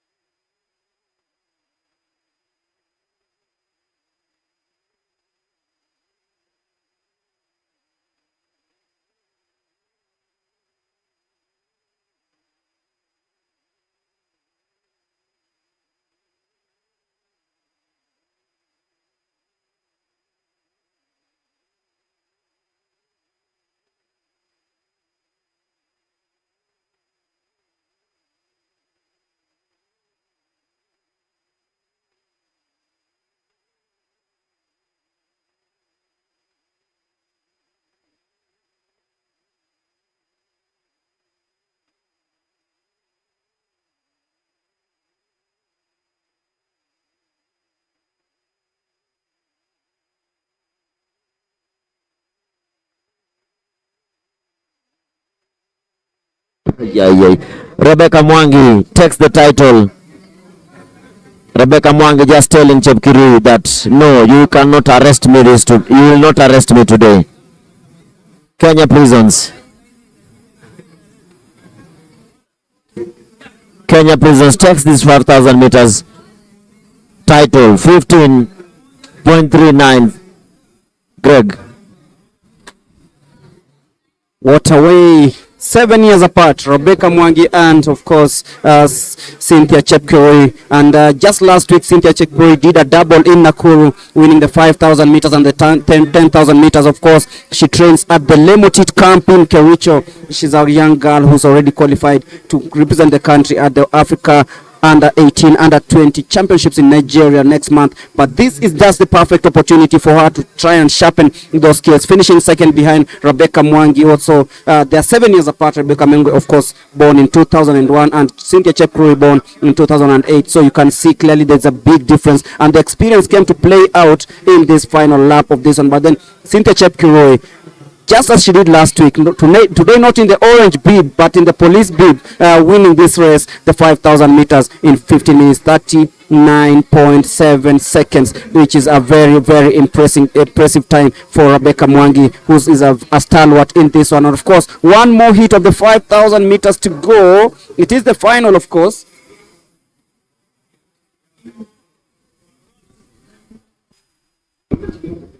And just before that, we'll be getting the results, the official results of this race that just ended with Rebecca Mwangi winning in 15 minutes, 39.7 seconds. And of course, afterwards, I'm being informed the 200 meters will be taking place, the women final, and of course, the men final in that order. So we are gearing up also for the 200 meters men and women final. But this is after the completion of the 5,000 meters final that is currently underway. And to be honest, the prison department is doing really well in this championship. Yes, of course. Remember, they are gunning for the title this year. They lost it last year to the KDF, and Kenya Police came second. Prisons was third. And remember, Kenya Prisons is the only unit that has done recruitment just recently. So they have the fresh blood. They have Kevin Kipkirui, Kevin Kiprotich, Esther Bagari. We are waiting for Charity with the interview. Charity, you can take it over.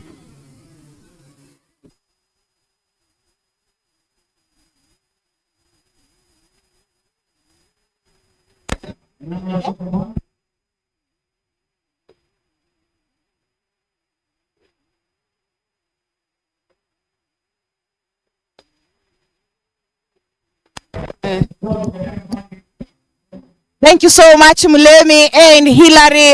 That was a fantastic 5,000 meters, quite competitive. I'm joined here by Jafeth Akulia. I always massacre you, no? One Fulia. Pole. Jafeth Akulia. We should write it on a piece of paper so that I think they work phonetically. Jafeth, you've been with us since cross country. The local season is almost over. Now we are waiting the trials. How has it been for you? it's been amazing. And just being here today we're almost at the end of it all, but it's moving forward. It's better. It's very competitive. And for me, I think the bigger story for me is seeing all these athletes showcase their talent all the way from Bomet, if you remember. Yeah. All the way from Bomet up to now, people showcasing their talent. It's amazing. And there are people we saw in Bomet who are here today, and that just tells you people are working hard. And for us as Betika, as Jukwaa la Mabingwa, all these athletes are Mabingwa to us because they've given their all, they're working hard. We are seeing them, and I think for me it's very proud. We started off this partnership, and one of the promises and the pledges that were made by, first of all, the President, Lieutenant Tuwei, was you will see a lot of amazing talent. And I remember my boss, Mr. Mutava, saying we want to see that talent and support it. And it's working out. And I think for me and you who are always on the track, I think there's nothing better than actually seeing the talents coming out. Like this 5,000 meters, the crowd has been cheering from the third last lap, and that just shows you the passion that's there and the excitement. So for me, it's been an awesome season. Amazing season. Thank you so much. It's been wonderful having you. We are looking forward to more partnership next year. Yeah, tutaongea.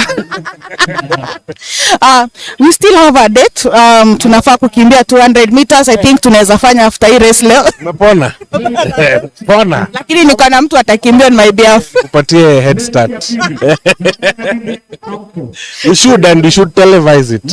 Yeah, because hatuwezi kuwa tunaongea juu ya athletes na hatuwezi kimbia. But for me, to all the athletes in Kenya, we are very proud to be associated with the AK and all the athletics.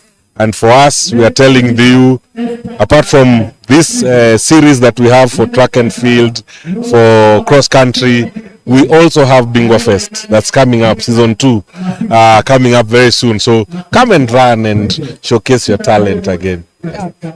Thank you so much. Okay, thank you so much. Japheth has been with us since the start of the cross country, and now we are here at the national championship. We're waiting him again for the trials to come. Will it be Bagari or will it be Millicent Doro? Who will be the champion? 3 athletes here to look for: Millicent Doro, Esther Bagari, and Lois Morara. Lane number 5, 6, and 7, or will the young ones, Delisha Etiang and Yvonne,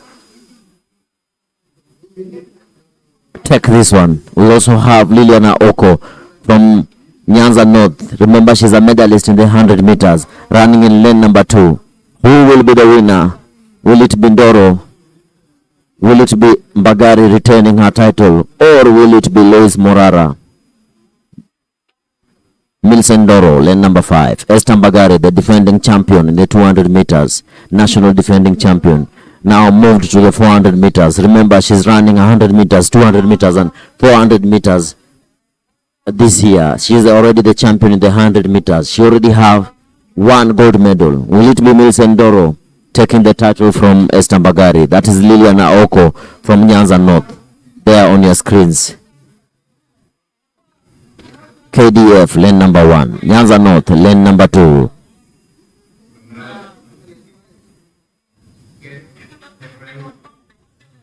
That is Liliana Oko, lane number 2, 441. That is Delisha Atiang, lane number 3. That is Yvonne Mwangala, Prisons, lane number 4. Millicent Doro, Experienced, lane number 5. Esther Bagari, lane number 6. And Lois Morara, lane number 7. Who will be the national champion in the 200 meters women final? Remember, Esther Bagari is the defending champion in this event. She is the double defending champion in the 100 and the 200 meters. Will Millicent Doro take this title from her? It's Kenya Police versus Prisons versus KDF. And just like the 100 meters, Liliana Oko is the only one not in the forces. Greg Mulem. She might be fancying her chances here to beat the rest of the discipline forces and, of course, try and capture this title. It is the 200 meters women final. Esther Mbagari, of course, the name to watch. Millicent Doro, of course, there's Morara.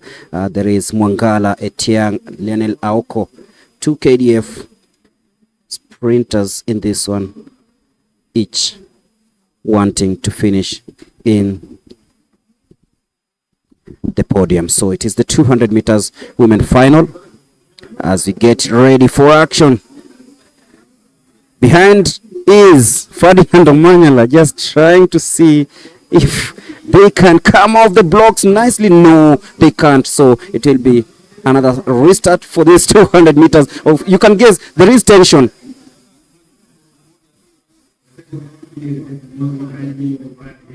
Esther Mbagari just beating herself up. Is she the one that will be given the red card, or is it a faulty start?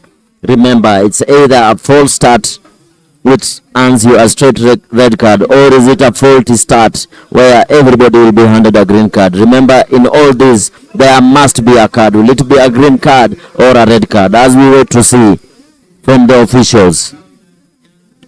Will it be a red card or will it be a faulty start? Remember, in a red card, the official has to stand on the lane and issue that card. You don't want to see her walk on the track. So, it is Mongala who's out, and that means the lane number 4 and 8 will be empty for this 200 meters women final. So Mongala is out, so it's Aoko, Etiang, Ndoro, Mbagari, and Morara. Greg, you know when Mongala has been out, that means we have 3 favorites now. Lane number 5, 6, and 7. Ndoro, Mbagari, and Morara. In that order. Who will be the women champion? And there they have it. Clean start from Millicent Ndoro and the rest. Ndoro just running on the inside and closing in on Mbagari. Who will be the national champion? Will it be Millicent Ndoro or will it be... And there Millicent Ndoro just pulls away from the rest of the field as they come chasing her down. Millicent Ndoro is your new national champion, raising her hands as she clocks a time of 23.83 seconds, unofficial time. Millicent Ndoro from the Kenya Police is your new 200 meters women national champion. This has been coming, Greg. This has been seen right from the hits, and as she told me earlier today that she really wants to run at 22. She falls short of that time but runs a time of 23.83 and becomes the new national champion. The darling of the crowd there, Millicent Ndoro. Of course, she still can't believe she's beaten Esther Mbagari, but then Morara from lane number 7 came in so strongly. She almost toppled Millicent Ndoro there, but then it is all about the determination Millicent Ndoro put, and of course getting a hug from Esther Mbagari, handing over the throne to the new champion, Millicent Ndoro. Just look how well she got off the blocks. Esther Mbagari, I think she suffered some fatigue. Of course, Millicent Ndoro, 29 years of age, born in 1996. She's very, very, very, very experienced, and she knew exactly what to do on the home straight. Esther Mbagari tried to come from the inside, but then it was not going to be easy. Morara trying to close in. Esther Mbagari seems to have run a lot of races, just about edging out Morara to finish second behind Millicent Ndoro, who was clean as daylight. 23.82 is the time posted by Millicent Ndoro to become the new national champion over the 200 meters. Esther Mbagari coming in second, 24.08. Luis Morara, 24.13, claiming bronze.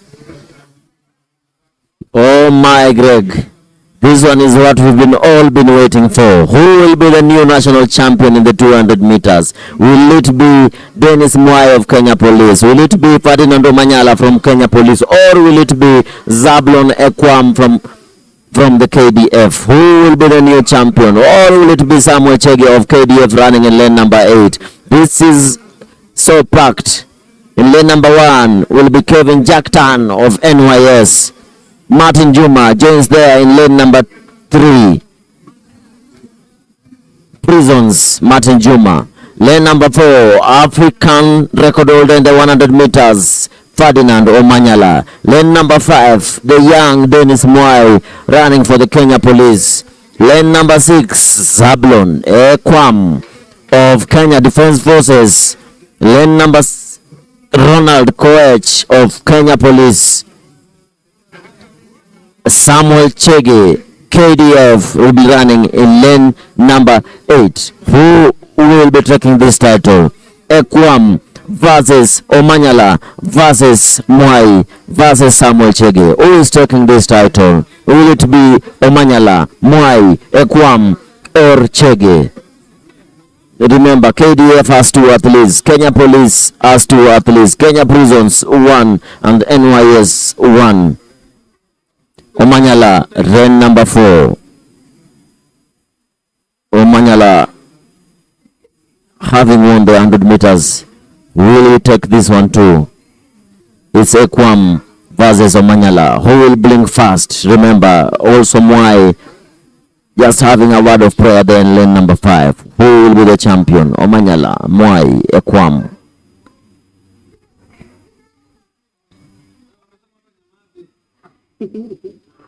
clean start there, and Omanyala just closed in on his on the other athletes, just running really fast on the curve. Omanyala closing in, coming there fast from the curve. Omanyala, Ekwam, Omanyala, Ekwam, Emanyala, Ekwam, Emanyala, Ekwam, Omanyala, Ekwam, Ekwam takes that title.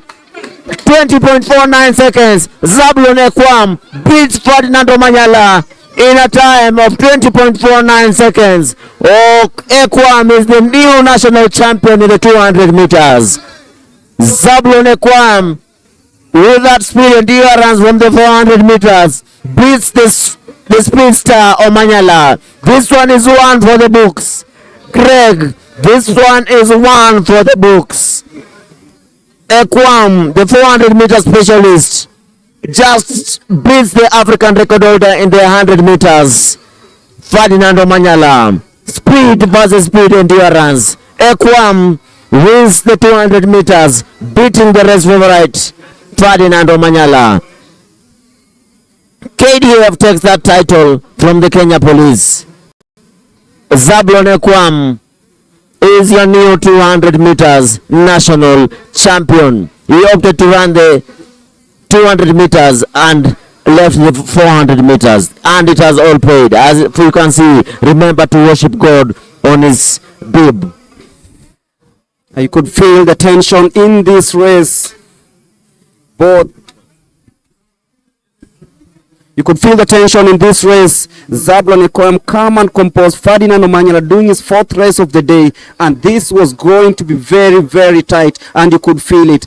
Ekwam not having a headband, not in the shorts as he in the trousers as he was on day one, not in the tracksuit yet again. But look at the takeoff of Ekwam, concentration galore. Ferdinand Omanyala, of course, very good at the 100 meters, took that bend nicely. But then when it came to the home straight, Ferdinand Omanyala was so nice coming into the 150, because he is the national champion in the 150. He holds the national record over the distance. He was so calm and composed. But then, as Coach Hillary says, it was speed versus speed endurance, and that is where Zablon Ekwam closed in onto the 50, and you could feel those tensions as Omanyala just eased. Then it was Ekwam who whizzed away to win that in 20.49 and 49 unofficial time. Of course, we'll be confirming that one, but you could feel the elation in this young man Zablon Ekwam, who is now the national champion over the 200 meters. The man from KDF dethroning Ferdinand Omanyala of that crown, and of course ensuring that Omanyala for the second time is being defeated. The 4x100 meters, it's 20.47 the official time. Zablon Ekwam, Ferdinand Omanyala 20.53. Dennis Mwai coming in third, finishing on the podium 20.73.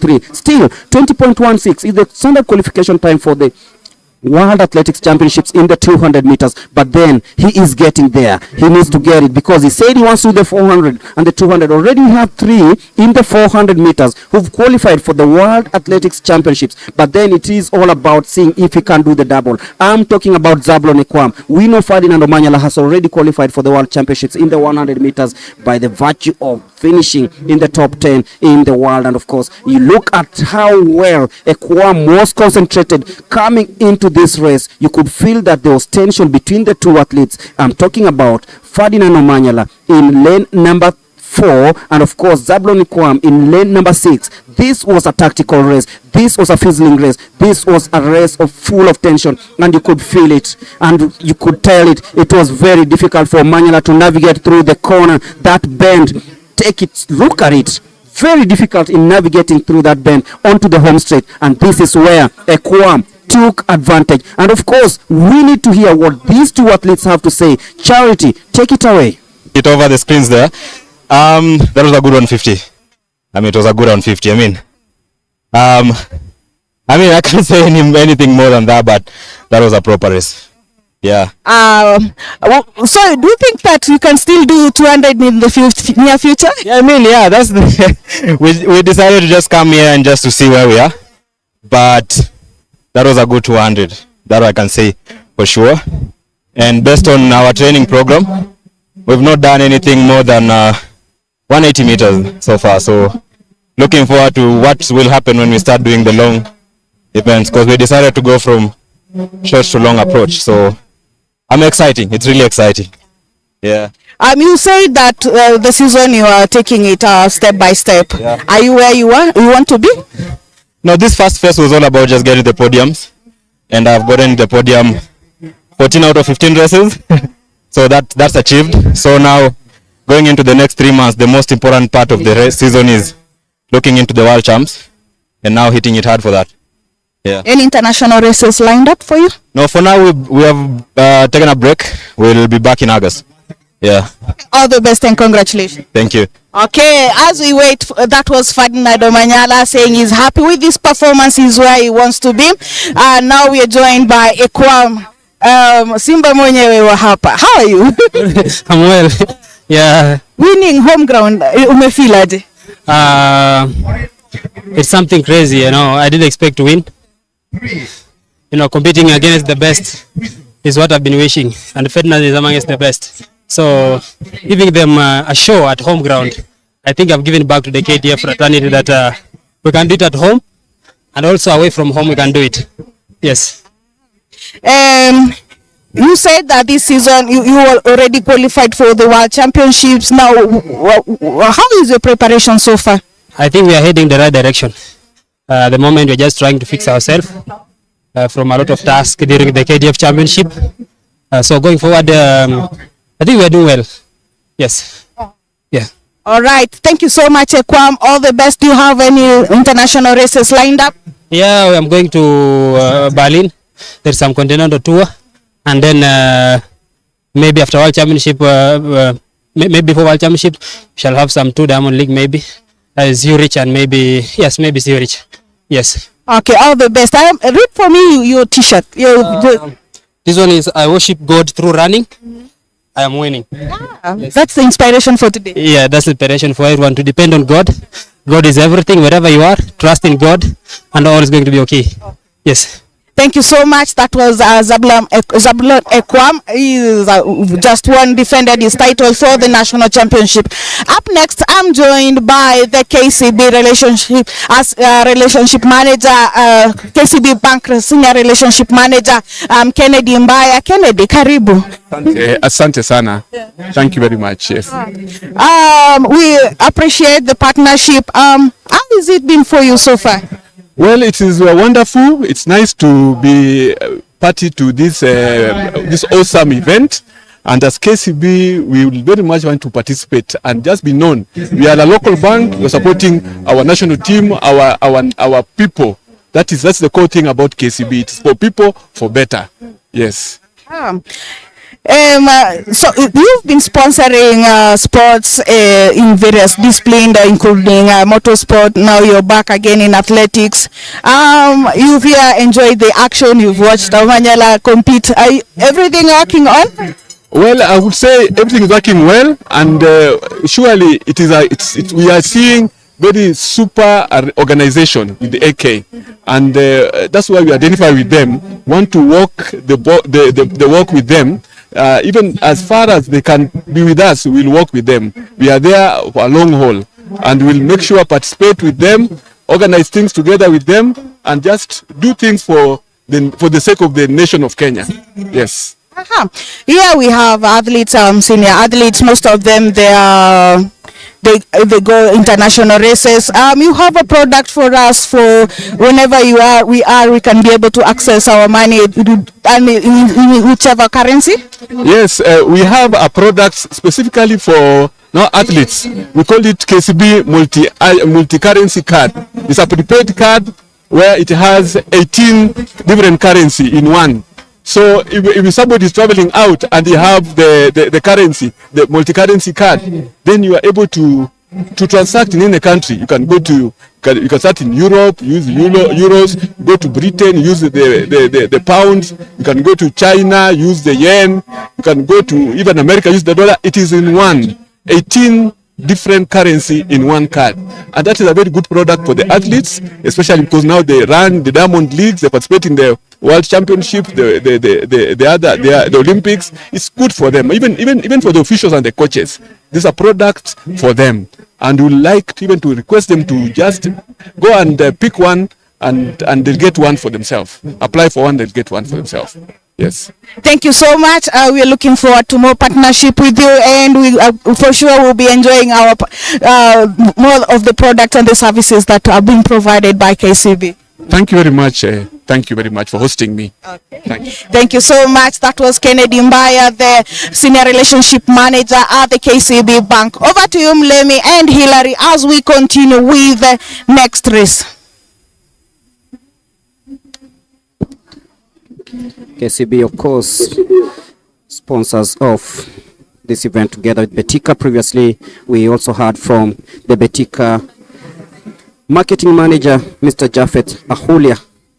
And now we've heard from the KCB senior relationship manager, Mr. Kennedy Mbaya, who shared their insights, of course. And we are getting into the deeper end of waters here at the Ulinzi Sports Complex.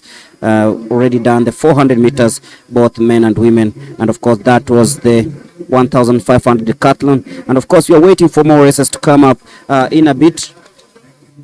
Still coming up, the 200 meters, men and women. The 800 meters heptathlon has already done. And now, just checking through what's coming up. And next, 800 meters men and women final. The 4x100 steeplechase also coming up. And of course, the 4x400 meters. So the results of the 800 meters women final. Lilian Odira retains her national title. 2 minutes, 0.8 seconds. Sarah Mora coming in second. 2 minutes, 0.25 seconds. Judy Kemunto coming in third. So if I could just read the results once again. Lilian Odira retains her national title in 2 minutes, 2.08 seconds. Sarah Mora, 2 minutes, 2.56 seconds. That was a really close one. And Judy Kemunto, 2 minutes, 2.93 seconds. Vanis Kerubo, 2 minutes, 4.08. Maureen Chapkururi, Karen Chapmiano, Jacinta Abes, and Mary Mora, who did not start the race in this one. So Lilian Odira, double national champion in the 800 meters, won it here last year. She's retained the title and she is very confident, and maybe she should be the athlete that is going to the World Athletics Championships alongside Mary Mora. Let's wait and see. Brian Masai, Noah Kibet, Kelvin Loti, and Lex Kipngetich, some of the participants in the 800 meters men final that is just about to begin. And of course, we'll be having that here live. 800 meters men final just after the 800 meters women final. Lilian Odira retaining her national title. And of course, in the 800 meters men final, Brian Masai, Noah Kibet, Kevin Loti, Alex Kipngetich, Laban Chapkwony, Ferguson, Cheriot Rotich, Abdenego Boale, and Cornelius Tuwei. On a screen, that is Noah Kibet, and that is the man from Western, Kevin Loti. 1 minute 47.55 seconds. Alex Kipngeno from Prisons.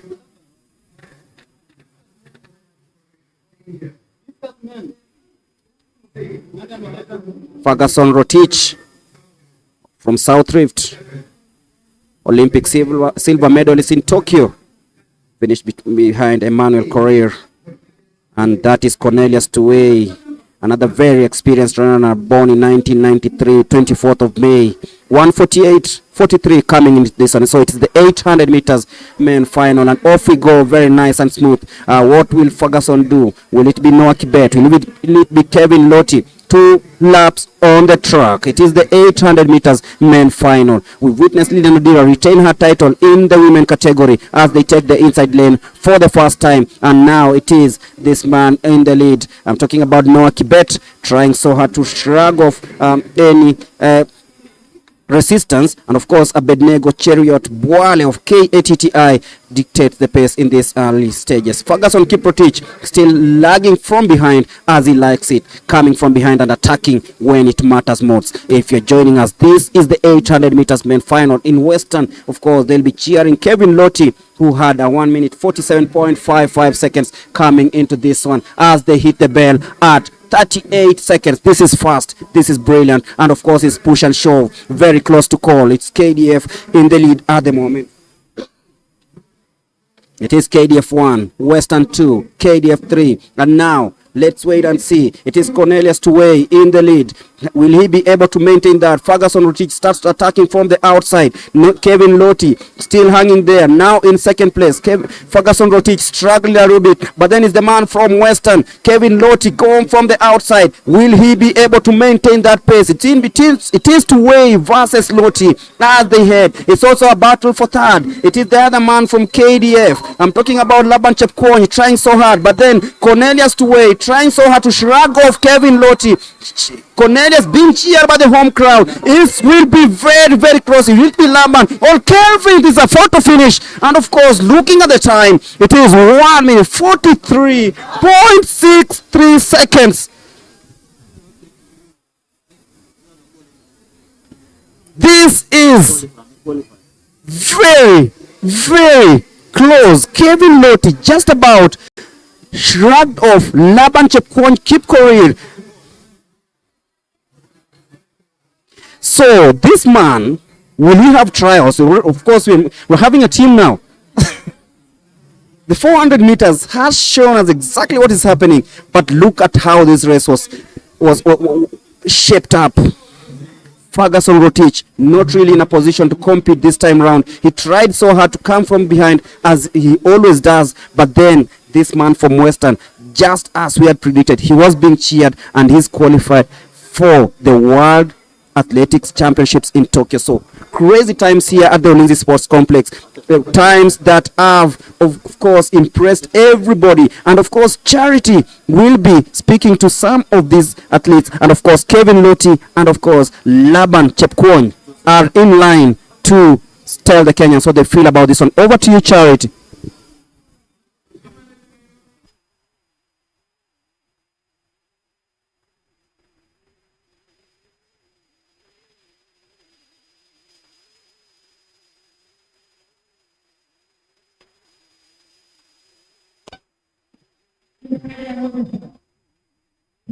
Thank you so much, Hilary and Mulemi.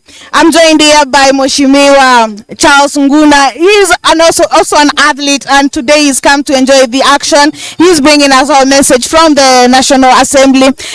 Mheshimiwa, mbio imekuwa vipi? Enjoy kabisa? Kabisa.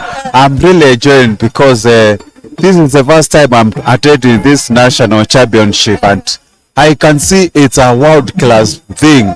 The organization, also the quality of the participants is on high note, and I would like really to encourage our leadership, especially the governors and members of parliament who are coming from the grassroots, to ensure they support this initiative so that we can become world beaters. America has been challenging us in world athletics, but it is high time we start in investing in other disciplines so that we can beat them in world championship. Yes, so I'm really enjoying, and I have seen quality things here happening, and today I'm officially going to sponsor one of the athletes, and I'll be sponsoring him until he reaches top notch in athletics. Yes, yes. Actually, we also have a program in the under 20 where during the school holidays we also nurture the younger athletes who are below 20 years. It's a youth program. We would also like us to come in your region. Yes, really, I've got one of the 200 meters champion secondary school games actually comes from my constituency by the name Munanu. The young child is really doing very well, and he's the next actually Tempongo, sorry, from Botswana. And I would like really to encourage these young people to learn a lot. Let us invest in sports because we are known as world beaters in terms of athletics, and I'm sure we are going to do a lot. So far, so good. My constituency, I am starting the program of supporting the athletes. Especially, I have faced so much in football, but this time round, I want to focus on athletics. Yes. Now that you are the National Assembly champion in the sprints, yes. Leo tukuwekea race. Fadi amesema kwa sawa. Yes, I've raced before with the Ferdinand actually, and I beat him. Yeah, I've raced him. Actually, he knows me very well. He's my personal friend, and I think we've done good wonders. So you can still test me if you wanted to. Okay, thank you so much. We're waiting for your speech in the stadium. Okay, thank you very much. That was Charles Nguna. He is the MP of Mwingi. He is impressed. He's saying that he will be sponsoring more athletes, and also he will be doing the region.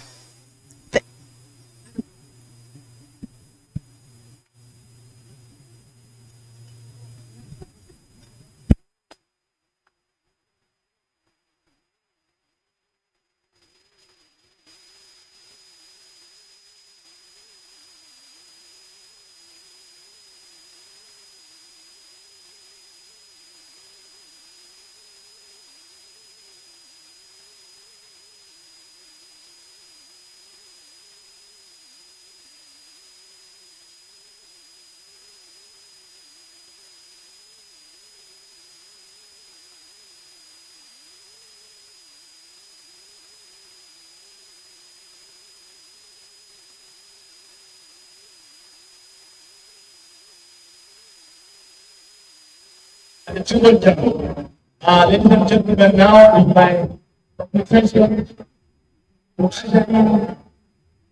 the representative of the team.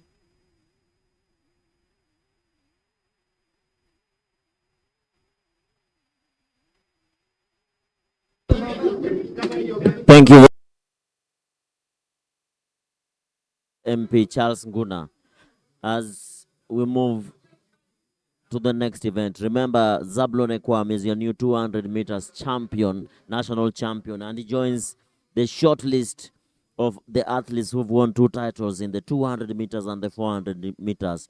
Remember, Collins Omae did it in 2014 by upsetting the 100-meter champion, who then was Walter Moenga, both of them residing in the United States of America.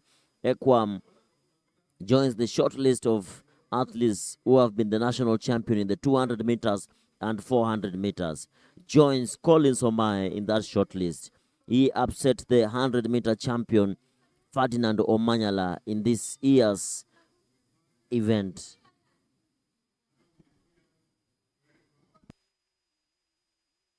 Watching all the way from the United States of America is Collins Omae.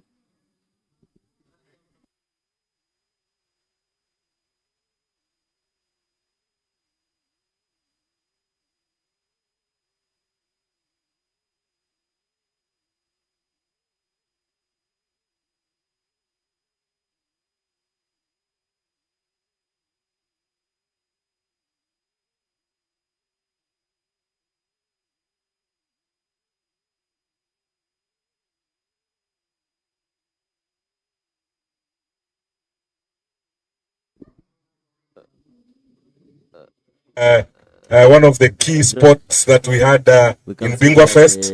We are proud to say that from Bingwa Fest we have a lot of success stories. I think the one that I'll highlight is the relay team when walienda China and they qualified for the World Championships. Those athletes were part of Bingwa Fest. Walikuwa wanakuja pale Bingwa Fest wanang'ang'ana, wanashindana, and they were identified by the coaches and they were picked to represent the country as part of the relay team. Walienda kule China na wakastua dunia and they qualified for the championship. We also have a lot of other success stories with athletes who are identified, for example, in Mumias, who went to represent Kenya, I think in Norway, na pia wakashinda huko. So we are very proud to be associated with AK, and Bingwa Fest was a big success for us. Na nitasema going forward, tunaleta Bingwa Fest season 2 na itaanza hivi karibuni. So to all the athletes, ningetaka mjue kwamba Bingwa Fest season 2 is starting in the next few months. So mjitayarishe, mkuje, it will be bigger and definitely it will be better. Also, AK, I think our partnership imekuwa amazing sana. We've made a lot of strides together and we want to continue with this. So nitasema kwamba tuko hapa. We will be here with you for a long time. Tupatie hao wanariadha all the chances that we can give them. Wa showcase talent yao, because Kenya is the powerhouse when it comes to athletics. And as Betika, through Betika na community, tunataka kuwa nao We want that talent to be seen, so we will be there to support and partner with the K kuendelea mbele na mbele. Kwa hayo machache nasema asanteni sana and congratulations to all the winners. Thank you. Thank you. We appreciate your partnership and we hope it will be a long-lasting one. We are here to stay. Okay, thank you. Karibu sana. Up next, we have the KCB relationship manager, Charles Mbaya. Kennedy Mbaya. Mr. Kennedy, we have athletes traveling out. Perhaps you could also talk to us some of the products that we have. Thank you very much. I'm here on behalf of KCB Bank, and we as KCB Bank, as you well know, is the biggest bank in the region. And even see our sign is a lion, and our athletes are like lions. They are known. So KCB is here to identify with our athletes. We are the local bank, and we want to support our local people. And we are here for a long haul. So even as you see us here, have come, and we are going to up to where they will feel that we need to go off, but we are here for a long haul. And as KCB, we have designed products that are very good for the athletes. One of it is multi-currency card, prepaid card. It's a prepaid, but it has 18 multi-currency in it, 18 wallets. And you as athletes, the ones who are traveling out, in fact, all of you travels out, and we identify with you. As you get one, you're able to use it in any country you go. You don't need to have liquid cash to go look for a forex to change. Your card is just enough. When you present it wherever you are, there's a point of sale, it just converts it automatically to the currency of that particular region that you are in. So 18 currency in one card. That is the best thing we can give you as for now. But also we have other products for you as athletes that takes care of your life, and even the insurance, we also have them for you athletes. So we have a tent up there. If you have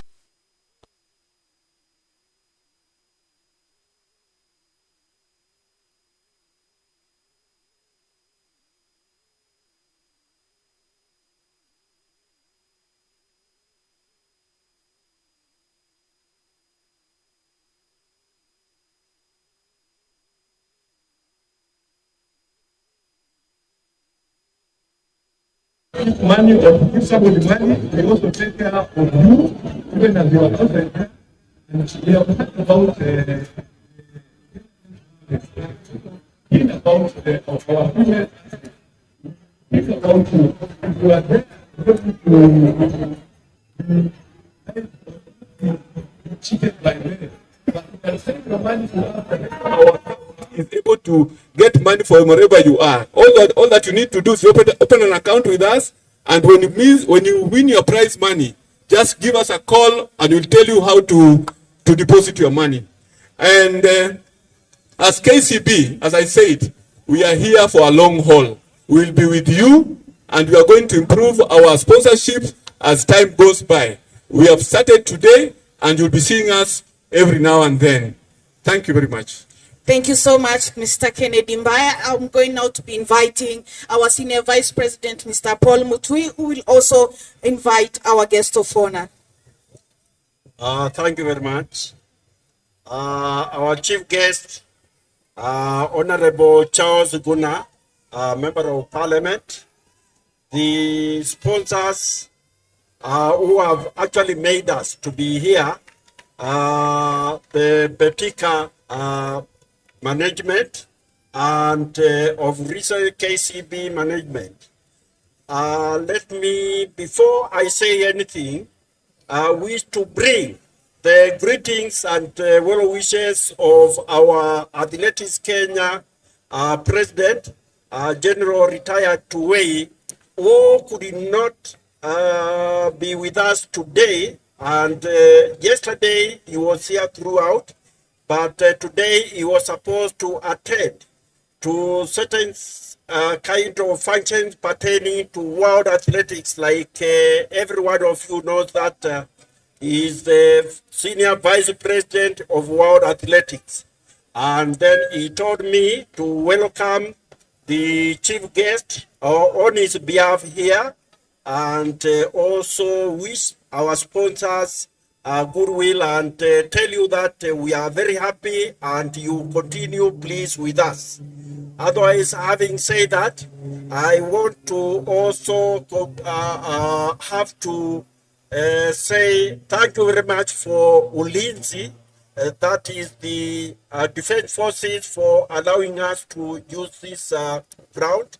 We have used it on several occasions, and therefore this is actually the end of our provincial getting together.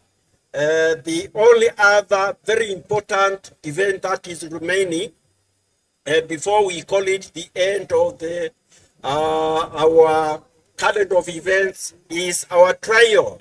The trial for the World Athletics to be held in Tokyo, and this trial will take place on 1st and 2nd of August. And it will not be for every athlete, it will be for invited athletes in the events that we are going to circulate very soon, actually next week. So that is the situation, and because the event is going on, now the point is we would like now to wish you well, thank you for coming for this championship, and wish you to go home well. One fact that our president insists is that you should not go at night. If the night reaches before you prepare yourself to go, can you make arrangement to go tomorrow? Otherwise, with that much, I would like to request our chief guest to please come forward and give us a word of encouragement. Thank you. Thank you very much, Paul. My name is Charles Mbuna, aka CNN, Member of Parliament, Mwingi West. And I'm here representing the National Assembly. First, let me say I am very much thankful and delighted to be here, courtesy of Athletics Kenya.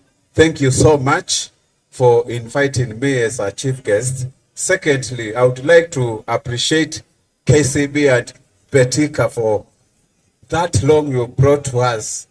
Greetings from the National Speaker, National Assembly. He has sent me here together with the Sports Committee Chair, Dani Wanyama from the Webuye West. Let me just say I have been impressed by the competition so far. I thought I'm coming to watch a low competition, but I've really enjoyed the quality, the standards. It's impressive, and I just want to say, as a Committee of National Assembly, we are going to support you in all means. Whatever you want, let us know, and we are going to work together with Athletics Kenya. First of all, to build our world-class facilities. I have realized that most of the facilities we are constructing at the moment at county level, they don't meet expectations, especially the running track. We have invested so much in football and forgotten our best talents in athletics. So we are going to do that, and we are going to ensure we come up with proper facilities.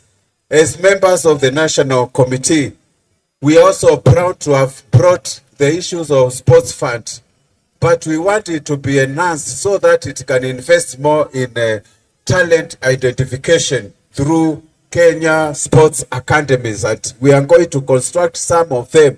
Especially, we are doing 37 of them countrywide, and we need to concentrate with athletics, volleyball, and other disciplines so that we can champion Kenya as world beaters. So far, so good. I wish the team that is going to travel to Japan all the best and compete. We can beat United States of America. Thank you very much, and God bless all. Thank you so much, participants. God bless you. We love you. We love you so much. Thank you. Thank you so much, our guest of honor. We thank you. We appreciate you.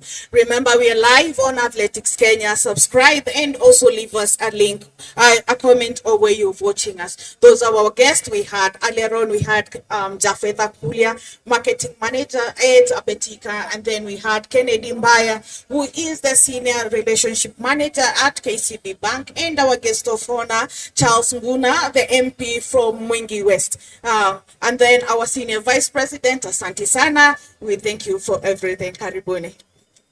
Asante Sana, madam. Now, back to the track now.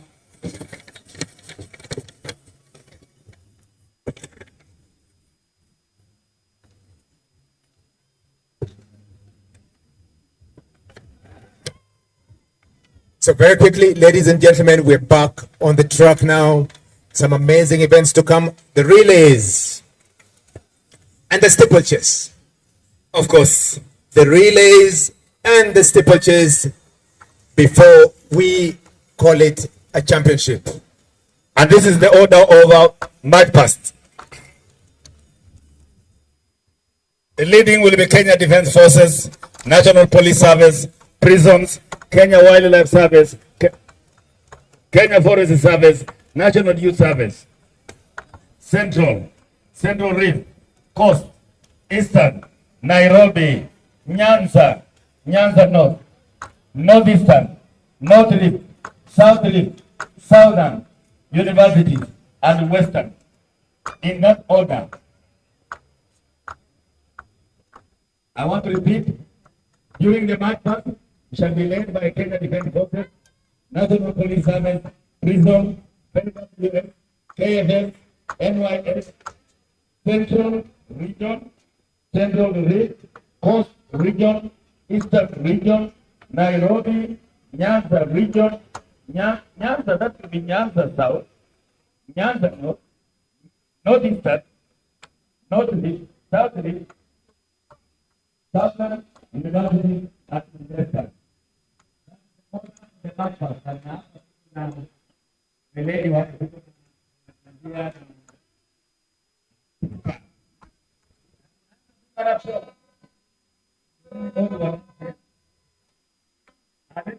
now we look for the relay. The relay.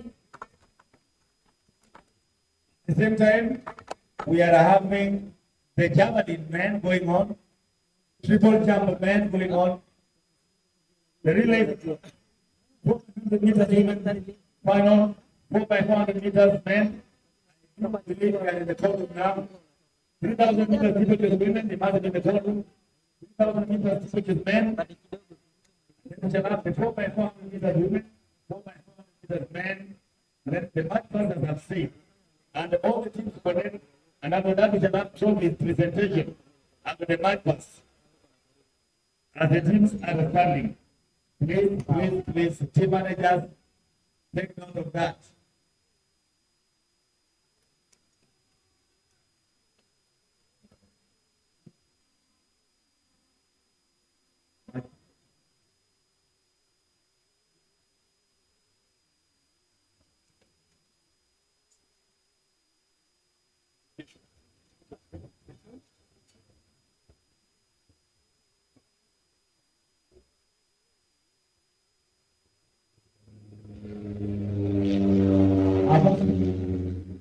Mashindano yanayosalia ni yafuatayo: mita 100 kwa wale kupokezana virozo, ukipenda 4x100 meters, ambapo itakuwa ni wake kwa waume. Kisha litafuata shindano la mita 3,000 kuruka vizuizi na pia maji, wake kwa waume. Alafu shindano la mwisho litakuwa ni mbio za mita 400 kwa wale kupokezana virozo, ukipenda 4x400 meters, both men and women. Kisha baada ya shindano hilo la mwisho siku ya leo, itafuata ni match pass. Hivyo basi, team captains, team managers, hakikisheni timu zenu ziko katika hali sawa, ziko pamoja na tayari kwa match pass. Pinde tu baada ya shindano letu la siku ya leo litakapofikia tamati, ambapo shindano lenyewe litakuwa ni mbio za mita 400 kwa wane kupokezana viroto. 4 by 400 meters relays will be our last event. Then after our last event, march past will follow. So team managers, team captains, take note. Make sure your teams are well organized for that event. Thank you very much. So once again, once there, let's appreciate Athletics Kenya for continuously hosting the national championship over the years. Over the years, given many years hosting the national group. Is it since 1970? 1950s. Yes. Actually, Athletics Kenya was formed in the 50s.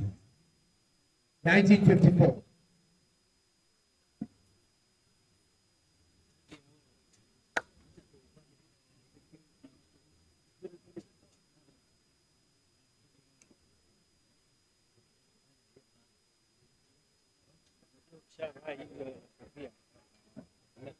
So once again, as we were mentioning, Athletics Kenya, formerly known as KAA, Tiren, KAA, Kenya Amateur Athletics Association. Yes. Now it's a modern name, Athletics Kenya. Even World Athletics used to be, what was the name for World Athletics? International Athletics Federation. Yeah, very long names. But these are modern names. Athletics Kenya, World Athletics, very modern names. It's easy to pronounce them. So those organizations were formed in the 50s. In the 50s. Marcel, where were you in the 50s? Were you born in the...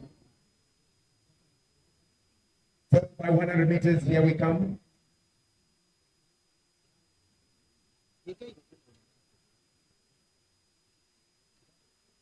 Good.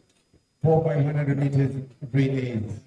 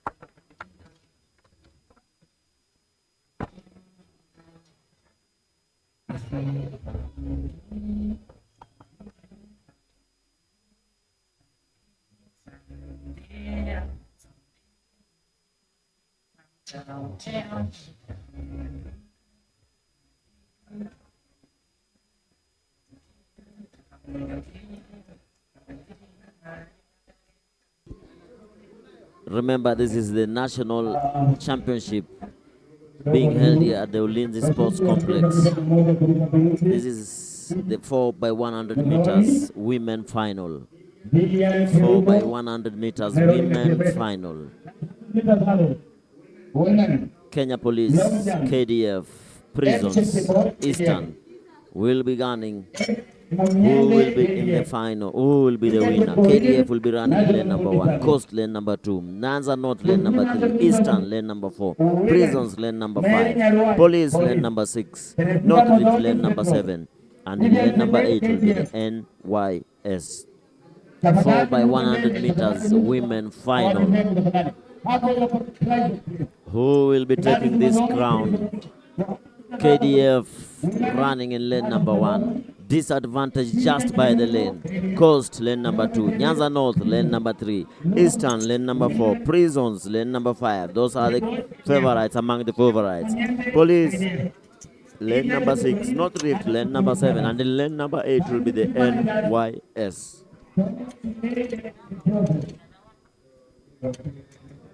Thank you.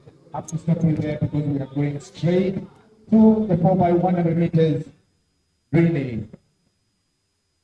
4x100 meters relays, and I will kindly ask our spectators and our cheerleaders, definitely, let's pull down for the relays, please, definitely, KDF, police, definitely. Who will be the national 4x100 meter champion in the women category? On your screens in lane number 4 is Edna Ogendi running for Eastern. Lane number 5, Yvonne Mwangala, Prisons. Lane number 6, it's Monica Safania, and that is the second curve of the 4x100 meters on your screens. Who will be the champions? Will it be KDF, Eastern, Prisons, Police? But the clear favorite, of course, being the Kenya Police, having the most experienced athletes, Eunice Kadogo, Monica, Millicent Doro, all will be running in this final of the 4x100 meters women final. Kadogo for you there in lane number 6. Lane number 7 is North Rift. The lane number 8, NYS. This is the 4x100 meters women final.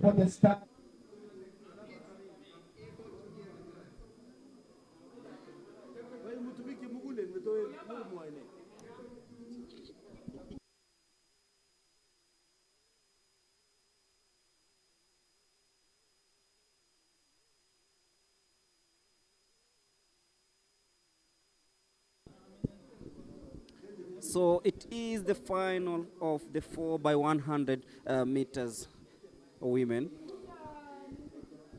And once again, the usual suspects in the first lineup. Let's wait to see Monica Safania of Police. That's Team NYS.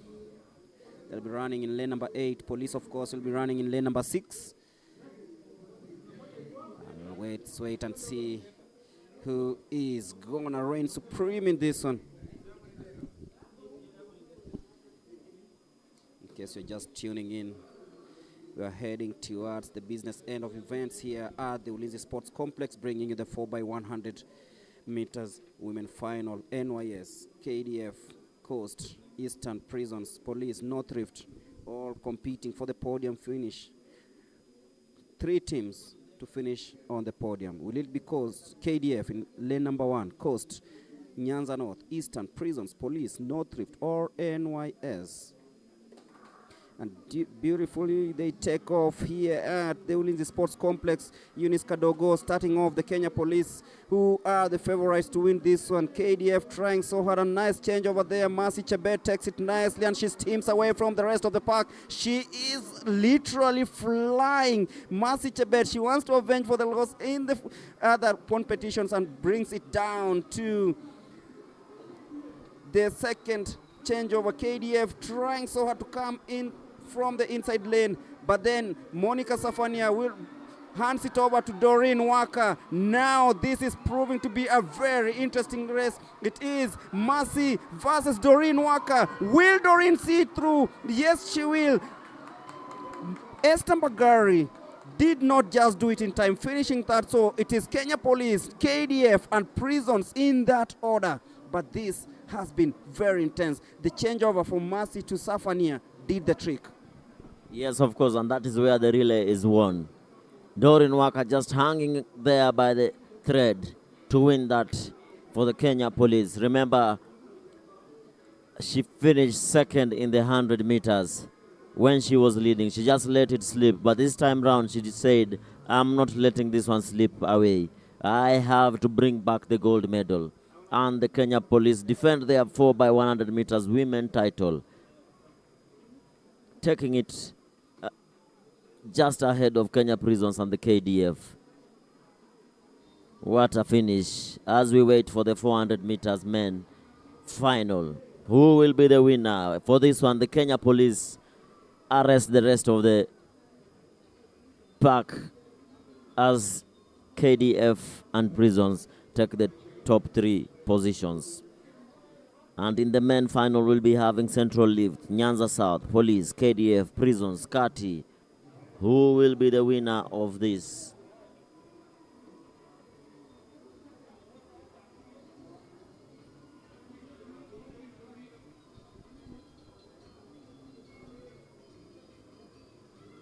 Doreen Walker just hanging there by the thread to win that for the Kenya Police as they dance there. But then you look at how well KDF lined up from lane number 1. Mercy Akech actually showing that she can also do the 200 well, the 100 well, and the 400, of course, she won that one. I've just been curious as to why Mary Mora did not run in the 400 meters. Is it a case of avoiding to run this one, or she was injured, or what really happened? Because she was in the starting lineup. I think she's trying to save her energy for the 4x400 meters final. Remember, in the men category for the Stars, Ferdinand Omanyala has run up to now 15 races, losing only once. 14 out of 15, and he's also taking part in the 4x100 meters that is just about to open to be right now. Remember, this will be the last event for Manyala, and Mary Mora just wanted to save the energy for the 4x400 meters. I hope that is what is in store for her. Hopefully she guides her team Police to victory in the 4x400 meters hurdles. The 4x400 meters relays that will be taking place in a bit. But right now it's time for the 4x100 men final. A compact field, a field rich of talent, a field rich of individual brilliance, and of course a field that can break the national record. We know it is possible, but then who's gonna do it? Central Rift will be running in lane number 1. Nyanza South will be running in lane number 2. National Police Service will be running in lane number 3. KDF will be running in lane number 4. Prisons, KATTI, Nairobi, and National Youth Service in lane number 8. So this is Nairobi. Team Nairobi adjusting the blocks in lane number 7. And of course, we'll be expecting fireworks from the usual suspects. Kenya Defense Forces, Police running in lane number 4 and 3 respectively. NYS in lane number 8. And Meshak Babu will kickstart KDF's defense and attack in this one. So Central Rift in lane number 1, Nyanza South, very good at the youth levels. We saw what they did during the under-20 in Nakuru last weekend. But right now, this is NYS. They have a point to prove because this is the ultimate prize. A place in the podium, and of course, in the history books, will they be the national champions? It's going to be easy, but it's going to be tough. But then it is lane number 413, Kenya Police and KDF. This is one place. You cannot afford to miss this one. Yes, Gregor, remember lane 3, 4, and 5 are your favorites. Kenya Police, KDF, and Prisons. Who will be the national champion in this event? Remember, this is the national trials. Ronald Kipkoech will be starting for the Kenya Police. Justin Isaboke will be starting for the KDF. And the 400-meter specialist, Kevin Kiprotich, will be starting for the Kenya Prisons. What a mix-up. This will be fireworks. This one will be fireworks. Kenya Police in lane number 3. KDF led by Justin Isaboke in lane number 4. Kevin Kiprotich for Prisons, lane number 5. Kati, lane number 6. Nairobi, led by Tyson Omondi, lane number 7. And lane number 8, started by Moses Wasike in lane number 8. Who will be your national champion? Remember, Ferdinand Omanyala will also be running for the Kenya Police in this final.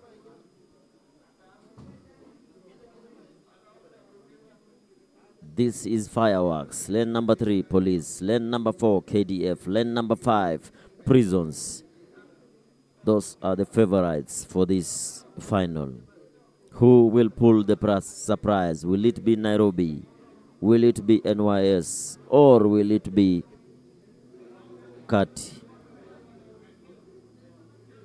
Police, KDF, Prisons, Kati, Nairobi, NYS, 3, 4, 5, 6, 7, and 8.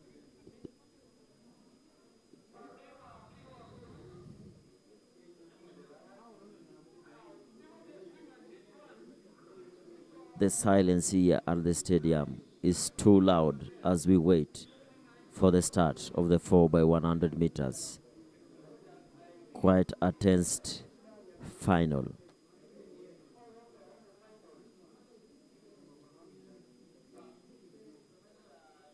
Police, KDF, Prisons, the favorite for this.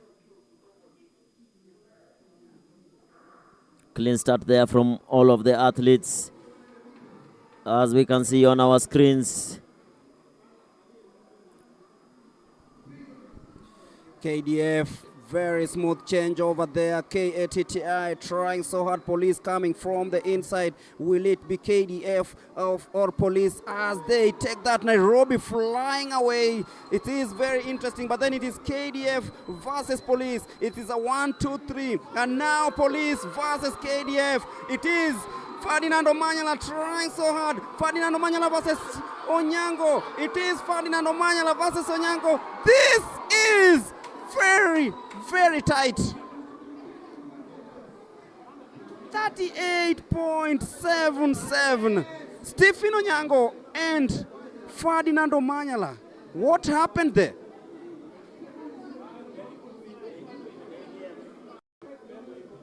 This is something we cannot just comprehend. Is it National Police Service or is it KDF who won this one? Remember that KDF won the 4x1 mixed relays, and now it seems like they've won the 4x100 meters men final. Very close, very tight. We have to see this again. Oh my, Gregory. As expected, this was fireworks. We do not know who the winner is. Is it KDF anchored by Stephen Onyango, or is it Police anchored by Ferdinand Omanyala? Let us wait and see. Remember, this is the national championship. Police versus KDF. Ekwam there at the backstretch, running against Dennis Mwai. As you can see on your screens, Mwai just closed in on Ekwam.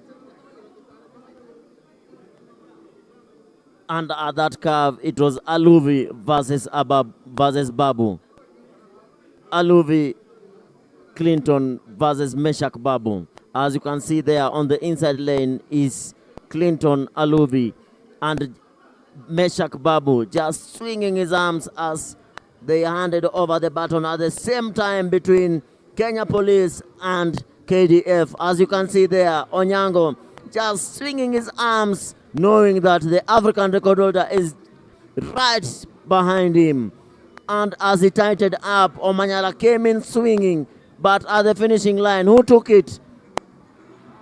And it's the Kenya Defence Forces who have been declared the winner of this. Kenya Defence Forces just peeping police at the finishing line. Oh my goodness. Ferdinand Omanyala has been beaten twice. Lightning has struck twice in this championship. Remember, Zablon Ekwam was the first one.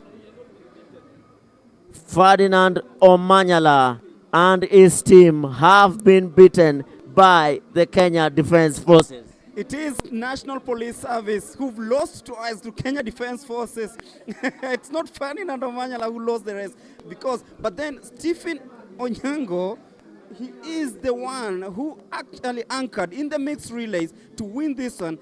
Twice he's done so, leading his Kenya Defence Forces to winning. In the mixed relay, it was against Stephen Onyango versus Ferdinand Omanyala. But one thing that impresses me is the final changeover where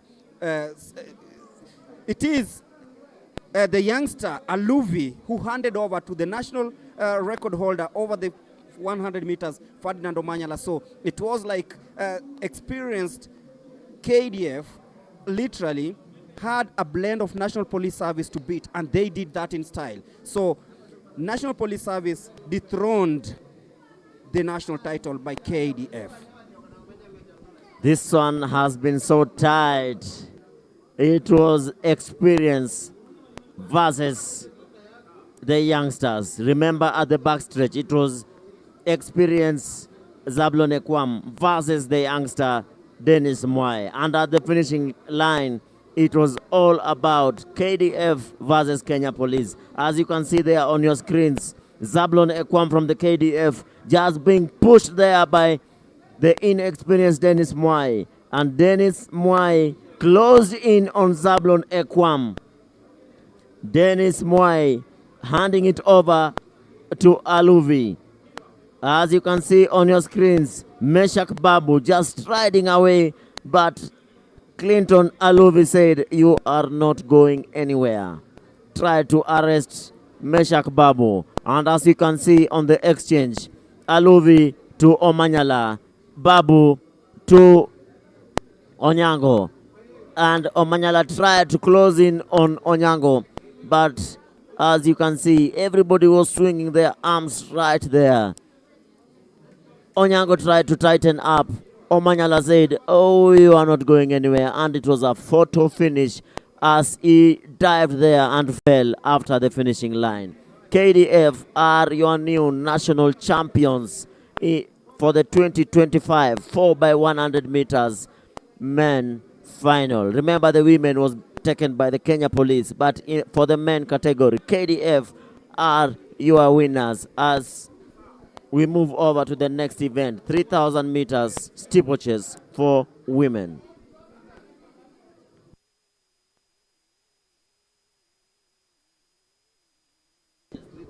The 3,000 meters steeplechase women.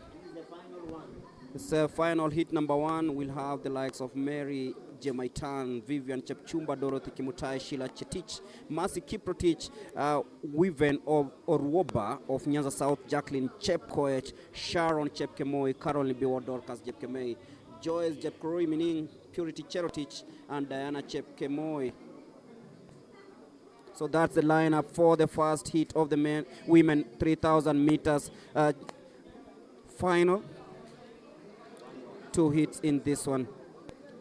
As usual, a Kenyan specialty, of course. The fastest woman in the distance is Faith Cherotich. I'm talking about being the fastest woman this year. There were a record, of course, still with Mercy Beatrice Chepkoech. Let's wait and see what happens in this one as we gear up for the start of the 3,000 meters steeplechase women final heat number one. Remember, we'll close the day with the 4x400 meters men and women final.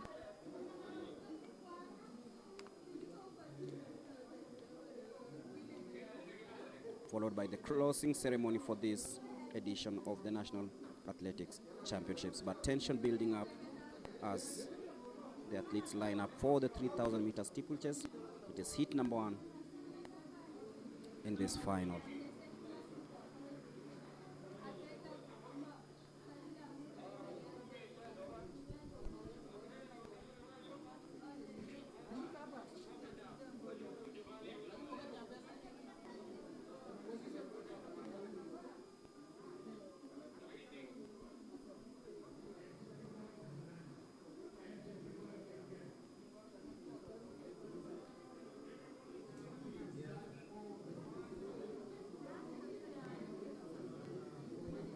And off we go. It is the first heat of the final.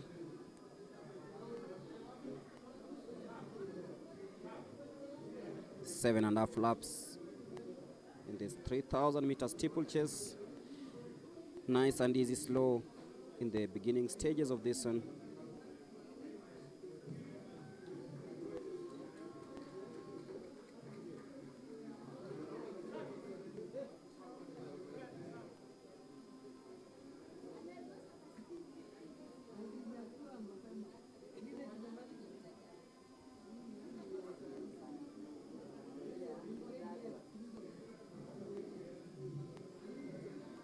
They take the first lap of this one.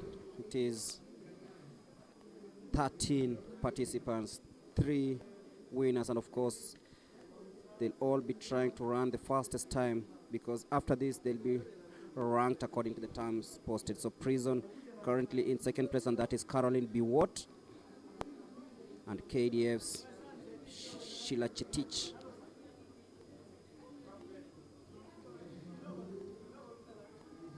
leading the way as they take the water jump.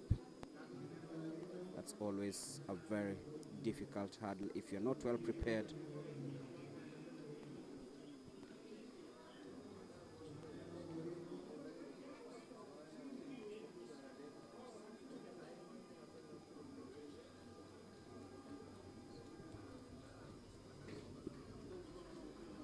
So Celestine Biwott dictating the pace here. It is her against the rest, and she stretches that lead earlier on in this one. Karen Chebet of Prisons in second place at the moment.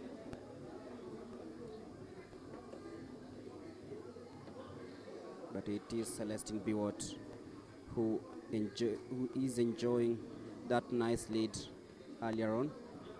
With 6 laps to go, actually 5.5 laps to go in this steeplechase final, heat number 1.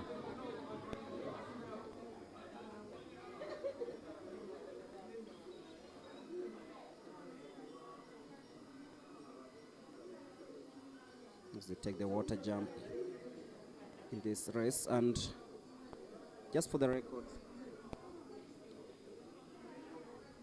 they call her the last born Faith Cherotich. She is the one who leads the rankings this time round, rather this season.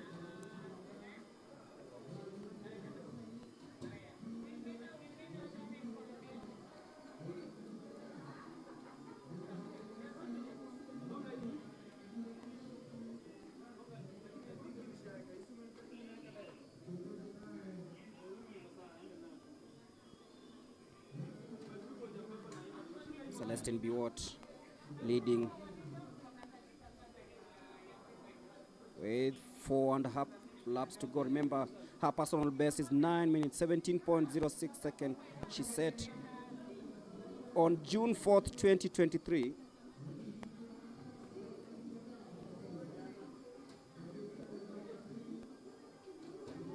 And recently posted a time of 9 minutes 51.18 seconds to win the 3,000 meter steeplechase title at the Kenya Defence Forces Track and Field Championships held right here at the Ulinzi Sports Complex. She also finished 5th during the Irene Rezwanska Memorial Meet in Poland in a time of 9 minutes 24.03 seconds. There she is, Celestine Jeb Kosgei Biwott. The medal ceremony also taking place in the field. And of course, rewards from KCB Bank, who are the sponsors of this event together with Betika. Celestine Biwott, of course, has expressed her ambition to make it to the Team Kenya for the World Championships in Tokyo, and it might all start with this.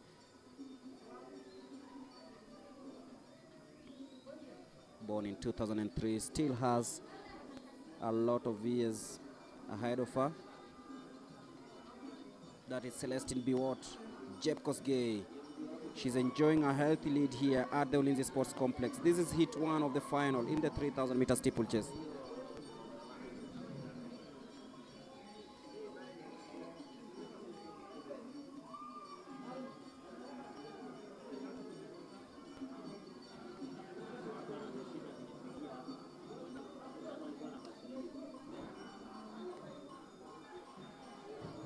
Three laps to go in this 3,000 meter steeplechase at 5 minutes 40 seconds as she clearly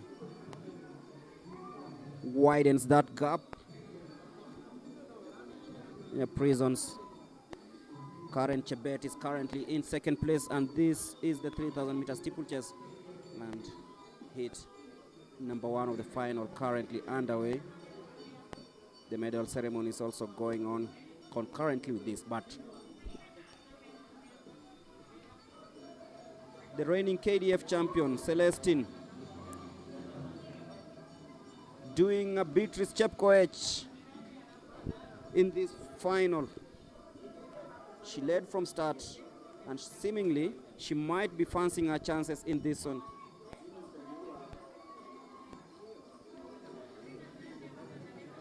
"900 meters to go." She checks over her shoulder to see where her closest challenger is, and Karen Chebet isn't even in the vicinity, so it is going to be her race to beat. It's her against the time. Remember, she's run 9 minutes 17 seconds, and she might be fancying her chances as she takes on to the last 2 laps of this 3,000 meter steeplechase. 6 minutes 59 seconds after 5.5 laps.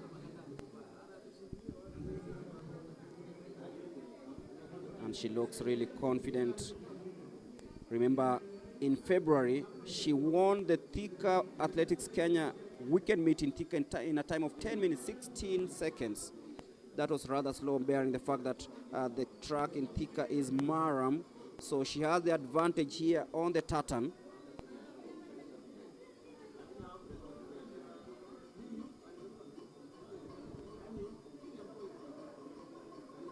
And having a chat with her recently, she says that she draws motivation from the Olympic champion Yavi Winfred Mutile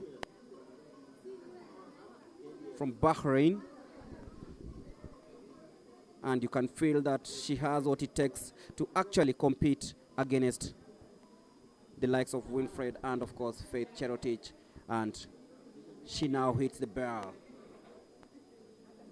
Very, very tactical race from the lady from KDF.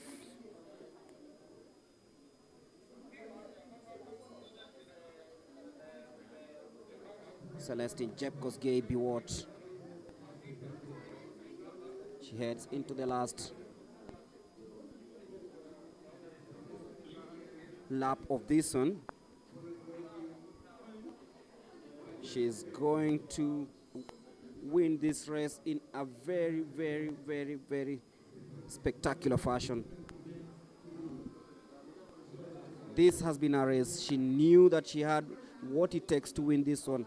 The reigning KDF champion is just about to finish first in this heat and hopefully become the national champion in the 3,000 meter steeplechase. She has been using the same pace from the first lap to up to now, and this is a race that she believes she can easily win. Look at how confident she is and how she takes the water jump. That is the winner to be women's 3,000 meter steeplechase. Heat number 1, she takes the last barrier. and she sprints to victory. She might not do a personal best, but today she's done at 9 minutes, 36.39 seconds to win this race and, of course, claim victory in this first heat of the steeplechase. There she is, Celestine Jepkosgei Biwott, the KDF champion, and of course winning this first heat of the final. She'll be waiting to see what happens in the second heat, but she's torn the field apart and ensure that she finishes in first position.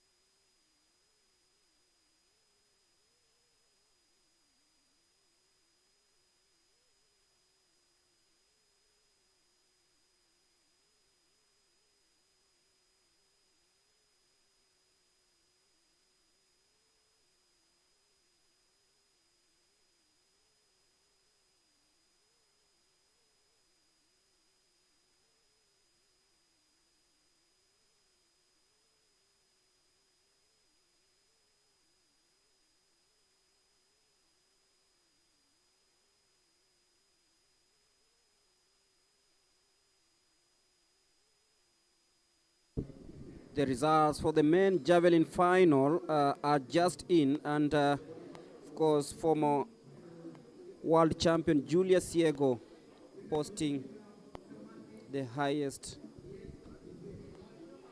distance, 79.27 meters. Alexander Kiprotich 72.93, with Duncan Kinyan Chui 71.50 meters. Boniface Kialo Kilonzo 69 meters in that order. So Julia Siego retains the national crown, 79 meters 27 centimeters to win the men javelin final.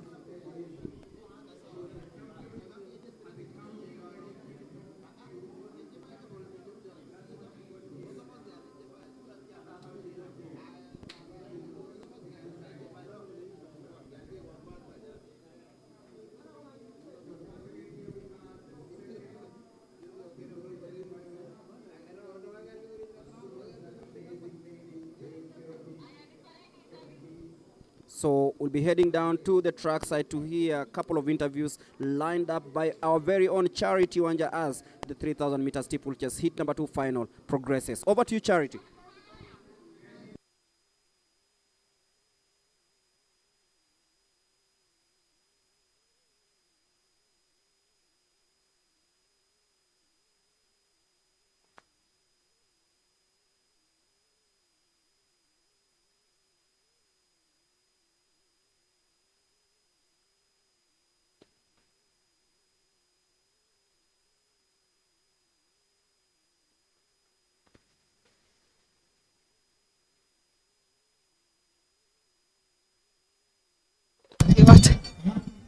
Thank you so much, Mulemi. I'm joined here by Celestine Biwott. Race yako imekuwa vipi? Competition ilikuwa vile unataka? Yeah, kumekuwa sawa. Yeah. Ulikuwa umejitayarisha vipi mami? Nilikuwa nimejitayarisha juu natetea kikosi yangu. Yeah. Na umeweza kushinda hapa nyumbani, umeweka jina ya kikosi mbele. Una feel aje? Nasikia vizuri. Yeah. Okay, all the best. Thank you. Okay.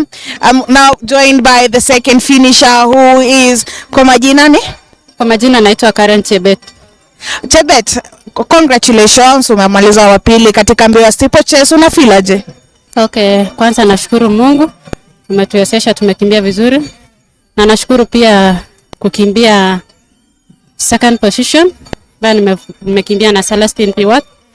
Na nashukuru pia mbio imekuwa sawa. Ingawa hatuja qualify kwa time. Tunaenda sasa kufocus ndio tuweze ku qualify kwa World Championship time. Yeah. Okay, all the best and congratulations. Thank you so much. Okay, that was Celestine Biwott and Karen Chebet. They are finished number 1 and 2 in the 3,000 meter steeplechase. Up next is the men's race. Up next, over to you, Mlemi. Sorry, as we continue with the next event.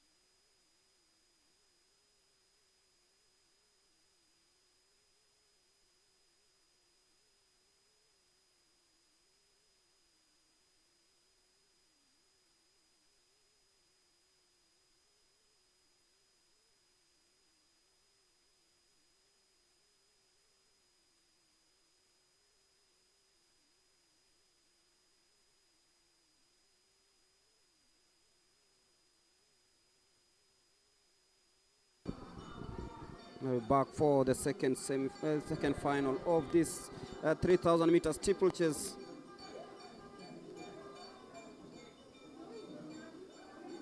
Because final number 1, hit number 1, sorry, won by Caroline Biwott of KDF. And now down to final number 2.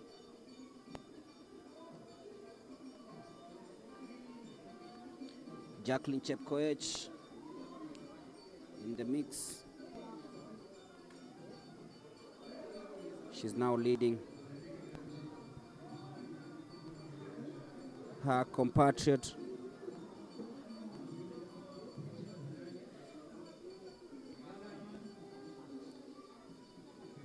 in this final. So it is Jacqueline Chepkoech of Police and Sharon Chepkemoi in a 1-2 at the moment.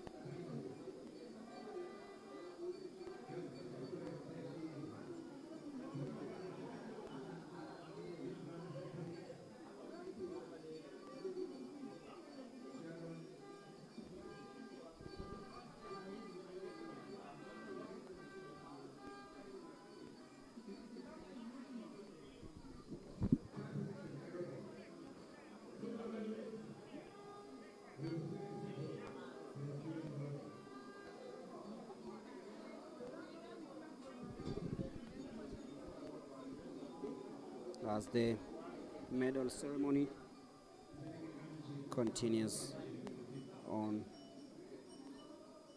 the field, of course, just looking at events happening also on the track. Jacqueline Chepkoech, the personal best of 8:57.35 seconds, achieved in London in June 23, 2022.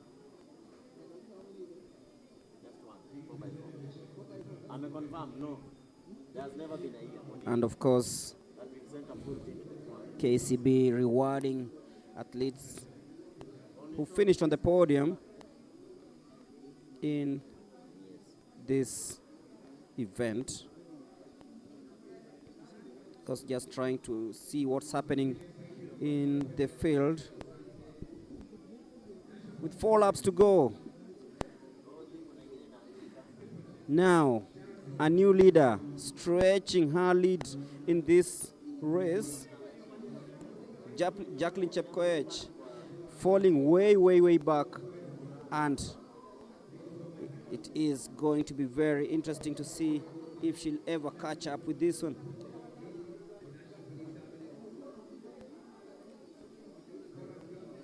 Jacqueline Chepkoech in second place currently. Sharon Chepkemoi of police, her compatriot, has taken over.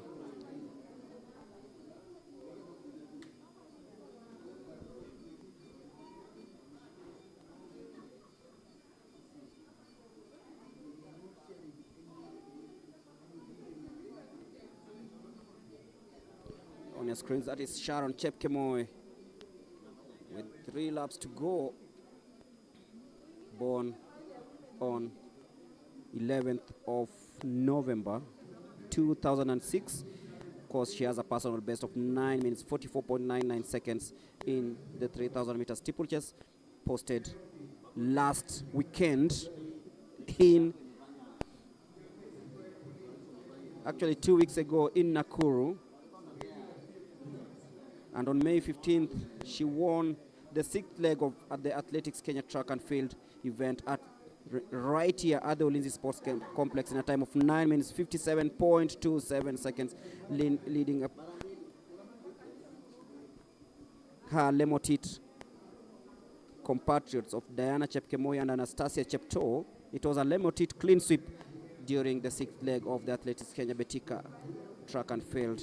And here she is en route to winning the second heat of the final in the 3,000 meter steeplechase. It is Sharon Chepkemoi, today not representing Lemotit, but today representing National Police Service. She's leading Sharon Chepkoech. And you look at how she's tactically done this. She is on course to making something, rather creating something big in this one. So Sharon Chepkemoi, will she beat her personal best of 9 minutes 44.99 seconds? Sheila Chepkoech in second place. It is 1.5 laps to go in this 3,000 meter steeplechase final heat number 2.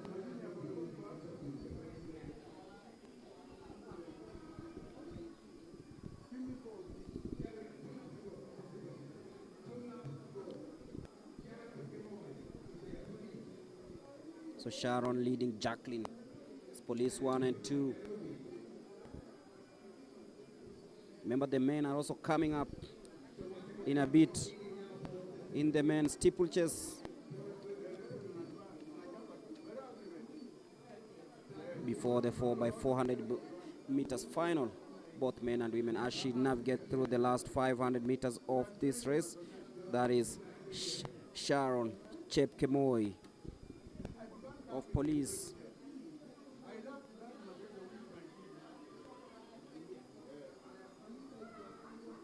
Jacqueline Chepkoech steams to victory now. It's not steaming to victory, but now overtaking Chepkoech as they hit the bell.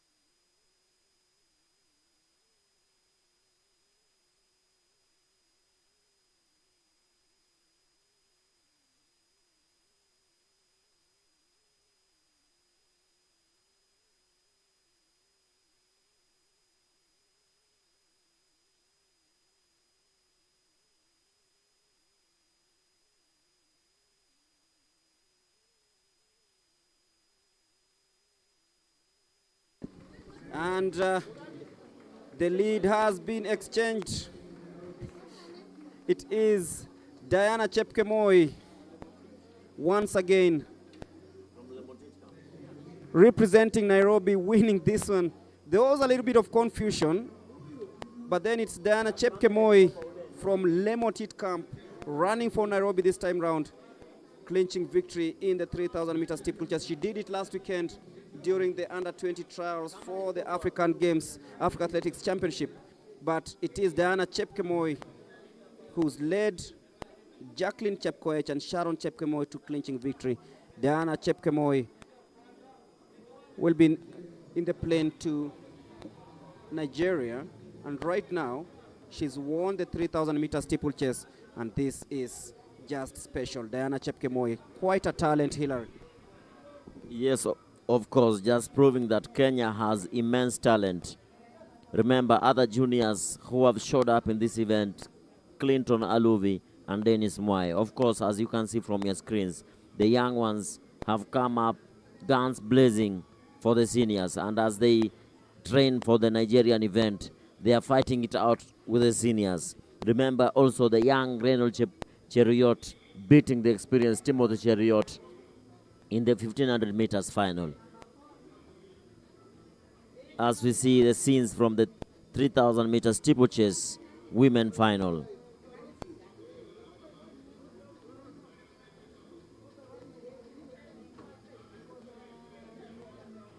The junior athletes putting on in a show in this national championship. The winner there, of course, Daniel Chepkemoi, winning the 3000 meter steeplechase, as we wait for the 3000 meter steeplechase men final.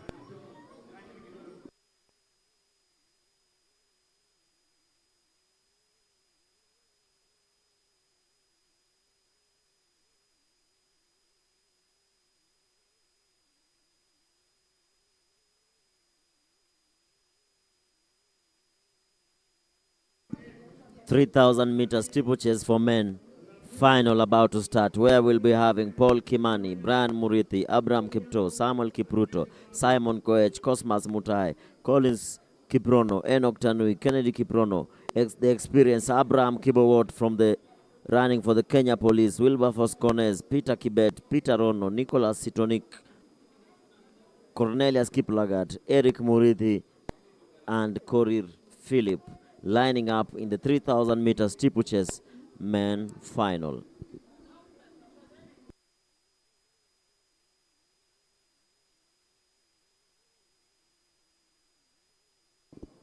The experienced Kibi Watt running in the bib number 555 for the Kenya Police, who will be the national champion in the 3,000 meter steeplechase.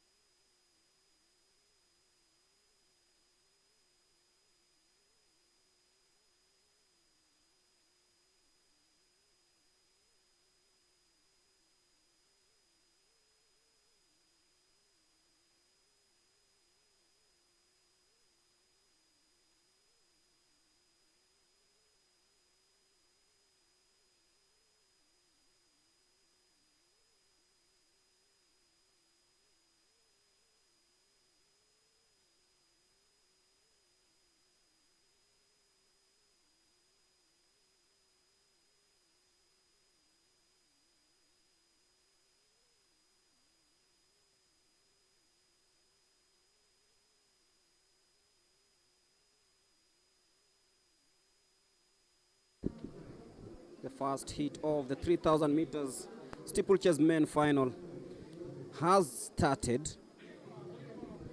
And of course, expect stiff competition from everyone participating in this one. Samuel Kipruto, the first to clear the hurdle. Under the barrier.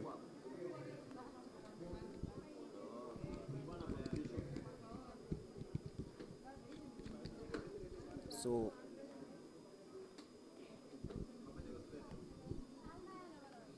in this lineup, Abraham Kimutai, Samuel Kipruto, Cosmas Mutai, Collins Kiprono, Eric Tanui, Kennedy Kiprono, Abraham Kibiwot, Wilberforce Kones, Peter Kibet Lagat, Peter Rono, Nixon Sitonik, Cornelius Kiplagat, Eric Murithi, Korir Philip, and Mapi Matinga of Kenya Forest Service. They'll be competing in this one. But it is Samuel Kipruto pacing after 1.5 laps.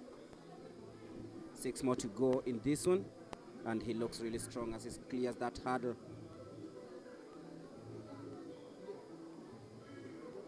Beautiful, beautiful scenes there.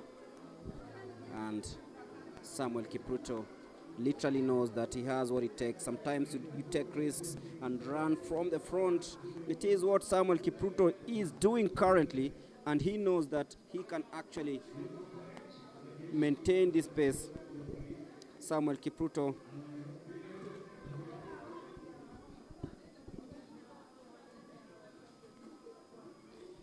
representing KATTI.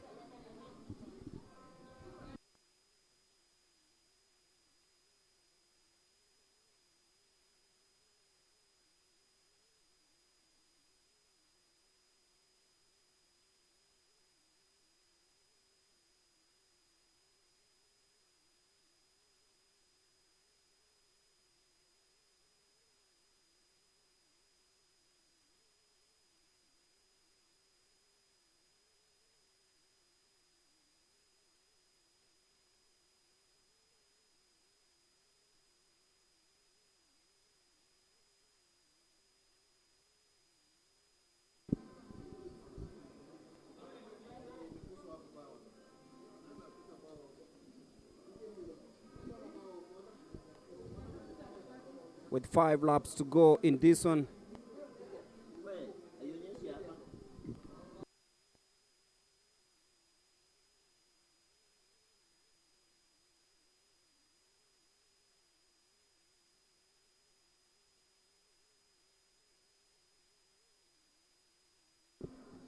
The medal ceremony also happening right now.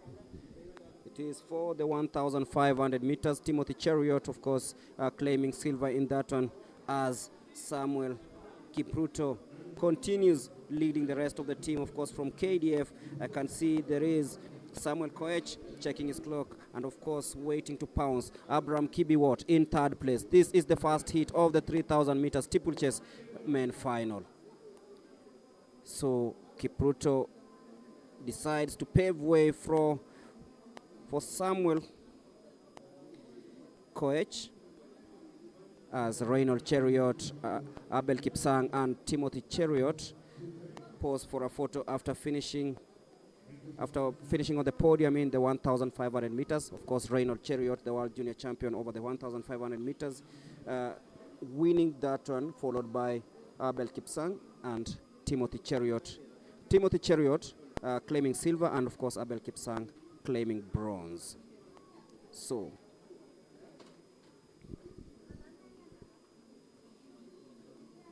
Simon Koech now leading the rest of the pack. Abraham Kibiwot in 2nd place. It is now taking shape with 3 laps to go. Abraham Kibiwot and Simon Koech.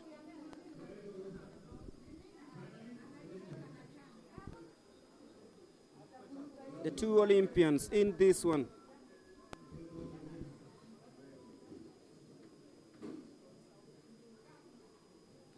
Peter Rono in 3rd, representing South Rift. But is Abraham versus Simon Koech. Simon Koech checks over his shoulder. But it is Koech.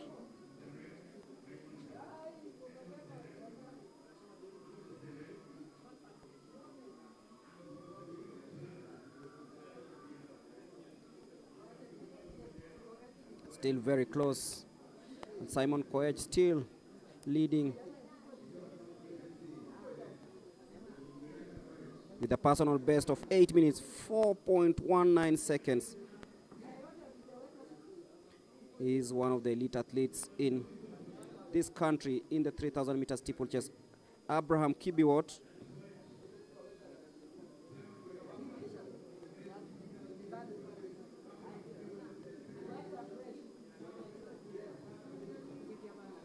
is in second place currently.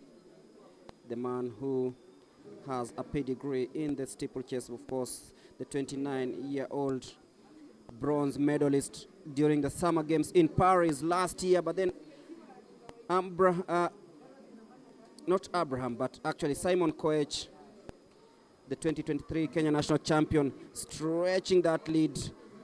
Abraham Kibiwot trying to respond, but then it is Koech, who competed in Paris last year, finished 7th in the final in the time of 8 minutes, 29.26 seconds. He seems to be in cruise control of this final. Checks where Abraham is. Simon Koech, Abraham trying to respond as they go towards making it in the final lap of this one. It is Simon Koech, Abraham Kibiwot of Police, trying so hard as they hit the bell. It's Simon Koech, very composed. He is trying so hard to steam away from Abraham Kibiwot, who I know will respond as they head towards the last lap. He beat him in Paris. Simon Koech says, not this time round. Simon Koech on your screens. It is the 3,000 meters steeplechase heat number 1 final. It is Simon Koech,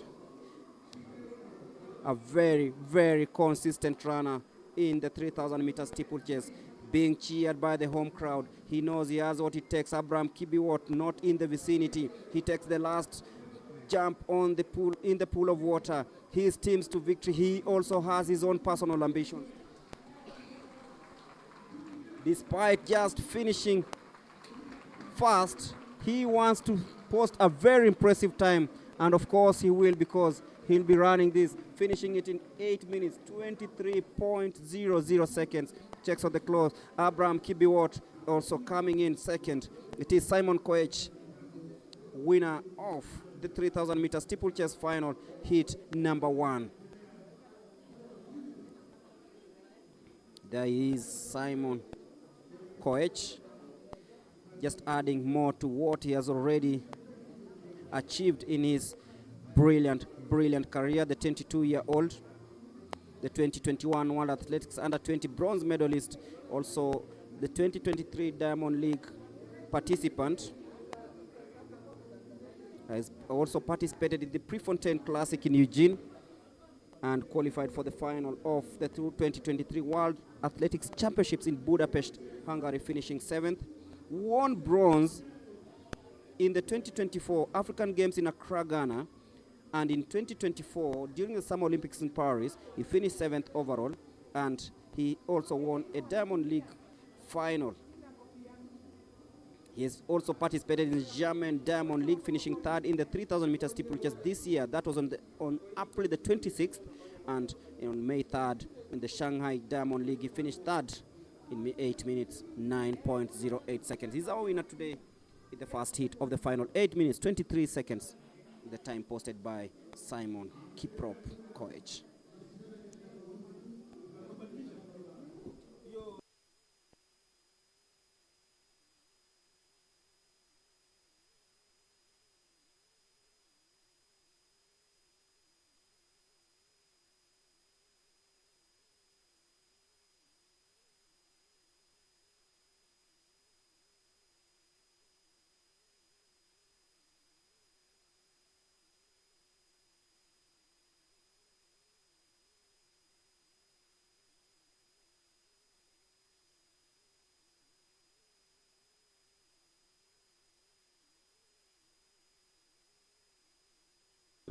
The second heat of the final coming up on your screens, of course, are those who will be participating in this.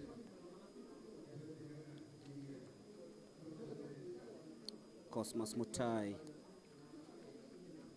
He ran in heat number 1, sorry. And in heat number 2, we have the likes of Isaac Ndiwa, Shadrach Kibiwot, Enoch Cheruiyot, Benjamin Keegan,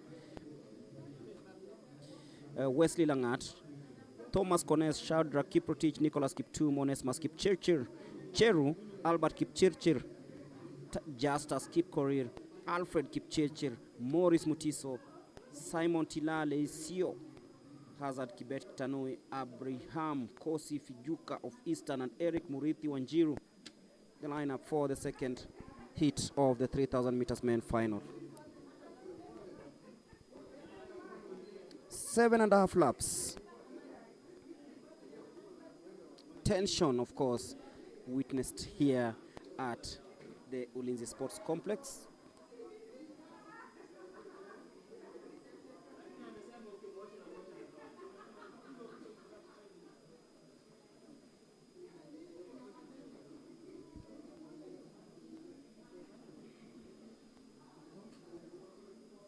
And we are ready for start. And off they go. Running 7.5 times on this track. It is the second final of second heat of the 3,000 meters steeplechase.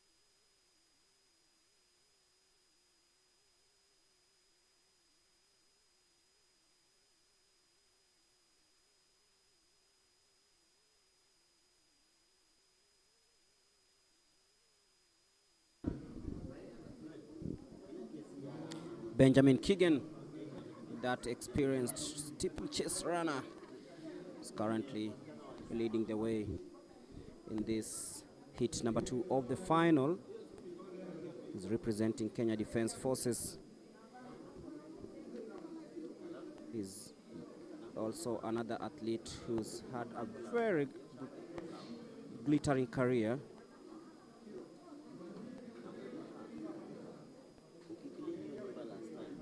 That's Benjamin Keegan.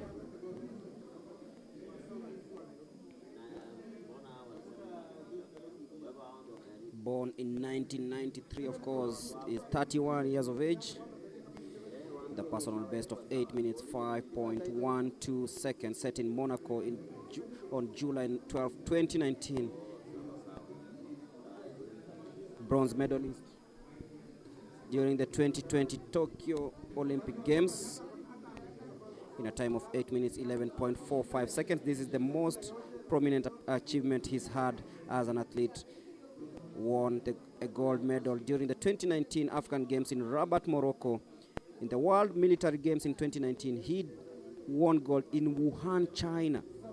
And of course has won multiple Diamond League meetings, including the 2021 Diamond League final. He's a former national champion in the 3,000 meter steeplechase, and he hopes that this is the time he also reclaims his title.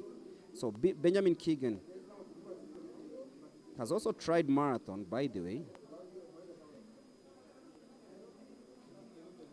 and made his debut, finishing second during the Iten International Marathon in a time of 2 hours 14.29 seconds. And also the medal ceremony happening on the track, in the field.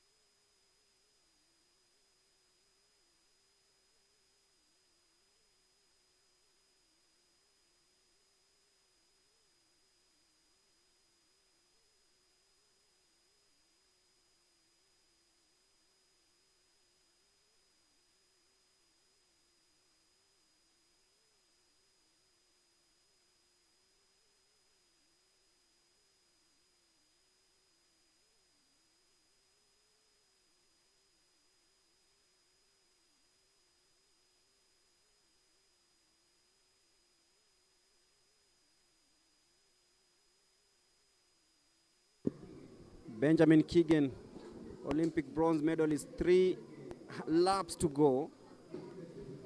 His compatriot from the Kenya Defence Forces, Wesley Langat, is in second place.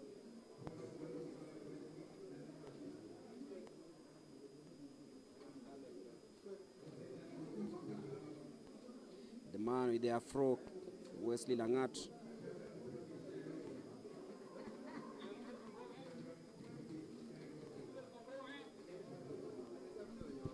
It's Keegan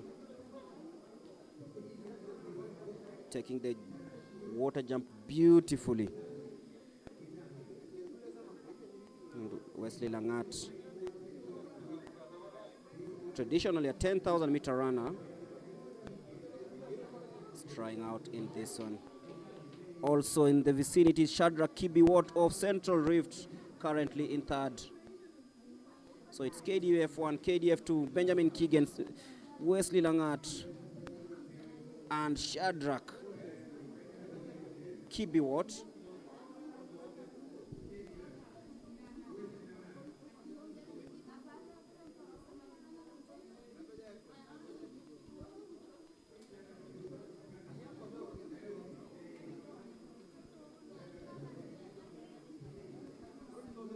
But it is now Wesley Langat who is stretching that lead, and he has a couple of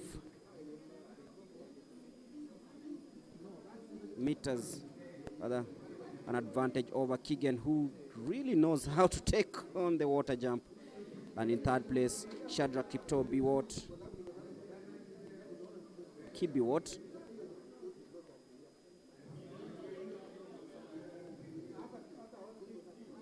And it is Wesley Langat, whom we can say is trying this steeplechase. He hits the bell. Keegan is in second place. It is KDF 1, KDF 2 as they jump the barrier. This should be interesting. The home crowd on their feet.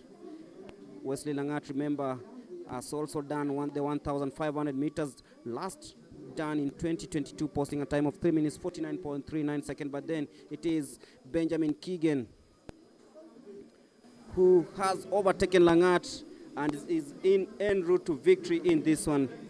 Benjamin Keegan, one of the most celebrated runners in the 3,000 meter steeplechase, won gold during the World Military Games in Wuhan, China, has won the multiple Diamond Leagues, Olympic bronze medalist in Tokyo 2021, coming to victory in this one with a personal best of 8:05. He might not achieve that today. He might not achieve that today, but then we'll be checking on the time. 8:39.76 for the former national champion. So this will go down to tallying because there were 2 hits in this final.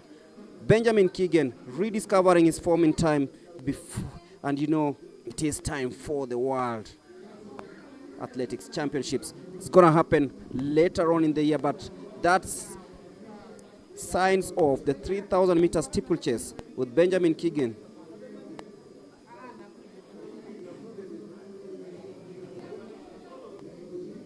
That is Benjamin Keegan winning the second hit of the 3,000 meter steeplechase final. So it's been a chance, and of course we are down to one more event, the 4x400 meters women and men final.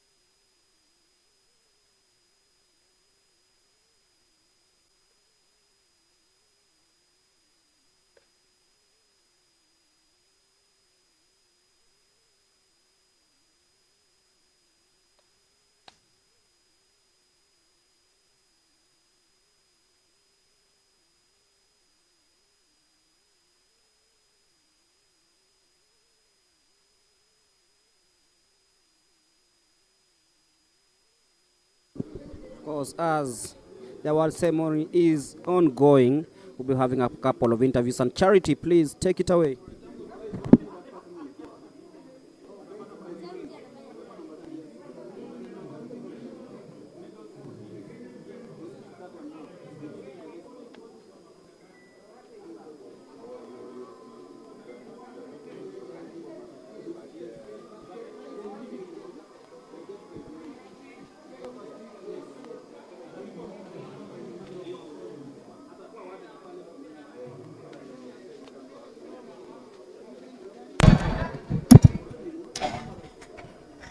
Thank you so much, Mulemi. I'm joined here by Simon Korech. He won in the first heat of the 3000 meter steeplechase. Simon, preparation yako imekuwa vipi? Kulingana na mbio ya leo naweza sema ya kwamba preparation yangu imekuwa mzuri. Nilikuwa nimejiandaa vizuri kwa mbio. Kumbuka ya kwamba siku chache zilizopita tulikuwa hapa tena kwa majeshi, na siku ya leo tumekuja national. So kwa ile preparation yangu kwa ujumla naweza sema imekuwa mzuri, na pia imekuwa na uvumilivu kubwa sana, kwa sababu mbio ama zoezi si rahisi. Yeah. Thank you so much, Simon. Na sai World Championship tunaelekea hapo, tumefikia wapi? Kwa World Championship naweza sema ya kwamba bado nitarudi, naenda nikirudi sasa ballet training, pia naenda kuweza kusharpen mahali ambapo najua wenda kwa miaka mingi labda imekuwa ikinilemea, na kwa hii mbio ambayo inakuja niko na matumaini kubwa nitakuwa. Abraham, karibu. Umeweza kukimbia Kipkeino, umekuwa hapa pia Police for Championship, sai National Championship. Performance umefeel kiaje? Mwili umepick vile unataka? Nasema leo nashukuru, mwili yangu si mbaya, si kama last month. Nilikuwa under medication, mwili yangu ilirudi chini kidogo, but I'm sure by tukikimbia Trials of Kenya nitakuwa nimekuwa sawa. Naona ikianza kuja, lakini ilikuwa imeenda chini. But saa si mbaya vile. Pia si kama last races Diamond Leagues, si kukimbia vizuri, si kuwa na feel vizuri, nimekuja nimechitivu, but naona saa inaanza kuja, si mbaya. Yeah. Abu, all the best and congratulations. Thank you. We first had Simon Korech and Abraham Kibiwot. They were first and second in the first heat of the steeplechase, and now even in the second one, Benjamin is the winner.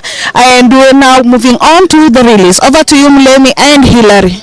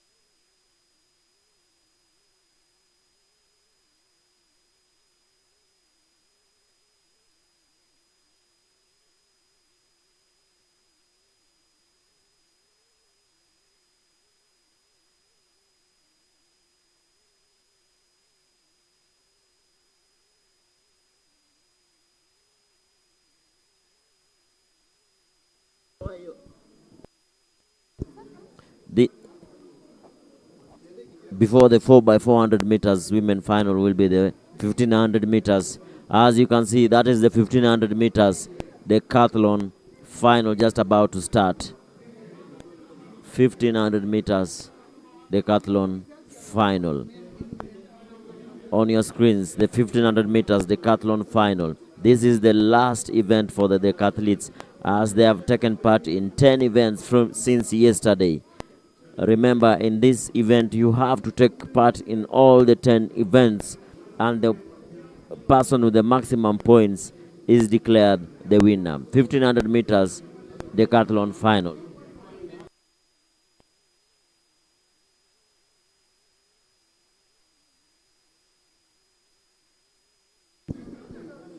Tenth event for these decathletes. Who will be crowned the winner? Remember, the winner is based on the maximum points that they get. The faster you run, the more points you earn for your team. And the more distance you throw, the more points you get. That is how it works. 1500 meters decathlon men final.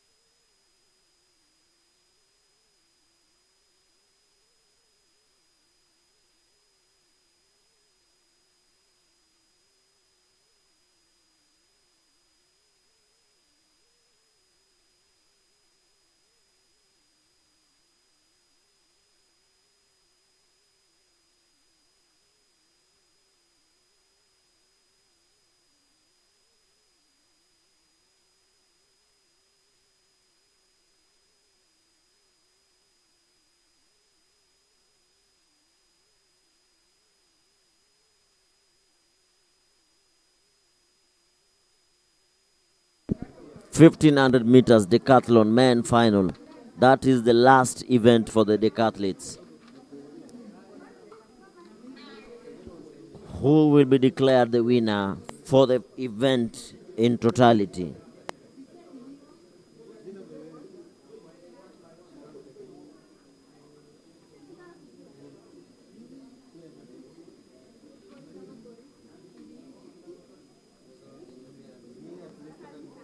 Dismas Kiptanui from Central Lift takes the lead in the 1500 meters final. Dismas Kiptanui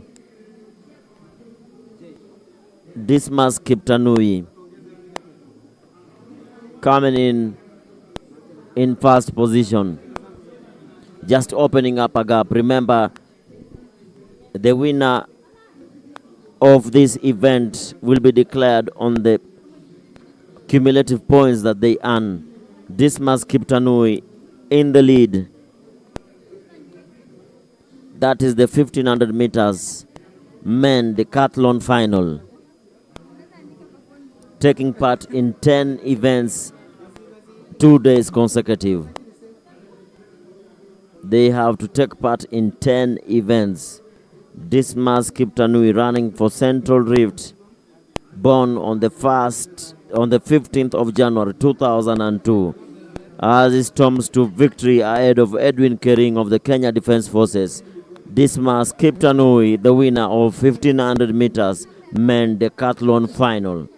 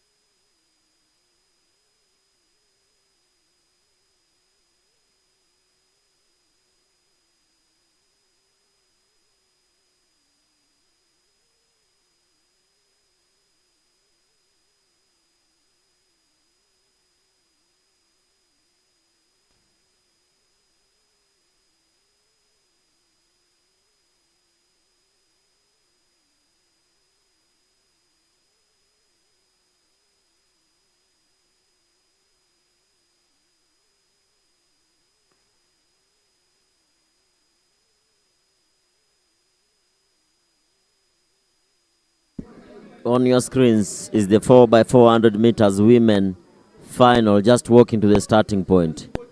4 athletes running the 400 meter, and they hand over the baton. 4 athletes running 400 meters. Remember, in the first changeover, the athletes have to run in their lanes, and the second athletes, who are called the first takeover, will run the 100 meters and come in at the 110 meters to join into lane 1. Lane 3 and 4. Thank you so much, Mulemi. As we continue waiting for the 4x4 races, athletes to set them up, I'm joined here by some of our athletes from the Paralympics. We have Stency. Sorry, we have Stency here. She qualified in the 100 and in the 200 meters. Stency, jina yako ya pili? Neema Stency. Neema Stency. Okay, Neema, usha qualify sasa for World Championship. Preparation yako unaenda kuipanga vipi? So far I've started my preparation. It's well. I'm training under Coach Mwanzo Dennis. I qualified with 200 in Dubai Grand Prix. I did not run the 100 meters, but I qualified with the 100 meters in Morocco, Marrakech. So going forward, you were in Paris last year. Yeah. What are some of the lessons that you learned and you'll be applying to ensure that this time round you bring back the medal? Okay, in Paris, I do multi-sports. I went to the para taekwondo. Yes, I did not qualify with the para athletics. I was number 4 and they were taking 1 to 3. Yes, so I went back and trained, went to the direct qualifiers with taekwondo in Senegal. So that gave me a direct ticket and minus 2 kgs, 52 kgs. Yes. Okay, thank you so much. Okay, we have our second athlete, Eric. Karibu sana. Kwa majina? Yeah, I'm called Eric Jabuto. Yeah, from Homa Bay County, but currently stay in Nairobi. Yeah. Sahi tunaangalia World Championships. Umejipanga kivipi? Yeah, I'm training well. Yeah, I always wake up early. I get prepared. I make sure that I do whatever I didn't do for the very first time. Yeah, so I'm pushing because my goal is to make a good time to qualify for LA 2028. That's my main goal. Yeah. All the best, and I believe you'll make it. Okay, thank you. That was Neema Stency and Eric Jabuto. They are some of our para athletes who are competing here at the national championship. We have others. We also add Ojuka doing the long jump, and they were about 16 of them. Over to you, Lemi, as we continue with the 4x4 races. 3,000.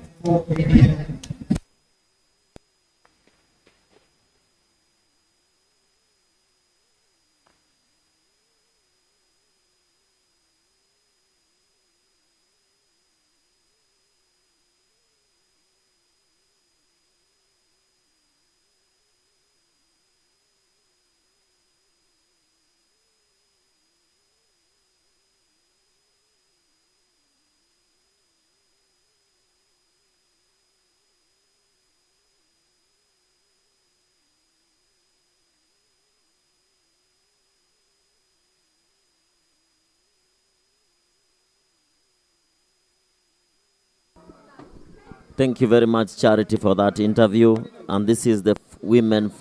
Next will be the women 4x400 final. Prisons, refugees, Southern, KDF, Police, NYS, North Rift, and CAT.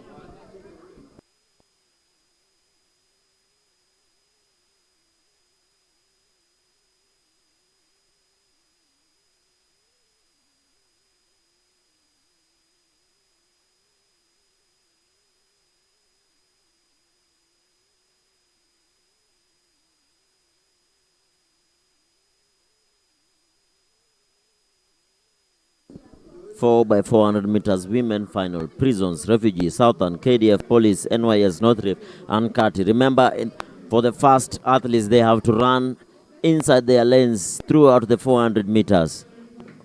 All of them have to run inside their lanes. 4 athletes running 400 meters. Kenya Police, the defending champions in this event, already taking the lead. Gladys Mumbe, representing the Kenya Police, in the lead.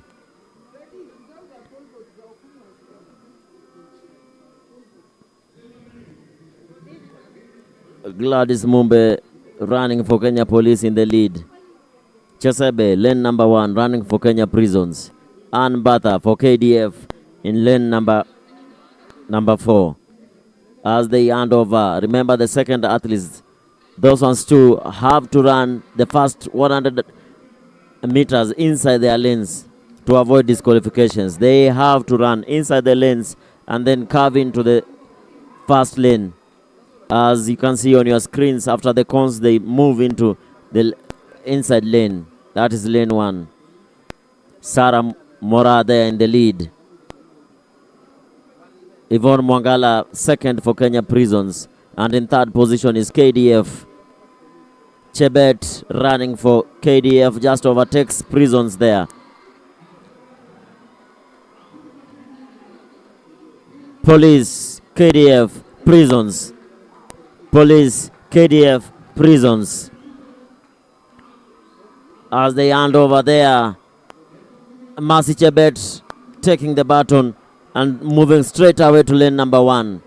Lanoli Naoko running for KDF in second position. Chebet versus Aoko.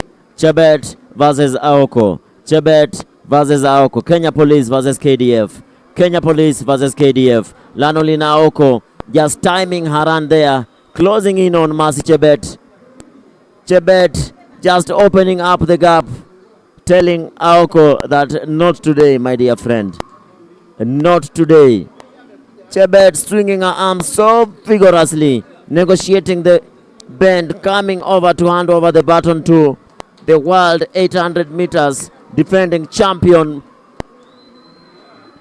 Handing over the baton to Mary Mora there. It's Mora versus Mercy Akech. Mora versus Akech. Akech comes over and overtakes her on the curve. Mary Mora hanging on for dear life. Who will be the winner here? Kenya Police, Mary Mora versus Mercy Akech. 800 meters world champion versus the 400 meters Kenya national record holder. Who will it be? Akech, Mora. Akech, Mora. Mora in the lead there. The 800 meters world champion just hanging in there, negotiating the curve and coming in. That is Mora with a usual lean. Mora just opens up the gap. Speed and endurance versus speed. Mary Mora opens up the gap. Wins it there in an official time of 3:27.23. Oh my goodness. 3:27.23.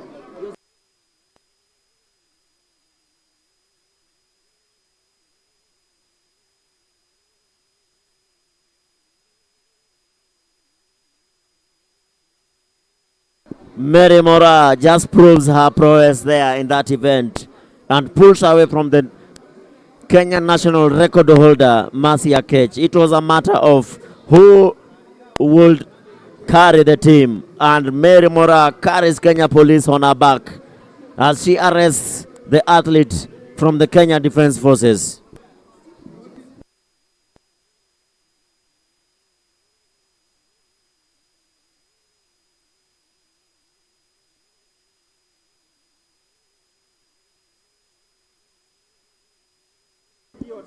Mary Mora running for Kenya Police Service, winning it there together with the quartet, Mary Mora, Gladys Mumbe, Mercy Chebet.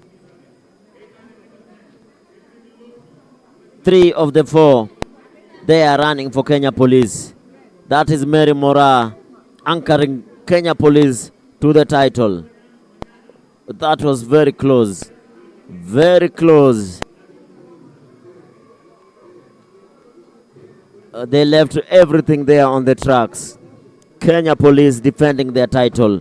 as we move over to the men 4x400 meters men final.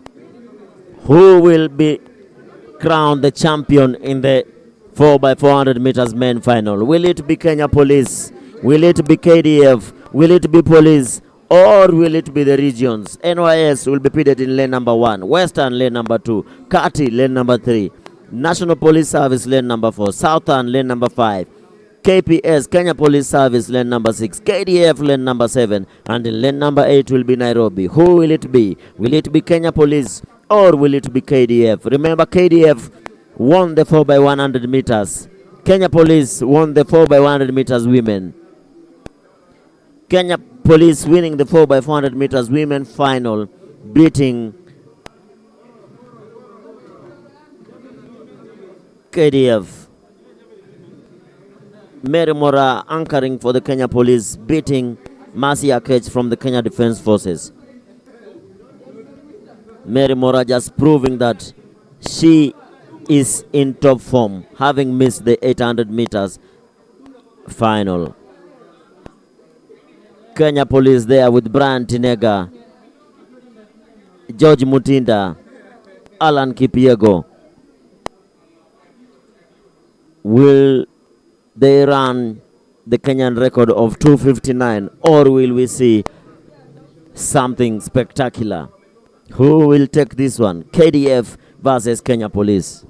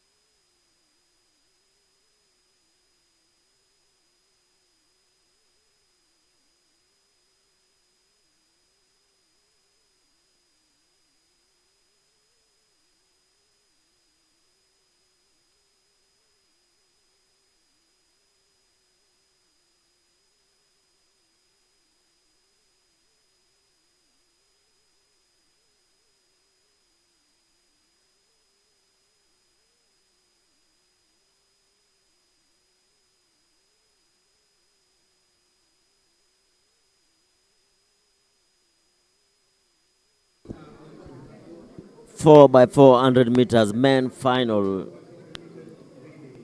NYS, Western, Kati, National Police Service, Southern, Kenya Police Service, KDF, and Nairobi. Who will be crowned the champion? Remember, this one will go down to the wire, just like the women. Wise Manuere will be starting for the Kenya Defense Forces in lane number 7. KDF, Prisons versus Kenya Police. Who will be crowned the champion? Kenya Police coming out guns blazing in this 4x400 meters with their quartet of Kipyegon Alan, George Mutinda, the winner of the 400 meters. Who will be crowned the champion? Which quartet will carry this day? Will it be the quartet from the Kenya Police Service? Will it be the quartet from the Kenya Defense Forces? Or will it be the quartet from the Kenya Prison Service? We wait and see. Or will the regions pull a surprise, which is highly unlikely?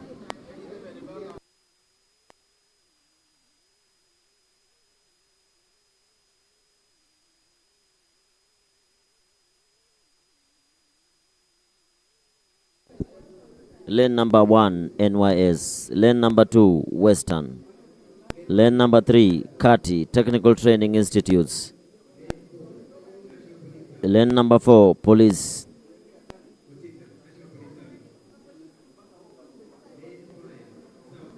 Lane number 5, Southern.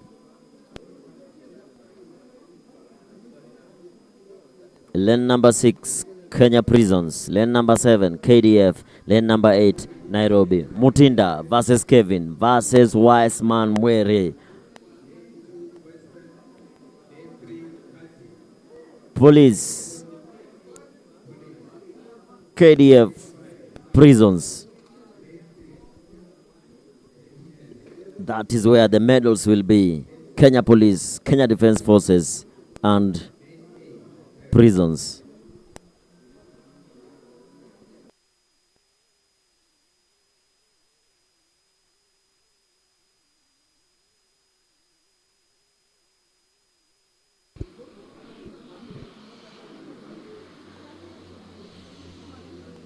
Four by 400 meters men final. Wiseman Were starting for the Kenya Defence Forces. Kevin Kiprotich for prisons. And in lane number 4, George Mutinda for Kenya Police. Southern, they are missing in lane number 5. Lane 4, 6 and 7. Who will be crowned the winner? Clean start there from the athletes. Wiseman Were there starting for the Kenya Defence Forces. Kevin Kiprotich running for Kenya Prisons.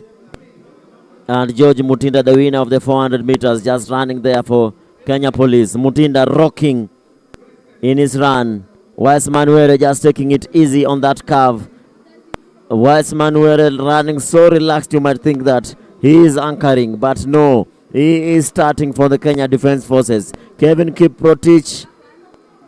Wiseman Were, Kiprotich. Wiseman Were, Kiprotich. Kevin versus Wiseman. Kevin versus Wiseman. Wiseman just pulls away there at the finish to hand it over. Alan Kipyegon for the Kenya Police. Alan Kipyegon versus Kevin Kipkorir. Alan Kipyegon versus Kipkorir. As Cornelia Kebenei, they are running for Kenya Defence Forces there in third. Prisons, Kenya Police, KDF. Kipkorir versus Alan Kipyegon. Kipkorir versus Kipyego. Alan Kipyego there just coming and taking there the lead for the Kenya Police. And Kevin pulls a fast one there, but he can't pass Alan. Police, Ryan for the Kenya Police versus Alex Ngeno. And Samuel Chege just comes there for the Kenya Defence Forces. Chege, 200 meter specialist. Samuel Chege for KDF. Ryan for Kenya Police. Police, KDF, prisons. Police, KDF, prison. Ryan for Police. KDF, Samuel Chege. Ngeno for Kenya prisons. Police, KDF, prisons. Handing over to the anchors. And Ryan hands it over to Brian Tinega versus Masika for the Kenya Defence Forces. Police, KDF, prisons. Sanayek there for Kenya prisons. Masika for KDF. Brian Tinega for the Kenya Police. Tinega, Police, KDF, prisons. Sanayek there passes. Sanayek passes there. Sanayek just coming for Police. Prisons versus KDF. Prisons versus Police.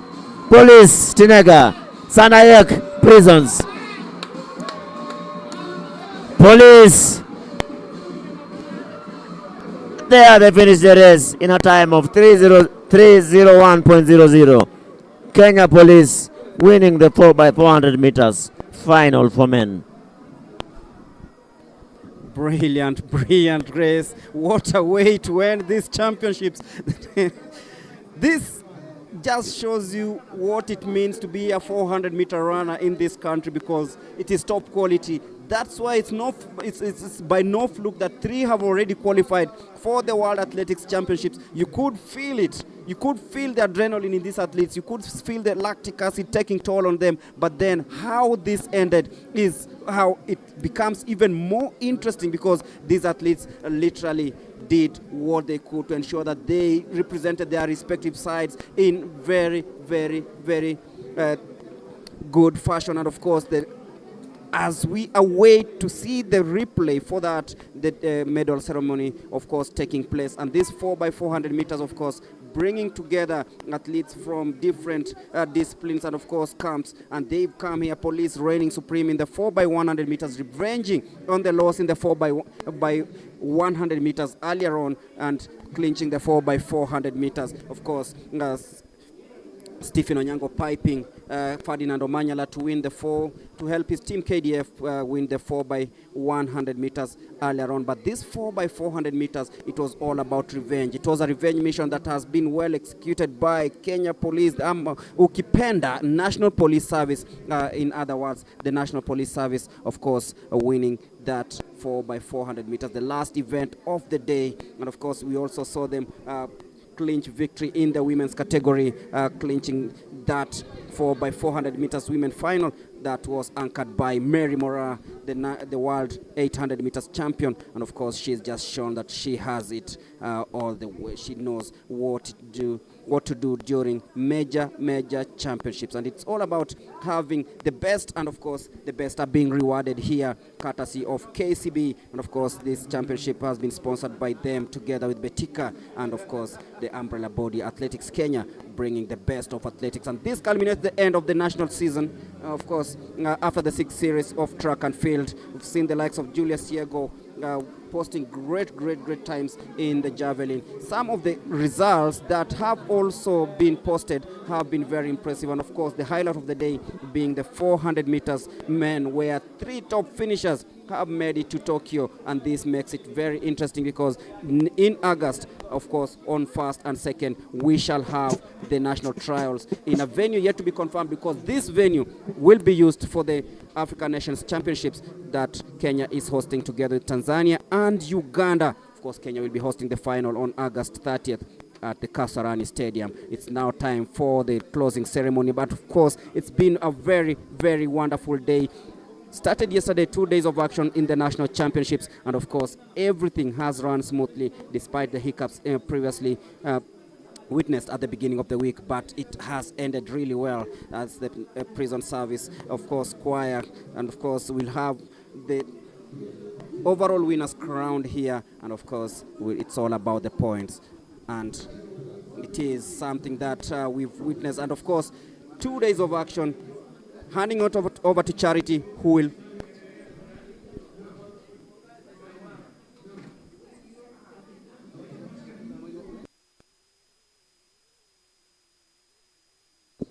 as we await for the final ceremony of this one,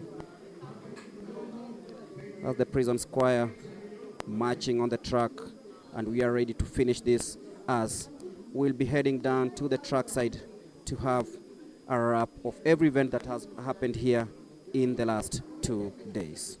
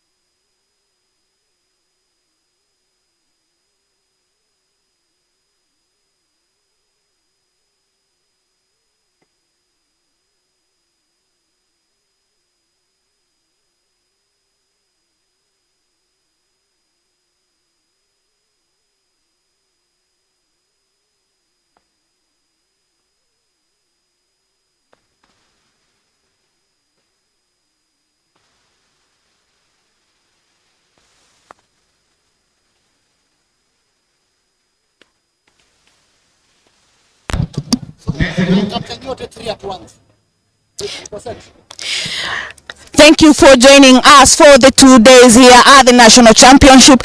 With new champions have been crowned, new people have set their own personal records. And Hillary, what's your take for the entire event? It has been really exciting. Thank you first for the question. And the talk of the championship is of course the 400 meters men, where we saw 3 athletes running inside the world qualifying time of 44.85 seconds. Of course, George Mutinda from the Kenya Police winning it in 44.53, setting his personal best and qualifying. Second was Brian Tinega, and third was Kipkorir Kevin. So 400 meters is the talk of the day, but we can't forget also in the 200 meters where Ferdinand Omanyala being beaten by Zablon Ekwam. Remember, Ekwam is a 400 meter specialist, and it was about speed endurance versus speed. As Omanyala said, is training short to long, and differently Ekwam is training long to short. So those are 2 different training programs coming in for this championship in the final. And in the final of the 4x1, it was Omanyala versus Onyango. And you could see KDF pipped Kenya Police. And of course in the women we can't forget Millicent Doro taking the crown from Esther Mbagari. We can't forget also Reynold Kipkorir beating the experienced Timothy Cheriot in the last 30 meters. It's been exciting, and let's wait for the trials in August. We maybe will see new champions again emerging and new other athletes qualifying, but it has been an exciting championship. Yes. Mlemi, karibu. Well, what's your take about the event for today? The rivalry has been immense. It's been tense, and of course I look at how these teams lined up. You know, we are used to the obvious, but right now you could feel there was stiff competition in that no side wanted to lose, and KDF retaining the overall title is something that makes it even special. It might be because they are hosting this event here. I don't know what could have happened if it was at Kasarani or at the Nyayo National Stadium, but then you look at the competition. Ferdinand Omanyala running 16 races in 2 days is no mean feat. That is special, and I really applaud him, despite being edged twice in the 4x1 mixed relays by Stephen Onyango, who again did it again on a photo finish in the 4x1 men relay. That was special, but then it just showed you the competitiveness. And I think Kenya qualifying for the mixed relays for the Worlds, and of course the 4x4, has made it really special, and you can feel there's a buzz whenever the relays are on. Long time ago it wasn't really a competition that people really wanted to let's say put or rather lay their eyes on, but right now you could feel there was enough competition. But then as Coach Hillary has said, the 400 meters, 4 athletes are in line to get in those spots for the Worlds. Today 3, and Zablon Ekwam is in line for that, and that makes it so special in that in the middle distance races we are doing well. Lilian Odira retaining the national crown is something very special, and you could feel that she has what it takes to compete at the highest level. She has not reached the 159 barrier, but I feel that she's getting closer. With proper training, I know she'll get there, and of course help Mary Mora at the World Championships. I'm also looking at the field events. Of course, the usual suspects still dominating. Julius Yego winning the javelin, Alexander Kiprotich coming in second. So to me, it's a championship that has shown you that consistency has also helped some of these athletes, and of course the new stars rising us. Look at Lenile Aoko, look at Mercy Okech. That 4x400 meters, the last changeover, that was something else. on the 100 meters, for once I thought that Aoko was going to catch up with Mora, but she just showed that was class. So to me, this has been exciting. This has been very intense, and of course, it just shows you that Kenya is coming up well. I'm really worried about the 3,000 meters steeplechase. I've not seen an athlete who can actually stand up and say that this is his time to, let's say, challenge for the men's title. It's a great concern. The coaches have spoken about it, and to me, it's a great concern because that is how our pedigree, that is our heritage. We need it back. We need to see it happening. But congratulations to the likes of Keegan, Abraham Kibiwot, and of course Mr. Amos, who did really well in their respective finals. And to me, I feel that Kenya is ready to challenge the rest of the world at the World Athletics Championships in Tokyo. For the steeplechase, I also had a chance to speak to Abraham Kibiwot and Simon Koech. I asked them how they are feeling, the rhythm, if it's there. For Abraham, he's saying he's may not feeling well, but now he's happy that his body is responding well and is picking up the rhythm properly. And for Simon Koech, he's saying that he needs to sharpen on some speed and a bit of endurance. Remember, during the cross-country championships, Coach Julius Kirwa, he said that he has not seen the athletes doing the cross country. He raised an alarm about it. He said that for the steeplechase athlete, they needed to do that for their build-up. And some of the guys who are there, I was with Coet in Bomet, and Abraham, I was also with him at E10. Maybe the coaches, there is a program that is still being done. It's under Akina Richard Matelo. They are coaching and bringing Kenya back to where. But for the ladies, I'm happy. For Faith, we call her Faith last born. She's doing really well this season. It is her season. Okay, parting shot. Parting shot for me, looking at the sprints, let me just focus on the sprints, is coming up pretty well, as you could see. Stephen Onyango, Ferdinando Manyala in the women. We have Marcia Ketch running inside 50 seconds again, just proving that she can compete in the Diamond League. We have also Aoko. We have Chebet Masi. It's looking pretty good in the sprints, and of course Zablon Ekwam, we can't leave him out of the equation. My only problem is we couldn't see Mark Otieno, who is racing in Europe. I would have loved to see Mark Otieno running in Kenya. This year he has only raced in the trials. So in the trials slotted for 1st and 2nd of August, I pretty much wish to see a full house. Yes. Okay. Amulevi?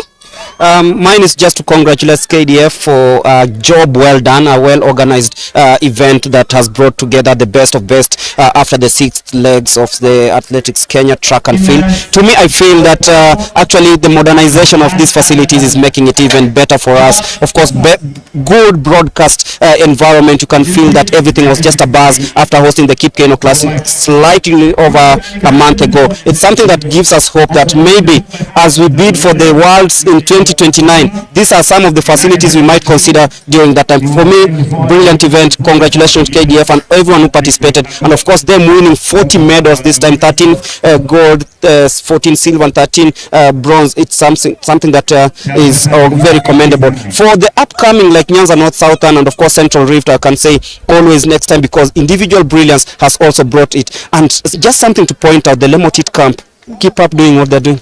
Actually, the coach Paul has specialized in youngsters, and through him we've gotten the likes of Beatrice Chebet.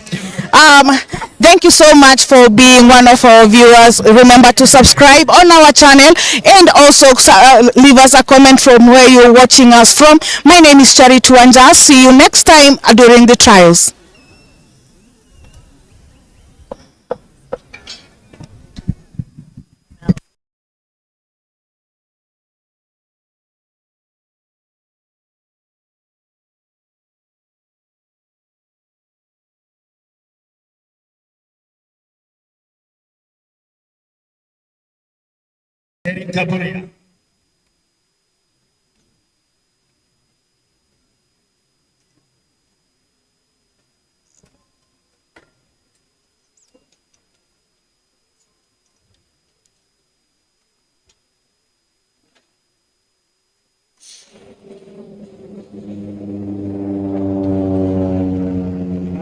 gold medalist, the national champion 2025, Wendy Langat, representing the National Police Service.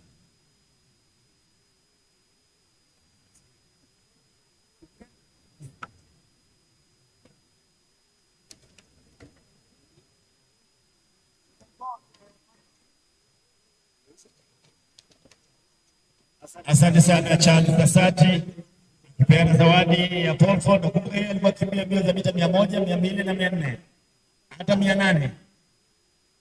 Alikuwa katika ile kikosi walivunja rekodi ya mita 400 mara over 800 meters 1970. Charles Kasati, Thomas Saisi, Robert Oko, Ezekiel Nyamau. Haya. Mwanzia ukiwa tayari kwa mambo ya match pass sasa. Asante sana bwana Tele, sijui kama shindano la kurusha mkuki limekwisha. Naambiwa imeisha sasa. Ukiwa tayari utatufahamisha ili tuweze kuendelea.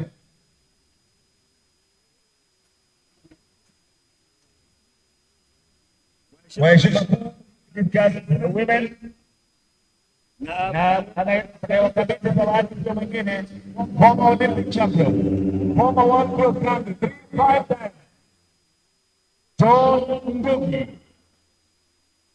We are what we are going to discuss.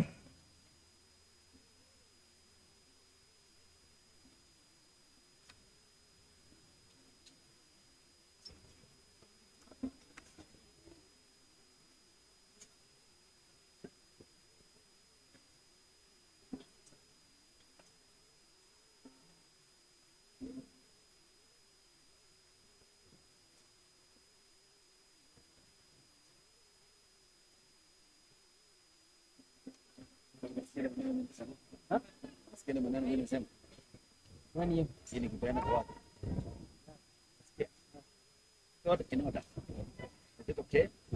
The words that you say? Yes. Kama gani? Kitu gani itakuwa sawa? Ama the way you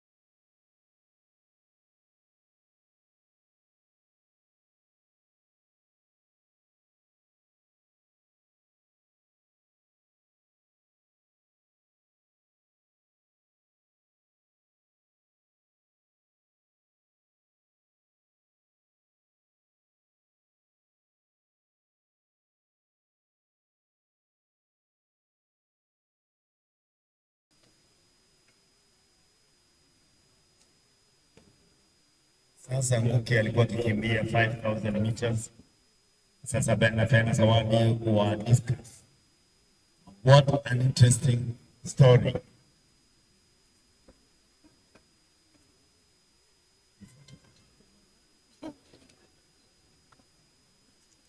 Basi tuko tayari kwa upande ule mwingine. Naam, wenzangu anatoa asisi ama kumwambia. Haya. Tuko tayari. Parade commander, warrant officer 1. John,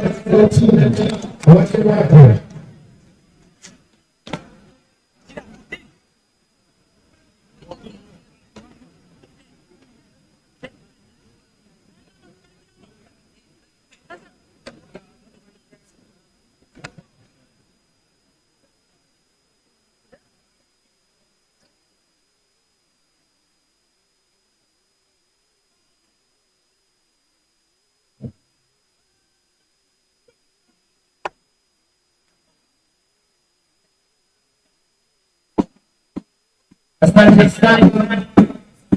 Ikiwa basi njooni ngoma ngapi? Nakuja kupita ngoma yake pia ni ngoma. Na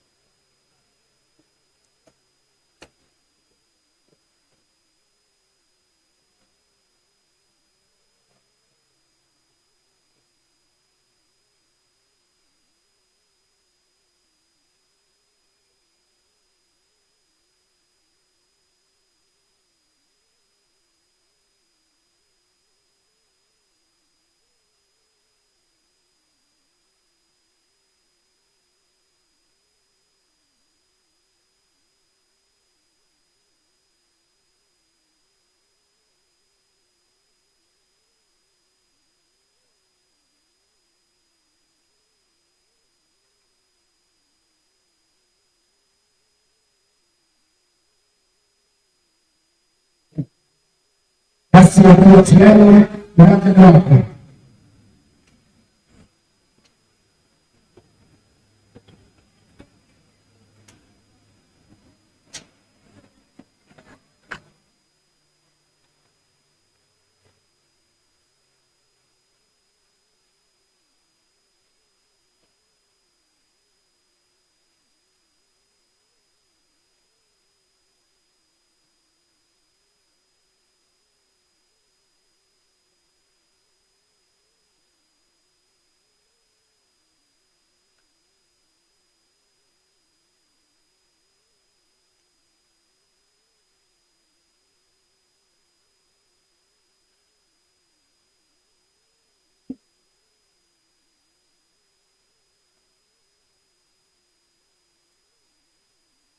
Wale wenzetu mapatii, tafadhali tunaomba njooni katika njooni tafadhali kusaidia na haraka.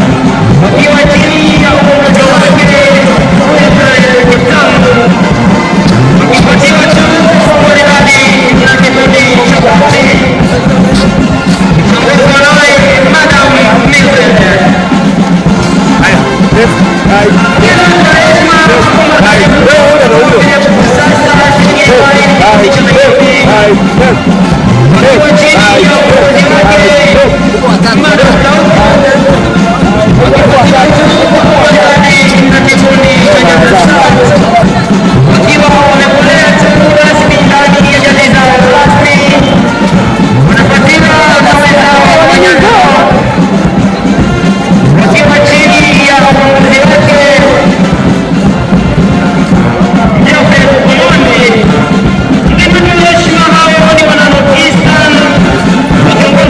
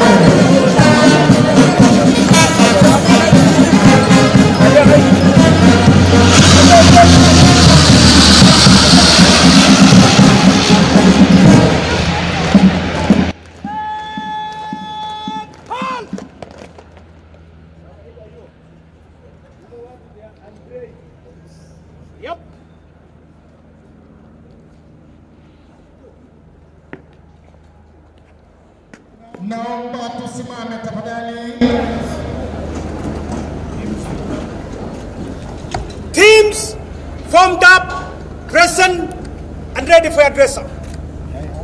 May I have your permission to stand up at this up?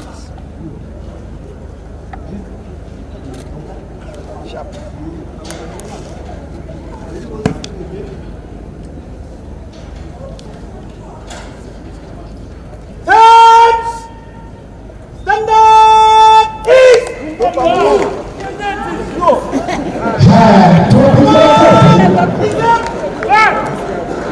Asante sana. Sauti yake wanatosa mchele timu. Mbele yetu ukumbuka ya kwamba Beatles wamefundishwa na wameshika mafunzo. Tunashangilia makofi jamani. Asante sana. Basi hivi sasa tawarudisha moja kwa moja hadi kwa mtangazaji mwenzangu aweze kuendelea na ratiba iliyo mbele yetu. Kwake Manato. So once again, ladies and gentlemen, the guest of honor,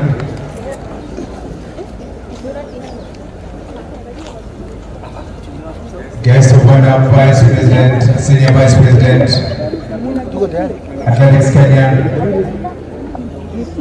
The exercise in front of you now is to award the prizes to the winning teams.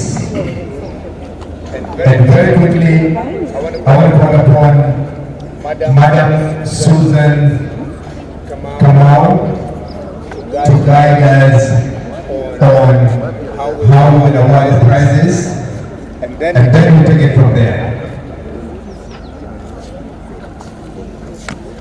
Okay. So very quickly, we will call upon Senior Vice President Paul Mutui to get ready and guide us on the presentations. However, we will call respectively the winners of the various events before we call the chief guest and senior vice president. So to straight away we will call upon, first of all, the various winners of the 2024-2025 Asante sana. Ningependa aweze kuungana na heshima na viongozi wote wa Kenya mbalimbali katika waweze kuchini tuweze kupata zawadi na viongozi familia yote ya Kenya tafadhali ungana na heshima na shirika la Kenya Commercial Bank na Betika mjaba chini fulani.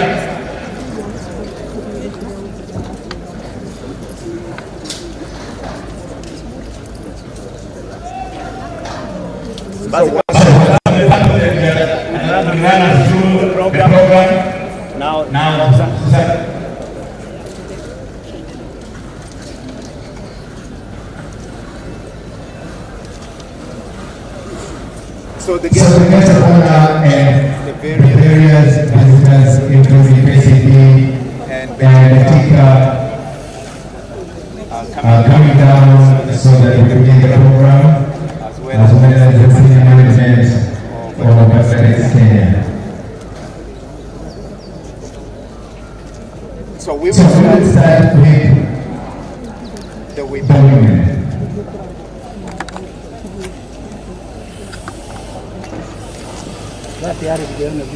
Overall, we will begin with third position, the women. In third position,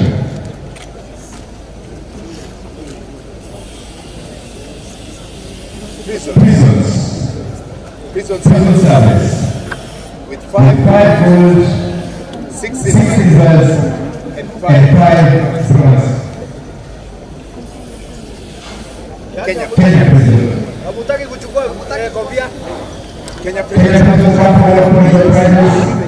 Third position. Women. Come for it. You fight for it.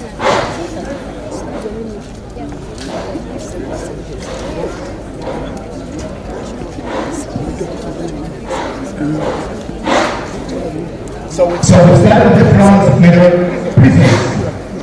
Kenya Prisons for women. 5 gold, 6 silvers, and 5 bronze. Kenya Prisons stars. And to award the prizes, we will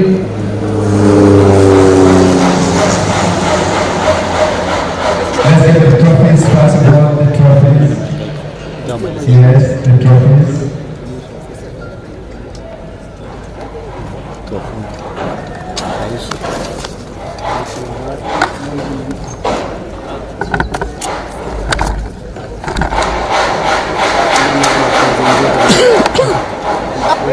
So very quickly, for the award of the prizes, we have to get the various logos for our sponsors, the various logos to our sponsors.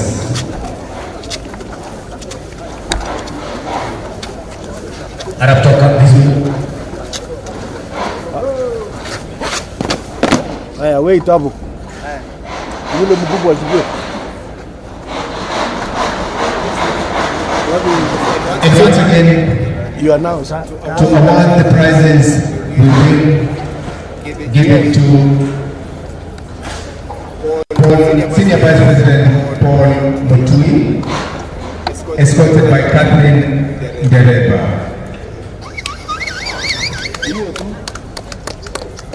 For the third position, Kenya Prisons.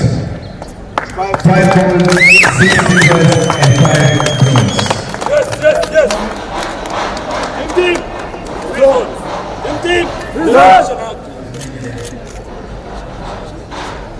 You have to remain there so that we take photographs. Second position, National Police Service. National Police Service women team, 8 gold medals, 7 silvers, and 5 bronze. National Police Service women team. Where they?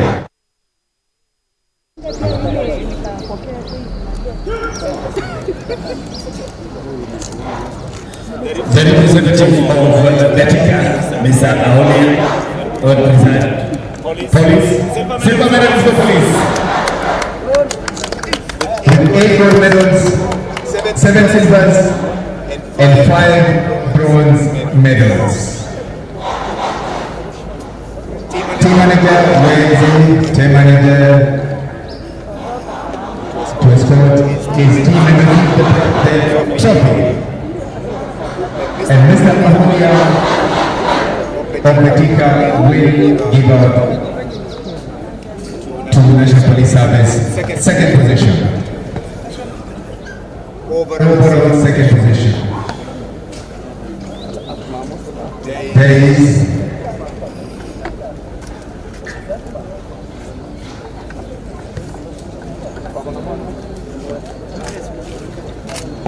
There we go. What else on the top? That is a silver medal, 8 gold, 7 silvers, and 5 bronzes. And the winners. The winners for the women trophy 2025. KDF is 10 gold, 9 silvers, and 10 bronze. KDF 10 gold, 9 silvers, and 10 bronze.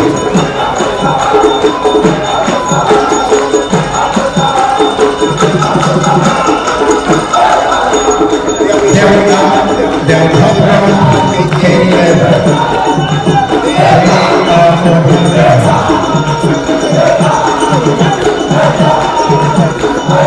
So the chief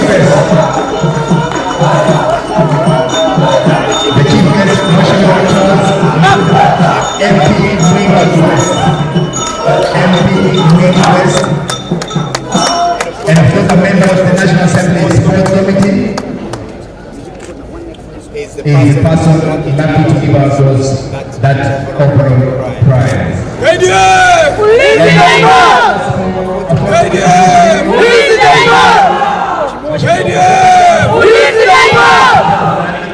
Mheshimiwa, asante. Catherine, yes, a photograph for history, for us to remember in history. Very good. 2025 overall trophies. The men. The winners of the men will set third position.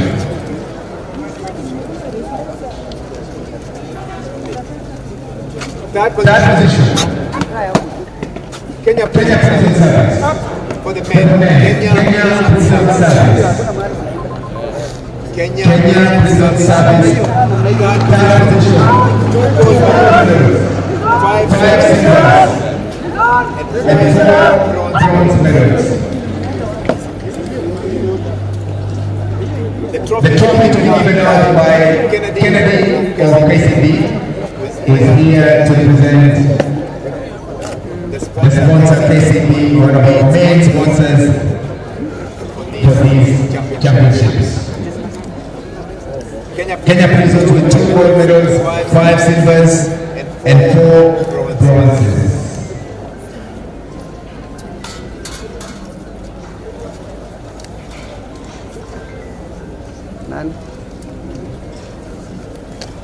Kenya Prison Service, one of the most improved teams over the last 5 years.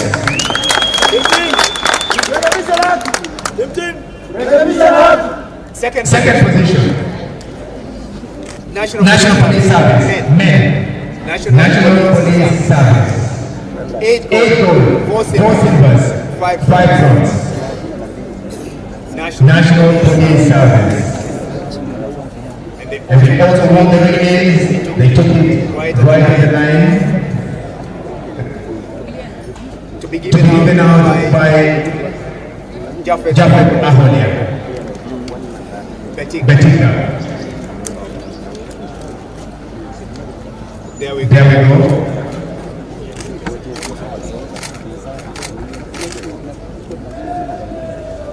And the winners.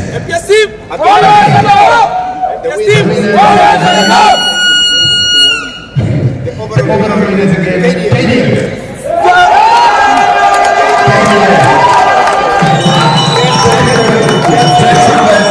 And 8 bronze medals. 10 bronze, 10 silvers, and 8 bronze medals.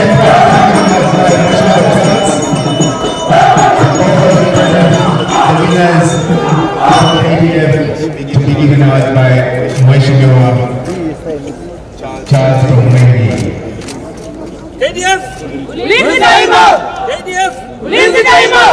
ADF! Ulinzi daima! Asante sana. The next round now is photograph. Please join.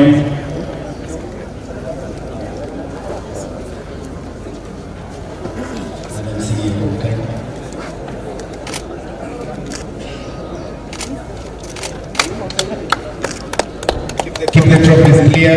Keep the trophies clear from. Yes. Very good. Before we mention the overall winners, we would like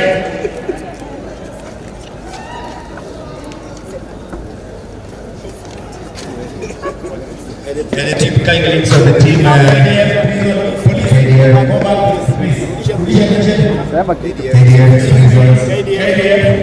We want a photograph. Take a photograph here. KCB, please. The entire KCB team. And the chief guest, Tafadhali. And of course, the chief guest will join that. KCB.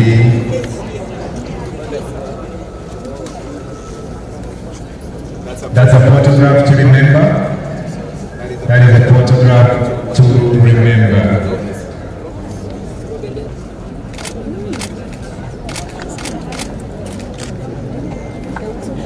A photograph to remember. After that, we will do Betika. Thank you, Betika team. Give the champions a Betika test. Where is the effect? There we are.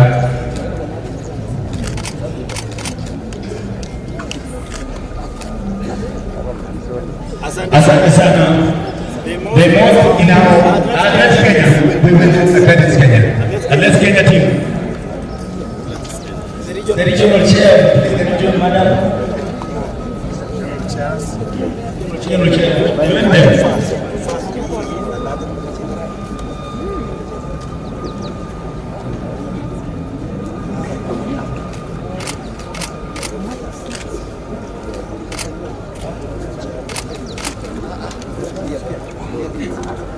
Chairman to join them.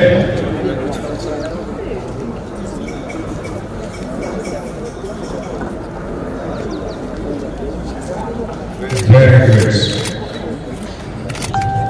Thank you. Asante sana. The overall winners. The overall winners in 2027 and 2025 National Championship. In position 3 zones.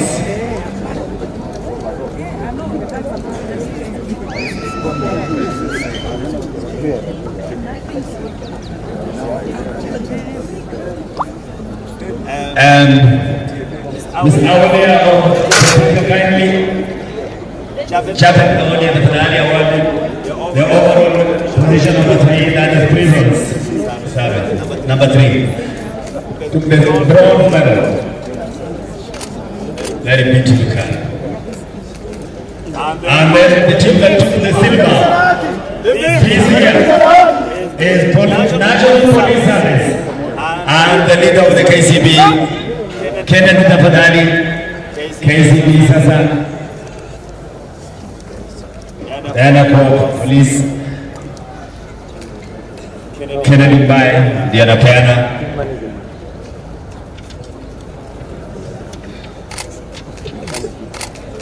And the team that took the gold medal in the National Championship 2025 is Kenya Defense Forces. And the guest of honor them.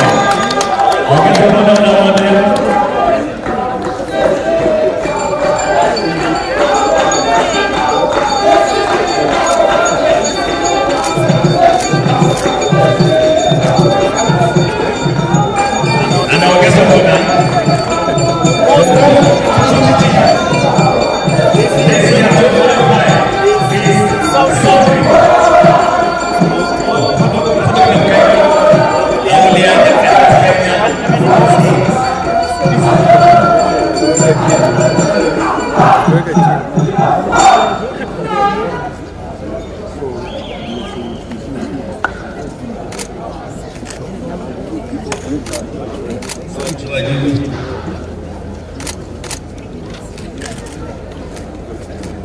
Asante sana. The most improved team this year is Southern. And the champions of honor and all the sponsors who will award that team. Southern. Kioni and your team. Gretchen Maishima, our sponsors. India Kioni. All our sponsors. Kennedy.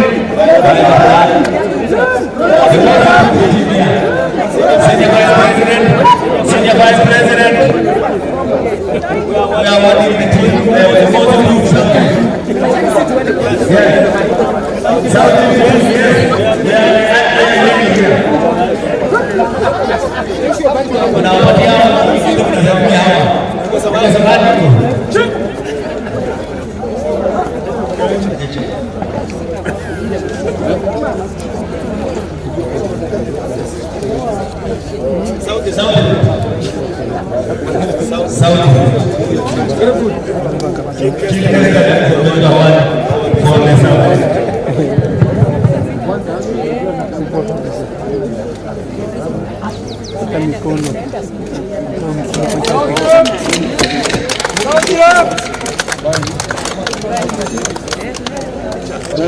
Haya, mkuje picha tafadhali.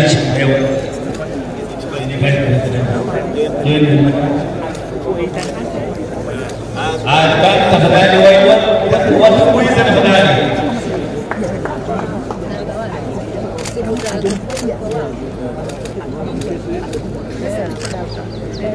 Wageni wetu wa heshima, Kenya kwa macho pangu, Betika, Athletics Kenya, hongera kwenu. Hongera sana KDF, National Police Service, Civil Service, congratulations all of you. You've done your best. Na mimi naona notice is really wageni wetu wa heshima.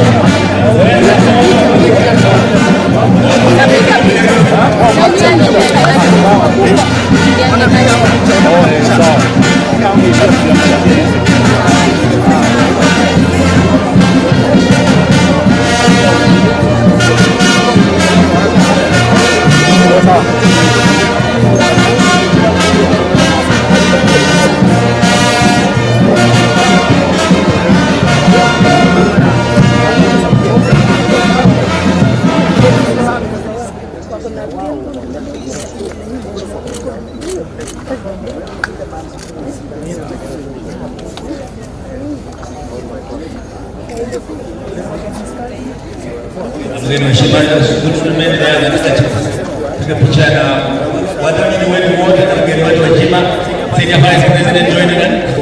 Yes, wote kutoka CEO. Chukue picha pale. Sana wewe unafanya kazi kubwa sana katika uwanja huu.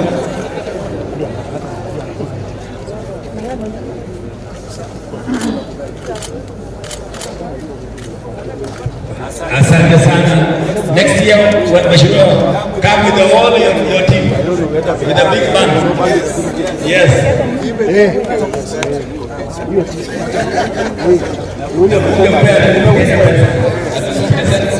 Asante sana, asante sana.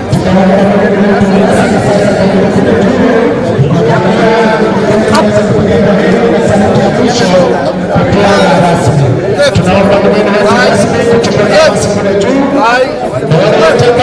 Kwa sasa tunaomba kidogo tu, parade commander, uwanja wako. Watatu wapande. Pipa hiyo.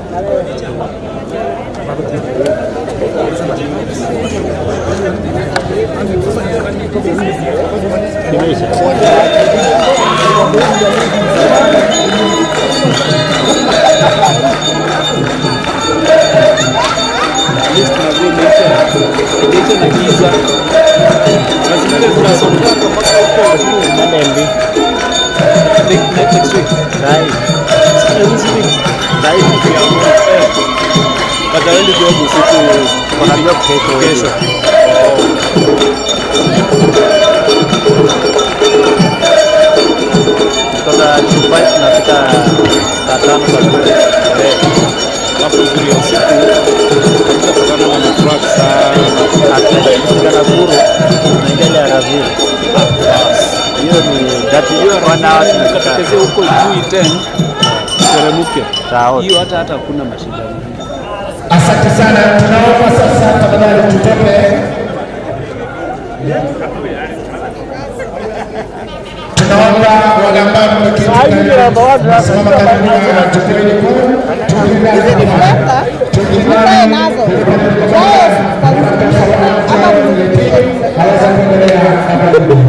nani amewaitoa kitu akatai? Kuna boda ndio kupiga sport. Kwanza iko na logo. Hata nimeombea basi kila mtu ananiambia yeye zinunua reflector na ananionanga watu wa Betika, hizo zinaenda wapi? Asante.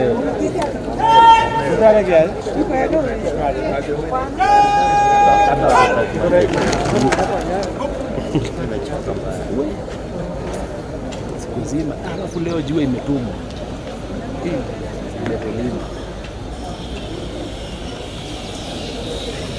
Naomba tusimame tafadhali wote.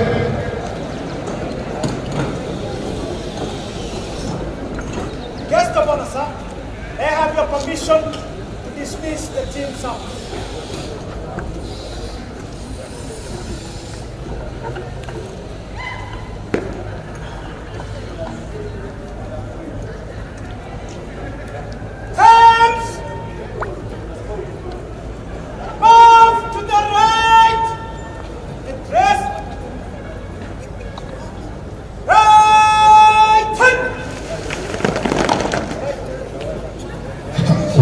Makofi.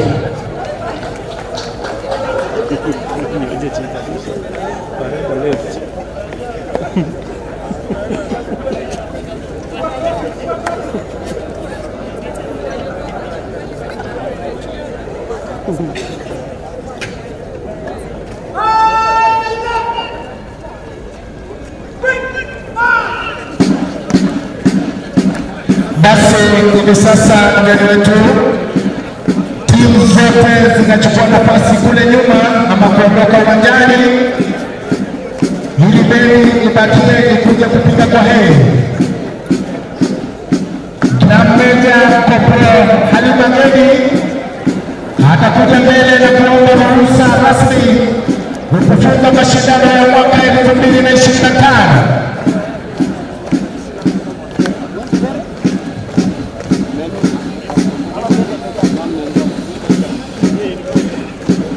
Amri ilitolewa na wanatoksa wa mchezo wetu, kila mtu kurusha mikono hangani na kutembea kwa mwendo wa kasi, na hivi sasa wanaondoka uwanjani mgeni wetu wa heshima.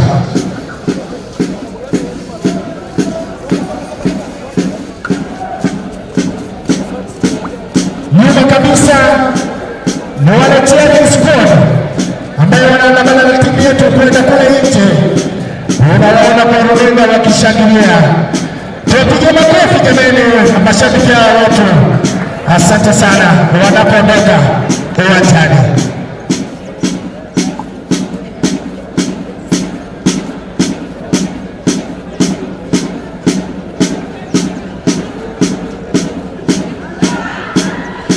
Basi wale wote ambao walishinda na watapokea zawadi, mnaomba kuja mahali tunatangazia ili muweze kupokea zawadi. Bendi, uwanjani wako. Naomba kwa unyenyekevu tusimame tafadhali.